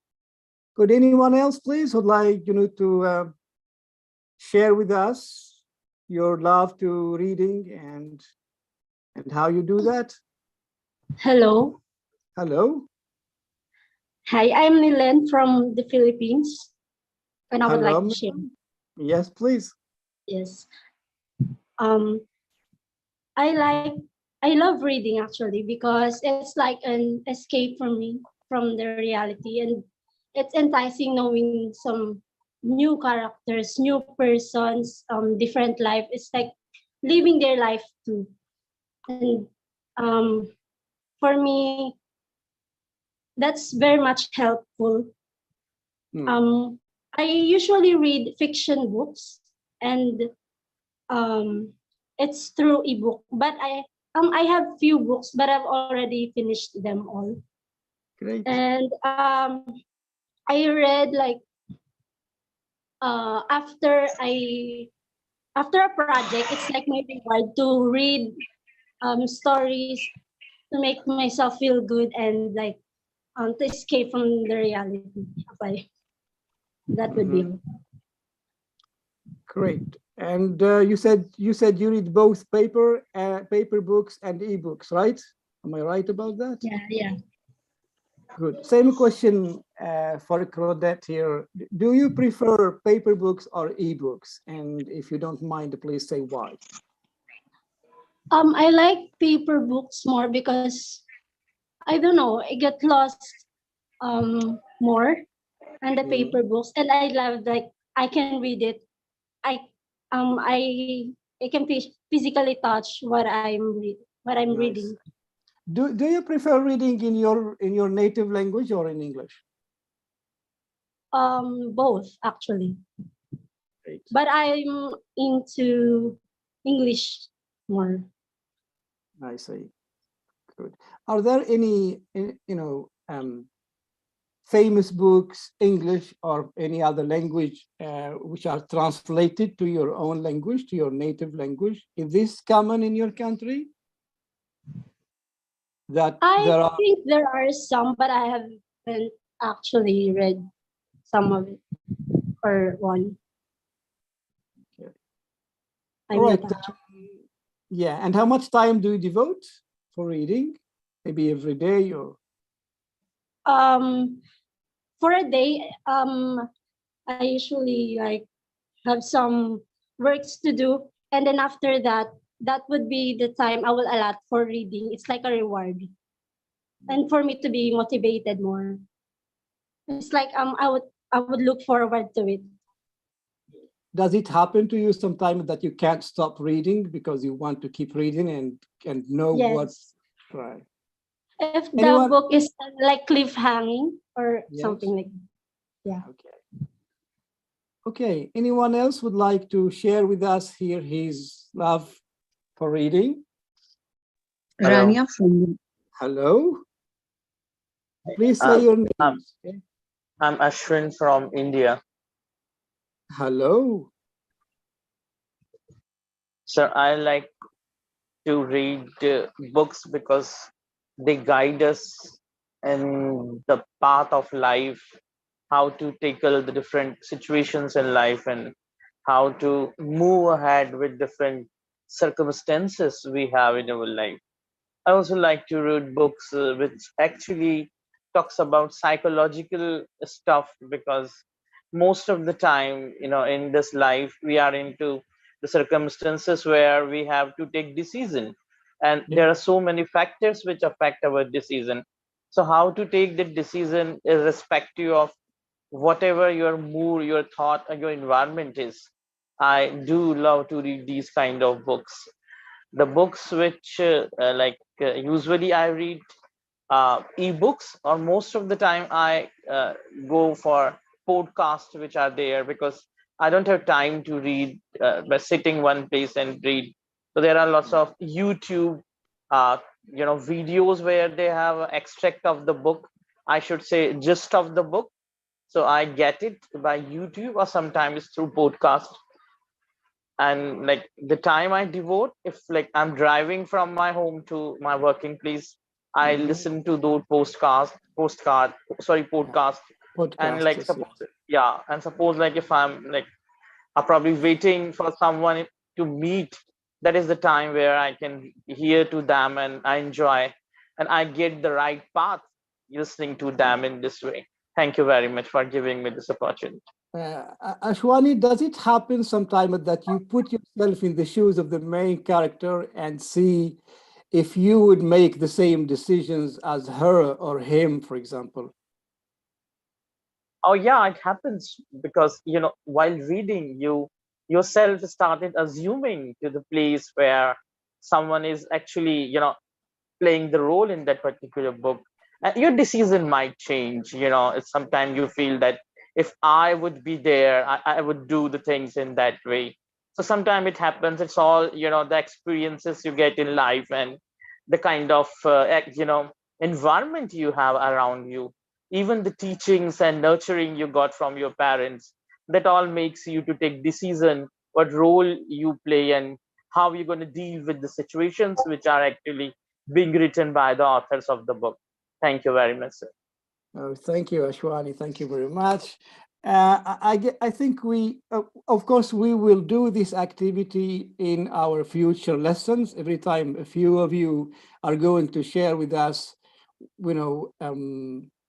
their desire and love to reading. But I'd like to move to the second activity, and I hope that you like it. The second activity is good. I'm going to share on my screen here passages from the, okay, right.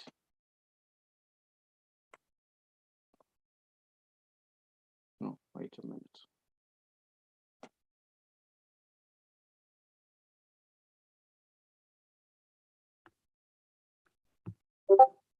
Right.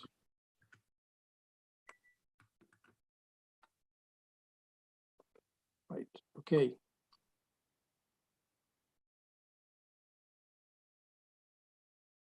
All right, this is passage 1, and Rahma volunteered to read passage 1 to the group. We're going to read and listen to Rahma and enjoy the passage. Rahma, the floor is yours. Would you please go on? All right, thank you. My calendar is full of dead people. When my phone alarm chimes, I fish it out from the pocket of my cargo pants. I've forgotten with the time changed to turn off the reminder. I'm still groggy with sleep, but I open the date and read the names. Iris Vile, Un Icam, Alan Rosenfield, Malin Jason. I close my eyes and I do what I do every day at this moment. I remember them. Iris, who had died tiny and bat-like, had once driven a getaway car for a man she had loved, for a man she loved who had robbed a bank. I, who had been a doctor in Korea but couldn't practice in the United States. Alan had proudly showed me the urn he brought for his cremated remains, and then he joked, I haven't tried it on yet. Marlon had changed all the toilets in his house and put in new flooring and cleaned the gutters. He bought graduation gifts for his 2 children and hid them away. He took his 12-year-old daughter to a hotel ballroom and waltzed with how well I filmed it on his phone, so that the day she got married, there would be a video of her dancing with her father. At one point, there were clients. Now they're my stories to keep.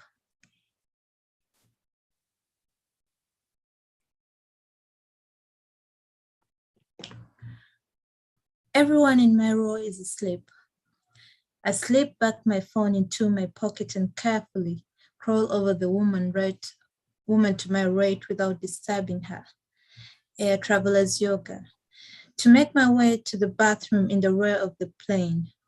There I blow my nose and look in the mirror. I'm at the age where that's a surprise.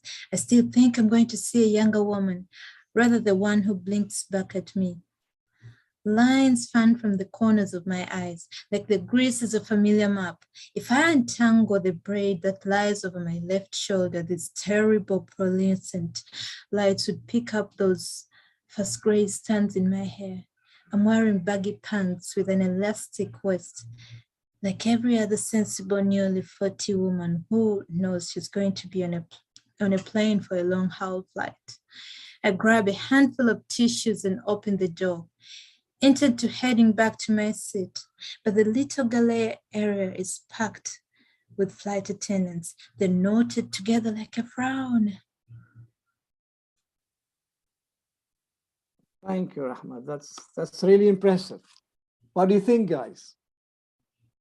Any feedback to Rahma from you? This is Oscar. Yeah, this is Oscar. Yeah, she did very well. Yeah, very expressive. Yeah, very expressive. Yes. I love her voice. Yeah, that's really great. Thank you, Rahma. We're really grateful to you. Welcome. And passage 3. Okay. Is it Afroz you're going to read passage 3? Am I right? Yes. Good. I think Rahma has made it difficult. No? Yes. Right? Yeah. Okay. But I know you Yes. can do it. She read anyway. it. Yeah, she read really well. Yeah. But you can do it. I'm going to Thank start. They stop talking when I appear. Ma'am, one of them says, could you please take your seat? It strikes me that their job isn't really very different from mine. If you are one on a plane, you are not where you are started. You are not where you are going. You are caught in between. Flight attendant is a guide who helps you navigate that passage smoothly. As a dead dollar, I do the same thing. But journey is from life to death. And at the end, you don't disembark with 200 other travelers. You go alone. I climb back over the sleeping woman in the aisle seat and buckle my seatbelt, just as overhead lights blaze and the cabin comes alive. Ladies and gentlemen, a voice announces, we have just been informed by the captain that we are going to have a planned emergency. Please listen to the flight attendants and follow the directions. I'm frozen. Planned emergency. The oxymoron sticks in my mind. There is a quick rush of sound. Shock rolls through the cabin, but no screams, no loud cries. Even the baby behind me, who stickled for the first 2 hours of flight, is silent. We are crashing. Just a minute. The woman on the other whispers, "Oh my God, we are crashing." She must be wrong. There hasn't even been turbulence. Everything has been normal. But then the flight attendants station themselves in the aisles, performing a strange staccato ballad of a safety movements as instructions were read over the speakers. Fasten your seatbelts. Where you hear the word brace, assume the brace positions. After the plane comes to a complete stop, you will hear, release your seatbelts. Get out. Leave everything behind. Thank you. That's great. We have a great readers here, don't we? Thank you That's so impressive. much. Thank you. Thank you. Okay, who's next? Who is supposed to read passage 4, guys? Ari. Ari, hi. Hi. Okay. Your turn. The floor is yours. Leave everything behind. For someone who makes a living through that, I haven't given a lot of thought to my own. I have heard that when you are about to die, your life flashes before your eyes. But I do not picture my husband, Brian, his sweater streaked with inevitable chalk dust from the old blackboard in his physics lab, or married as a little girl, asking me to check for monster under the bed. I do not envision my mother, not like she was at the end or before that when Kieran and I were young. Sorry. Yeah. Just a minute. I'm sorry. Okay. Instead, I see him as clearly as if it were yesterday. I imagine Wyatt in the middle of Egyptian desert, the sun beating down on his head, his neck rich with dirt from the constant wind, his teeth a flash of lightning. A man who hasn't been part of my life for 15 years. Yes. A place I left behind. A dissertation I never finished. Ancient Egyptians believed that to get to the afterlife, they had to be deemed innocent in the judgment hall. Their heart were weighed against the feather of mud of truth. I'm not so sure my heart will pass. The woman to my right softly praying in Spanish. I fumble for my phone, thinking to turn it on to send a message, even though I know there's no signal. But I can't seem to open the button of my pants pocket. A hand catches mine and squeezes. I look down at our fist, squeezed so tight a secret couldn't slip between our palms. Brace! The flight attendant yelled, brace! As we fall out of the sky, I wonder who will remember me. Thank you. That's great. Thank you very much, Harry. You're welcome. Thank you. All right, Yasin was supposed to read passage 5, but as he's not here, maybe Rania. I can take it. Rania from Lebanon. Yes, Yeah. hi, Rania. Yes, Hi. please. Okay. Much later, I would learn that when a plane crashes and the emergency personnel show up, the flight attendants tell them how many souls were on board. Souls, not people, as if they know our bodies are only passing through for a little while. I would learn that one of the fuel filters became clogged mid-flight, that the second filter clocking light came on the cockpit 45 minutes out, and in spite of what the pilots tried, they could not clear it, and they realized they'd have to do a land evacuation. I would learn that the plane came in short of Relay Durham, sticking down in the football field of a private school as it hit the bleachers with a wing. The plane tipped, rolled, broke into pieces. Much later, I would learn of the family with a baby behind me, whose row of 3 seats separated from the floor and was thrown free from the aircraft, killing them instantaneously. I would hear about the 6 others who had been crushed as the metal buckled the flight attendant who never came out of a coma. I would read the names of the passengers in the last 10 rows who hadn't gotten out of the broken fuselage before it erupted in flame. I would learn that I was one of 36 people who walked away from the crash. When I step out of the examination room of the hospital we've been taken to, I'm dazzled. A woman in uniform in the hallway talking to a man with a bandaged arm. She is part of an emergency response team from the airline that has overseen medical checks by physicians, given us clean clothes and food, and flown in frantic family members. Miss Edlstein, she says, I blink until I realize she is talking to me. Thank you. Thank you. Thank you very much, Ralia. You're a discovery to the, well, I keep discussing about the book with some of the groups here, but you're a discovery to me. Thank you for joining the group. Right, Claudette, are you still here? Claudette left the class. Did she? Can I try? Yes. Maybe you can choose the other. I would like to try. Can I try? Really? Who are you? Hello, I'm GY. Can I try? Oh, yeah, GY. Yeah, of course. Yes, please. Okay. A million years ago, I had been Don McDowell. I'd published under that name, but my passport and license read Edelstein, like Brian's. In her hand, she has a checklist of crash survivors. She puts a tick next to my name. Have you been seen by a doctor? Not yet. I glanced back at the examination room. Okay, I'm sure you have some questions. That's an understatement. Why am I alive when others aren't? Why did I book this particular flight? What if I'd been detained checking in and had missed it? What if I made any of 1,000 other choices that would have led me far away from this crash? At that, I think of Brian and his theory of the multiverse.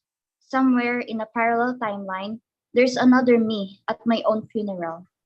At the same time, I think again, always of Wyatt. I have to get out of here.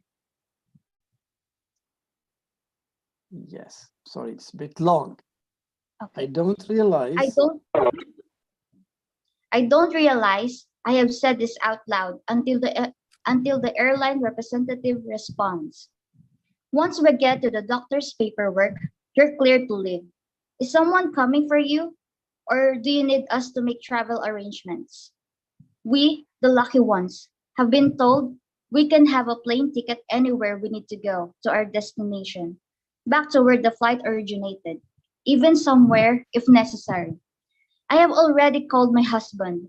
Brian offered to get me, but I told him not to. I didn't say why. I clear my throat. I have to book a flight, I say. I'm sorry. Yes. Absolutely. The woman nods. Where do you need to go? Boston, I think. Home. But there's something about the way she phrases the question. Need instead of want. And another destination rises, like steam in my mind. I open my mouth and I answer. Thank you very much, GY. Good. Thank you for reading, and for the effort you paid.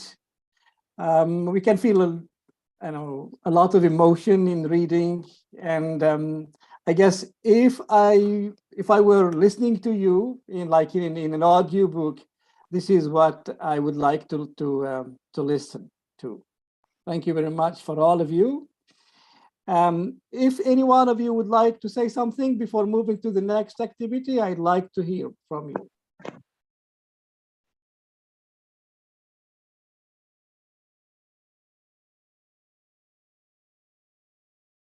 Okay. Right.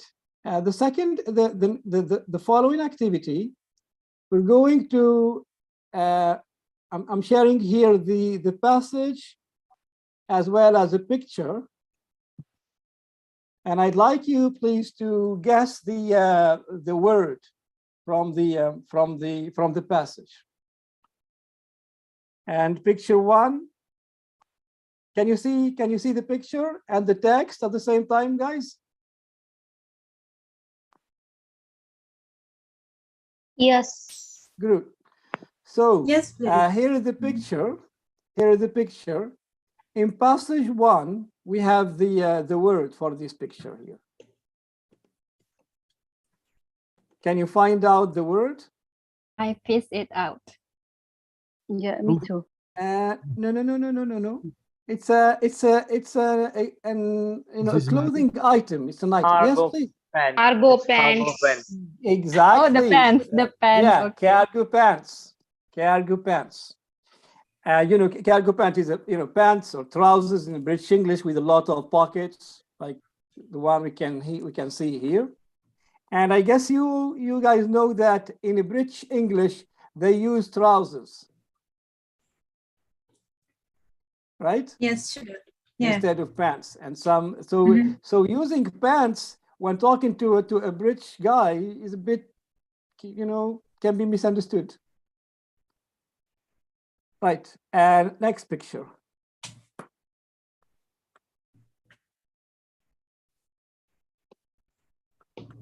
Okay. What about this one?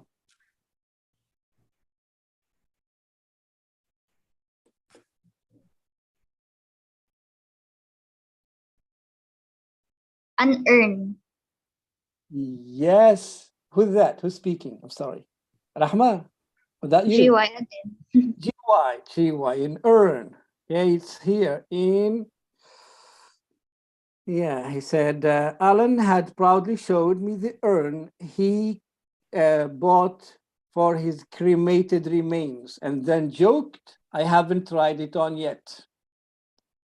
So an urn is somehow like a vase or a vase where we put the ashes of the dead people, right? Okay.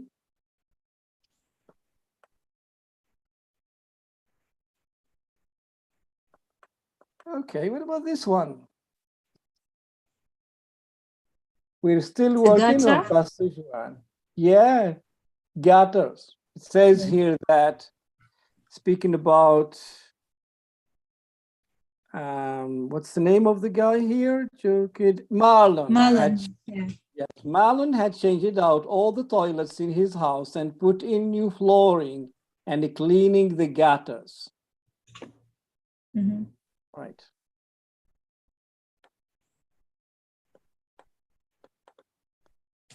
And this picture. It's a ballroom. That's a ballroom. And what are the people doing here? Dancing. Dancing. What's the word used? Waltzing. Yes. Yeah, waltz. Yeah. Yes, it's a habit or a tradition, let's say, in many countries that fathers waltz with their girls, with their daughters on their wedding day, right?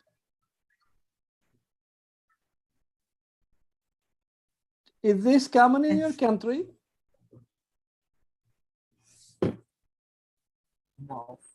No, not in your country. Not in mine either. Right. Okay. Yeah. Right. Passage number 2. We're going to move to passage number 2 and I'd like you to find the word for this picture.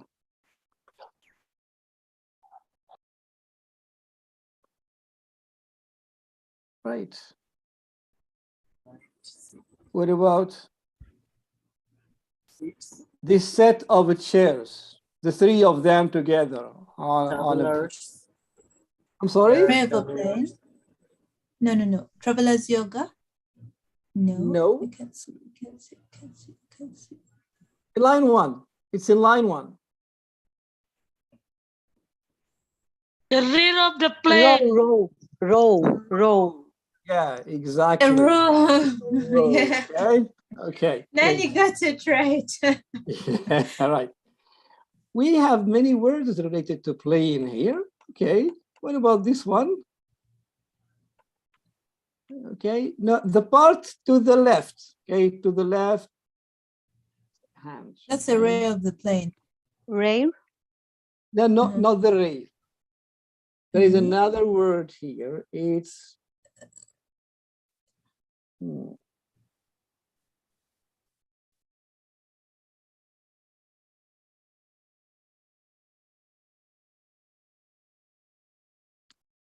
let's focus on the last three lines. Galley area. Exactly. That's the galley area. Right here it is. But the little galley area is packed with the flight attendants. In the area where they prepare food, and so this part of the plane here. Galley area. Right. This one is easy. The lady in the picture is It's a flight attendant. a flight attendant. Very good. Okay. Sorry, what was the first one? The flight attendant. No, Flight the attendant. first one. The seats. Cargo pants in passage one or in passage? Yeah, passage. In the passage, passage two, the first one. the row. Row. One in my row is asleep. Row? Yes. In my row. Okay. Yes. Okay. Now we're moving to passage 3. And I want you to give me the name of this activity here. What are these people doing? What do we call this when people get out of the plane?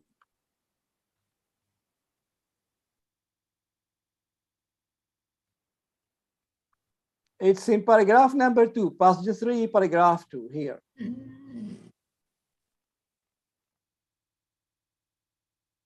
Navigate, disembark. Yes, exactly. Disembark. She says here she's comparing her job as a death doula to the job of a flight attendant. She said that a flight attendant is the guide who helps you navigate that passage smoothly. As a death doula, I do the same thing, but the journey is from life to death. And at the end, you don't disembark with 200 other travelers, you go alone. These people here are leaving the plane, they're disembarking from the plane. Okay. What about this one? We're still in passage 3 again, but we're moving on to headlights. Overlights, light plates and cutting. Overhead lights. Very good. Overhead lights. Here it is. I climbed back over the sleeping woman in the aisle seat and buckled my seat belt just as the overhead lights blaze and the cabin comes alive. Overhead lights.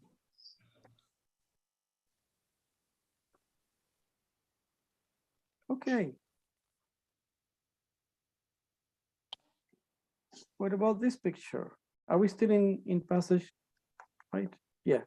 Same I think passage. it's the aisle. Yes, can be the aisle, but the whole place here is called the cabin. The cabin. Very good. And yeah, this one is the aisle, and those seats are called aisle seats, and window seats, of course, on the other side. Good. That's the cabin. Okay. What about Look at these people here. What are they doing? What do you call this this position? I think Planned it's, emergency. yeah, I'm good. Yeah, it. Wait a minute. Brace. Yes, Maruf. Thank you. Brace position. Where is it? Is it in? No, wait. I have to go back.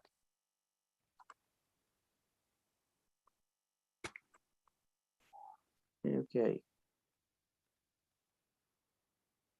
So fasten here at the end of the last 3 lines, fasten your seat belts. When you hear the word brace, assume the brace position. So that's the brace position when they are expecting an accident. Brace position. Passage 5.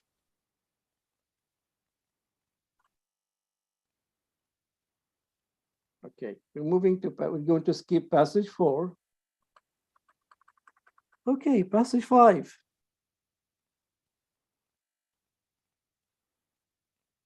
Cockpit. Yes, cockpit. It's in the second paragraph, I guess. Yeah. Okay, they could not clear it. Here it is. Yes, line 2. That the second filter clogging light came on the cockpit 45 minutes out. So that's the cockpit. Cockpit. Okay.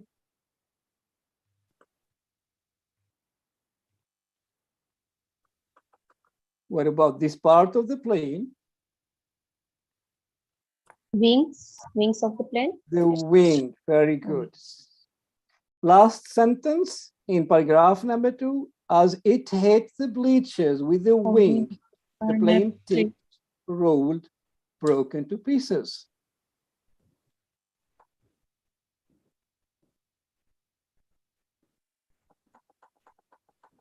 Now, what about the brown part here of the plane? What is it called? Paragraph 3. 1, 2, 3. This paragraph here. Broken fuselage. Exactly. Fuselage. Right? Fuselage. Yes. Here it is. Here it is. Okay. Yeah. This word here. Lines. Okay.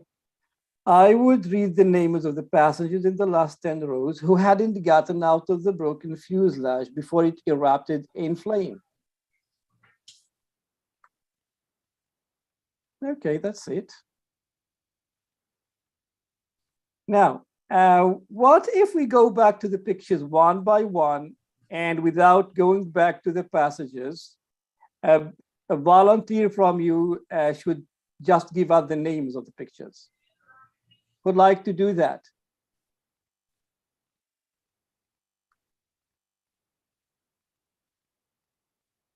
Would like to volunteer telling us the names of the pictures without going back to the passages? Hanan, is that? Yeah. Guys, if you want to do that, please just say your names and go on. Han, would you like to give it a try? Ikram from Morocco. Yes, please. This is cargo pants. Cargo pants. I'm going to move to the second picture.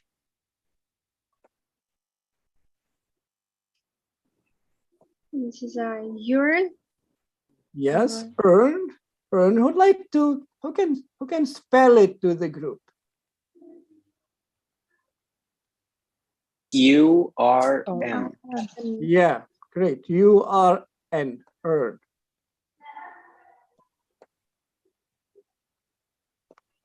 Back to you, Akla. Gutters. Gutters. Great. Waltz. Waltz. And ballroom. Row. Row. Oh.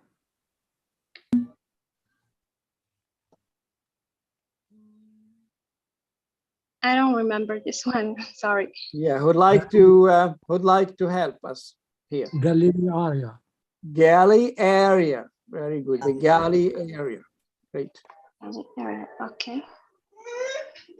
Now back to you. Flight attendant. Flight attendant.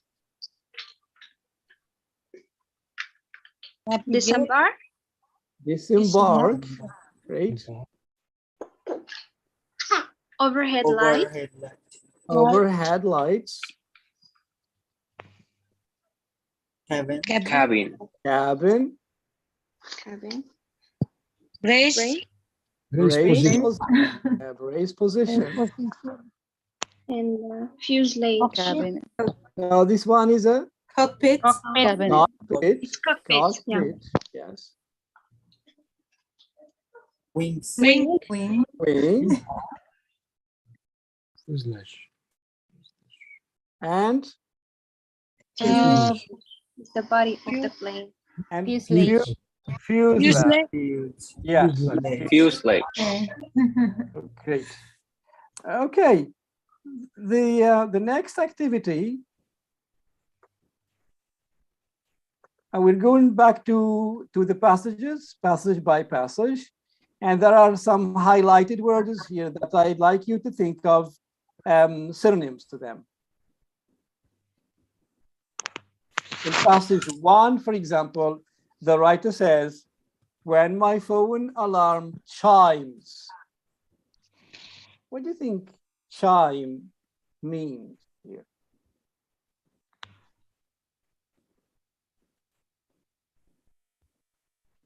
Ringing. Yes, exactly. Ringing. It's ringing. Yes, ringing. Right. I fish it out from the pocket of my cargo pants. Get it out. Yes, but you look at it when mainly women with when you have your purse and you're looking for your mobile phone or your, I don't know, your keys, you just fish it out.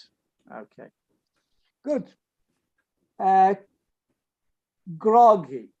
He says, I've forgotten with the time change to turn off the reminder. I'm still groggy with sleep. Can we say Daisy? Can we say weak? Daisy, maybe? Yeah. Okay. Yes. Still sleepy? Let's see here. Sleepy, yes. Can you see the option given by Microsoft Word? Mm-hmm. Can you see the option? Tired, Falling sleepy, asleep. unsteady, Yeah. right? Good. Groggy. Groggy. Next, we have Iris, who had died tiny and bird-like, had once driven a getaway car for a man she loved who robbed a bank. A getaway car. A getaway. Like a picnic? She had a friend. He robbed the bank and she helped him by driving the getaway. Running away, running, escaping. Is it stolen car? Yeah, escaping car or escape car. Escape. Right? Here, escape, exit, Escape. escape car. Good. That's in passage 1. So to chime, to fish something out, groggy, and get away. Passage number 2, she says, everyone in my row is asleep. I slip my phone back into my pocket and carefully crawl over the woman to my right without disturbing her. Air traveler's yoga. To make my way to the bathroom in the rear of the plane.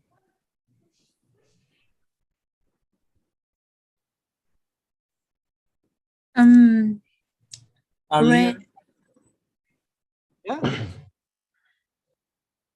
Like the Please back go of into the plane, rear? Exactly. It's in the back of the plane. Let's say, yes, the back of the plane.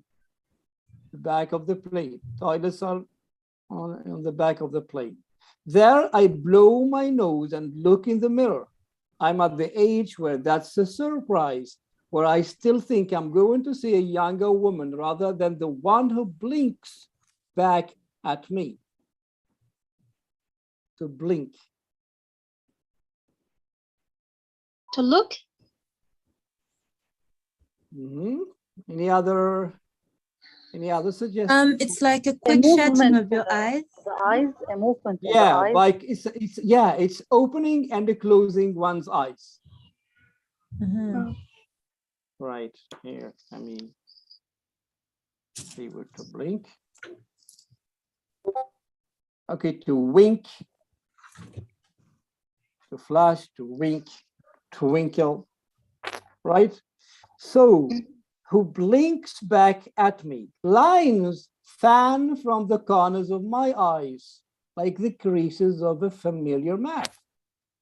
Liners fan.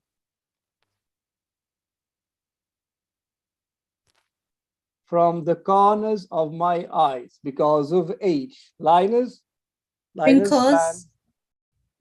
Spread. Spread. Yes. Okay, let's see what words would suggest. No, not this meaning. Okay, not this one, not this one. Dictionary.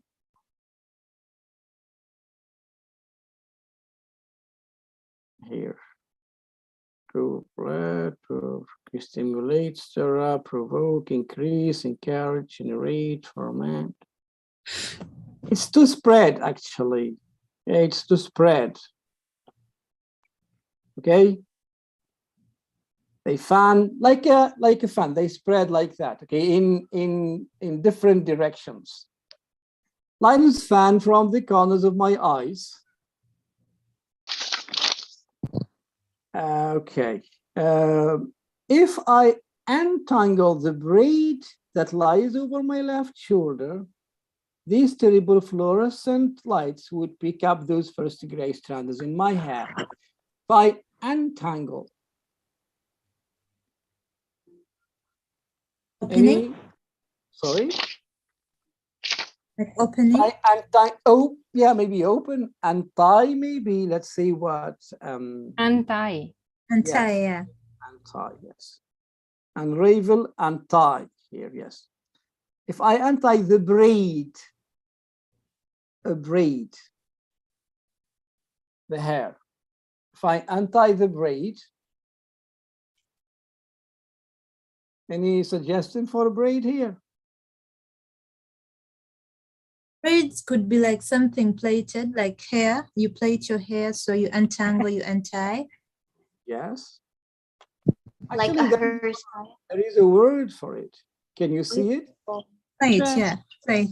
Ponytail. Plait and ponytail. Ponytail for girls, school girls. Maybe they use a braid as a ponytails. These terrible fluorescent. Okay. She said, I'm wearing baggy pants with an elastic waist. Baggy. Loose pants. Loose, exactly. Loose.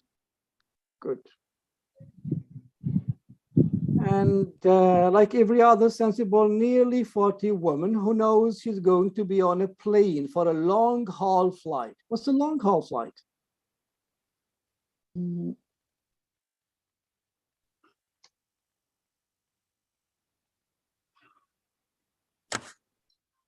It's a long distance flight. It's a flight for a long distance, like flying maybe from America to Europe. It's a long haul flight. Right? Okay. I grab a handful of tissues, a handful of something. Yeah. What's a handful? Too much. Much or many? It's by hand. Maruf? To take it by a hand? Yeah, it's the quantity that we can handle in a hand. A handful of something is a quantity that we can handle in one hand. Let's see if they give us a synonym here. No, they don't. So that's what a handful. It's the quantity that I can take with one hand. So I grab a handful of tissues and open the door, intent on heading back to my seat, but the little galley area is packed with the flight attendants. Full? Packed? Full with flight. Very good. Full or crowded with. Okay, let's see. Crammed, crowded, full, filled. Exactly. Okay. So here I prepared a few, for fish, to fish something out, to look for, and then extract something from a container. To blink, to close and reopen both eyes. To fan means to move or spread in multiple directions. Passage 3, a few words from passage 3 here. Paragraph number 2, I climb back over the sleeping woman in the aisle seat and buckle my seat belt. To tie. To tie, to fasten my seat belt. Yes. Buckle, clasp, clip, fastener. Okay, it's like a noun here. So to tie, yes, or to fasten. She says, I am frozen, planned emergency, the oxymoron sticks in my mind. The fear. Let's focus on planned emergency. See how, do you find it normal? Do you find this word association normal? It's an emergency and it's a planned at the same time. It's an emergency, but it's a planned. Do you find this normal? It's it's a kind of, there is a kind of contradiction, a contrast. That's confusion. An oxymoron. That's an oxymoron, is when we use two contradictory words together. Like when we say maybe a light night or a dark day, for example. Like a living dead? Like a, like a living dead, for example. Like exactly. a living dead. Oxymoron. Oxymoron. Yeah. Or oxymoron, I guess. I'm not sure about the stress. I guess oxymoron. I think it's more to confuse feelings. You're in there, you do not know what to decide. My thought. I don't know, maybe, but the meaning I know is that it is a literary device. Use it when the writer uses two contradictory words to create some kind of feeling or emotions or impact on the reader. But I don't know, maybe it has a different meaning. I'm not sure about that. Okay. Like paradox. I'm sorry? Like paradox, I think. Like, maybe like maybe paradox and contradiction words.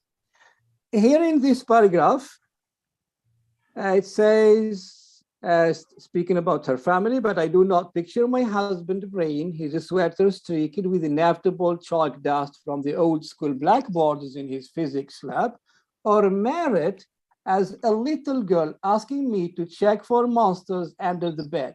I do not envision my mother, not like she was at the end or before that. Envision. Think? I don't know. Visualize? I'm sorry? Visualize, maybe. Yes, visualize. Picture. Picture, imagine. Right? Imagine, picture, imagine, visualize, see something, you imagine something. Imagine. Yes. Okay, not in passage 5. Yeah, I have a word here, passage 5, yes. Coma in passage 5. The flight attendant who never came out of her coma. There's a condition when you're not alive, but not dead either. Yeah, you're correct. Well, we can make it simpler anyway.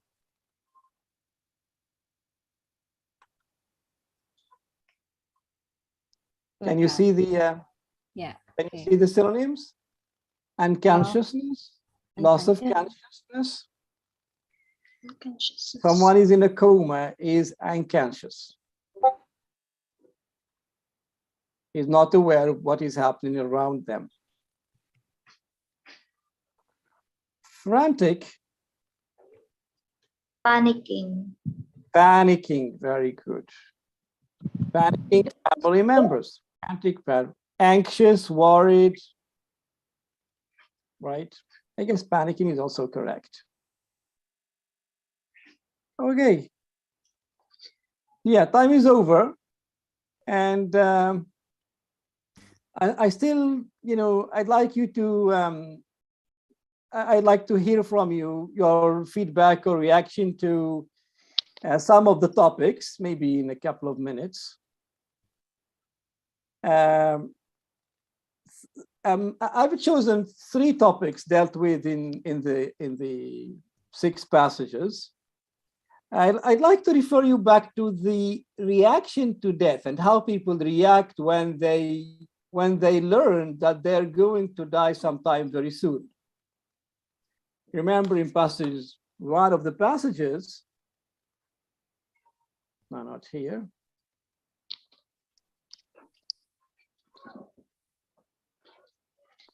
The reaction of these people here, like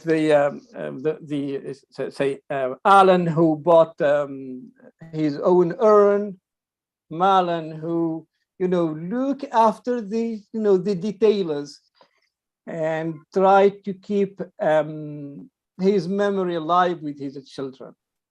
How do you find? I mean, I'd like to hear from you. I mean, about how people react when they learn that they're going to die.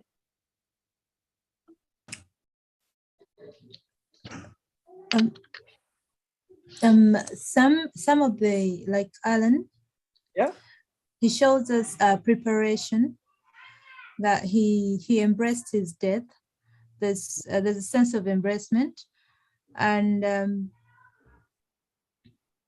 he looks like he's willing to die. He's ready, right? Yeah. And he's preparing. And yeah. For Marlon, yeah, he shows us a sense of memory. He wants to leave a memory behind. Yeah. Let's say when he danced with his daughter and a video was taped, the intention was that later when he dies, at least the daughter has a memory of him. Yeah, that's what right. His daughter is only 12 or 13 years old now, and he's filming himself dancing with her so that when she gets married in the future, 7 or 8 or 10 years later, there will be a video for him dancing with her. It's like he's totally the opposite of Alan. He wants us to keep, to keep himself alive, at least memories of himself alive. Any comment, any feedback about this? Maybe you relate to some other experiences or some other people that you know or you read about.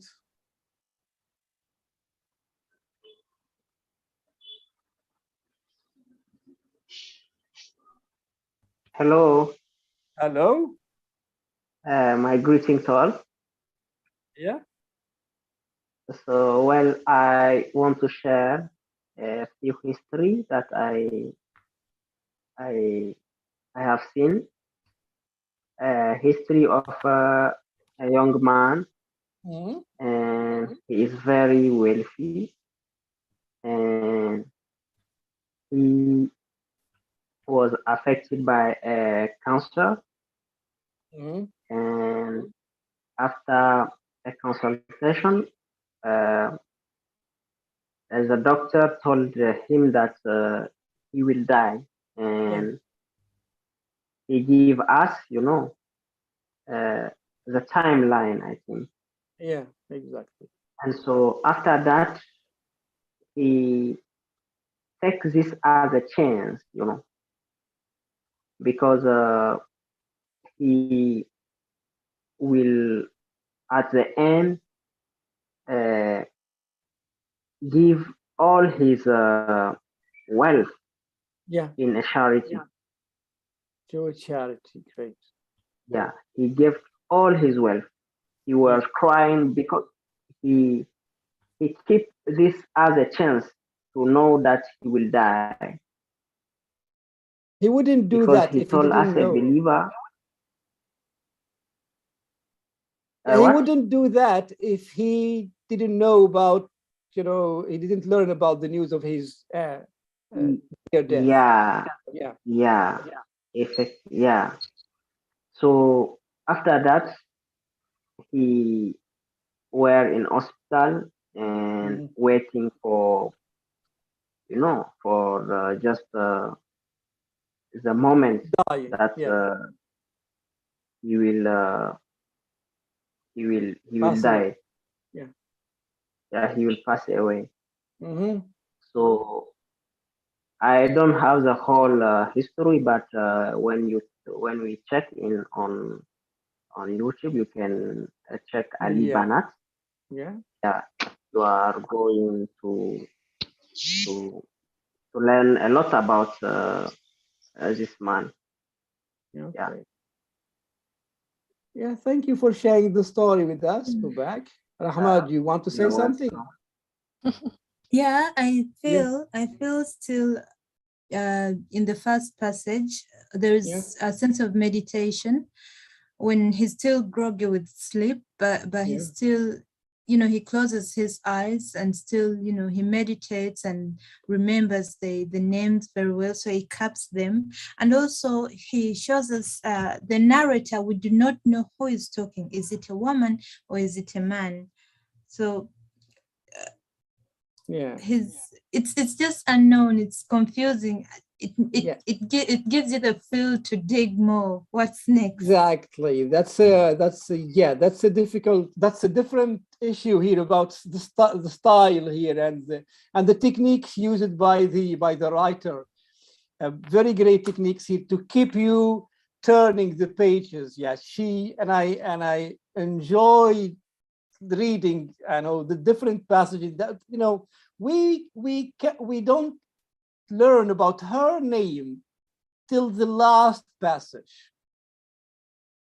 And she keeps creating curiosity and triggering curiosity, maybe, so that we learn more to know more. And this is the great. I like this in the book. What I like also is the foreshadowing. She gives us hints which we will learn further and deeper later in the book, in the novel, which is great. Like when she says something about the pharaohs here, she says when they die. Really, it's okay, Sam. I don't know if I will pass. And the truth of matter. I wonder, no, not this one. When she says, I don't know if my heart will pass. When she said they weigh hearts. I don't remember where exactly, but that's passage 4, I think. Passage 4. Okay, let me see.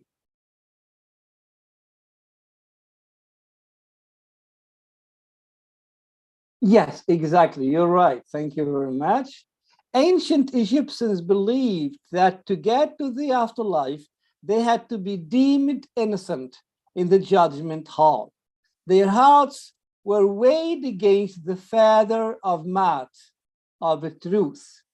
I'm not so sure my heart will pass. It's like foreshadowing, telling us something about secrets, about lying. Maybe she hasn't told the truth or all the truth. So, there are a lot of shadowing here. I also enjoyed this sentence here. A dissertation I never finished. A man talking about Wyatt, a man who hasn't been part of my life for 15 years, a place I left behind, a dissertation I never finished. It seems to me that this sentence has a clear meaning and a deep meaning. Maybe a dissertation is a paper for her PhD or for her study, but it can also mean a life, maybe that she never finished, or a story that she never finished. We're going to learn about this later. Right, I think we're 10 minutes later than the due time.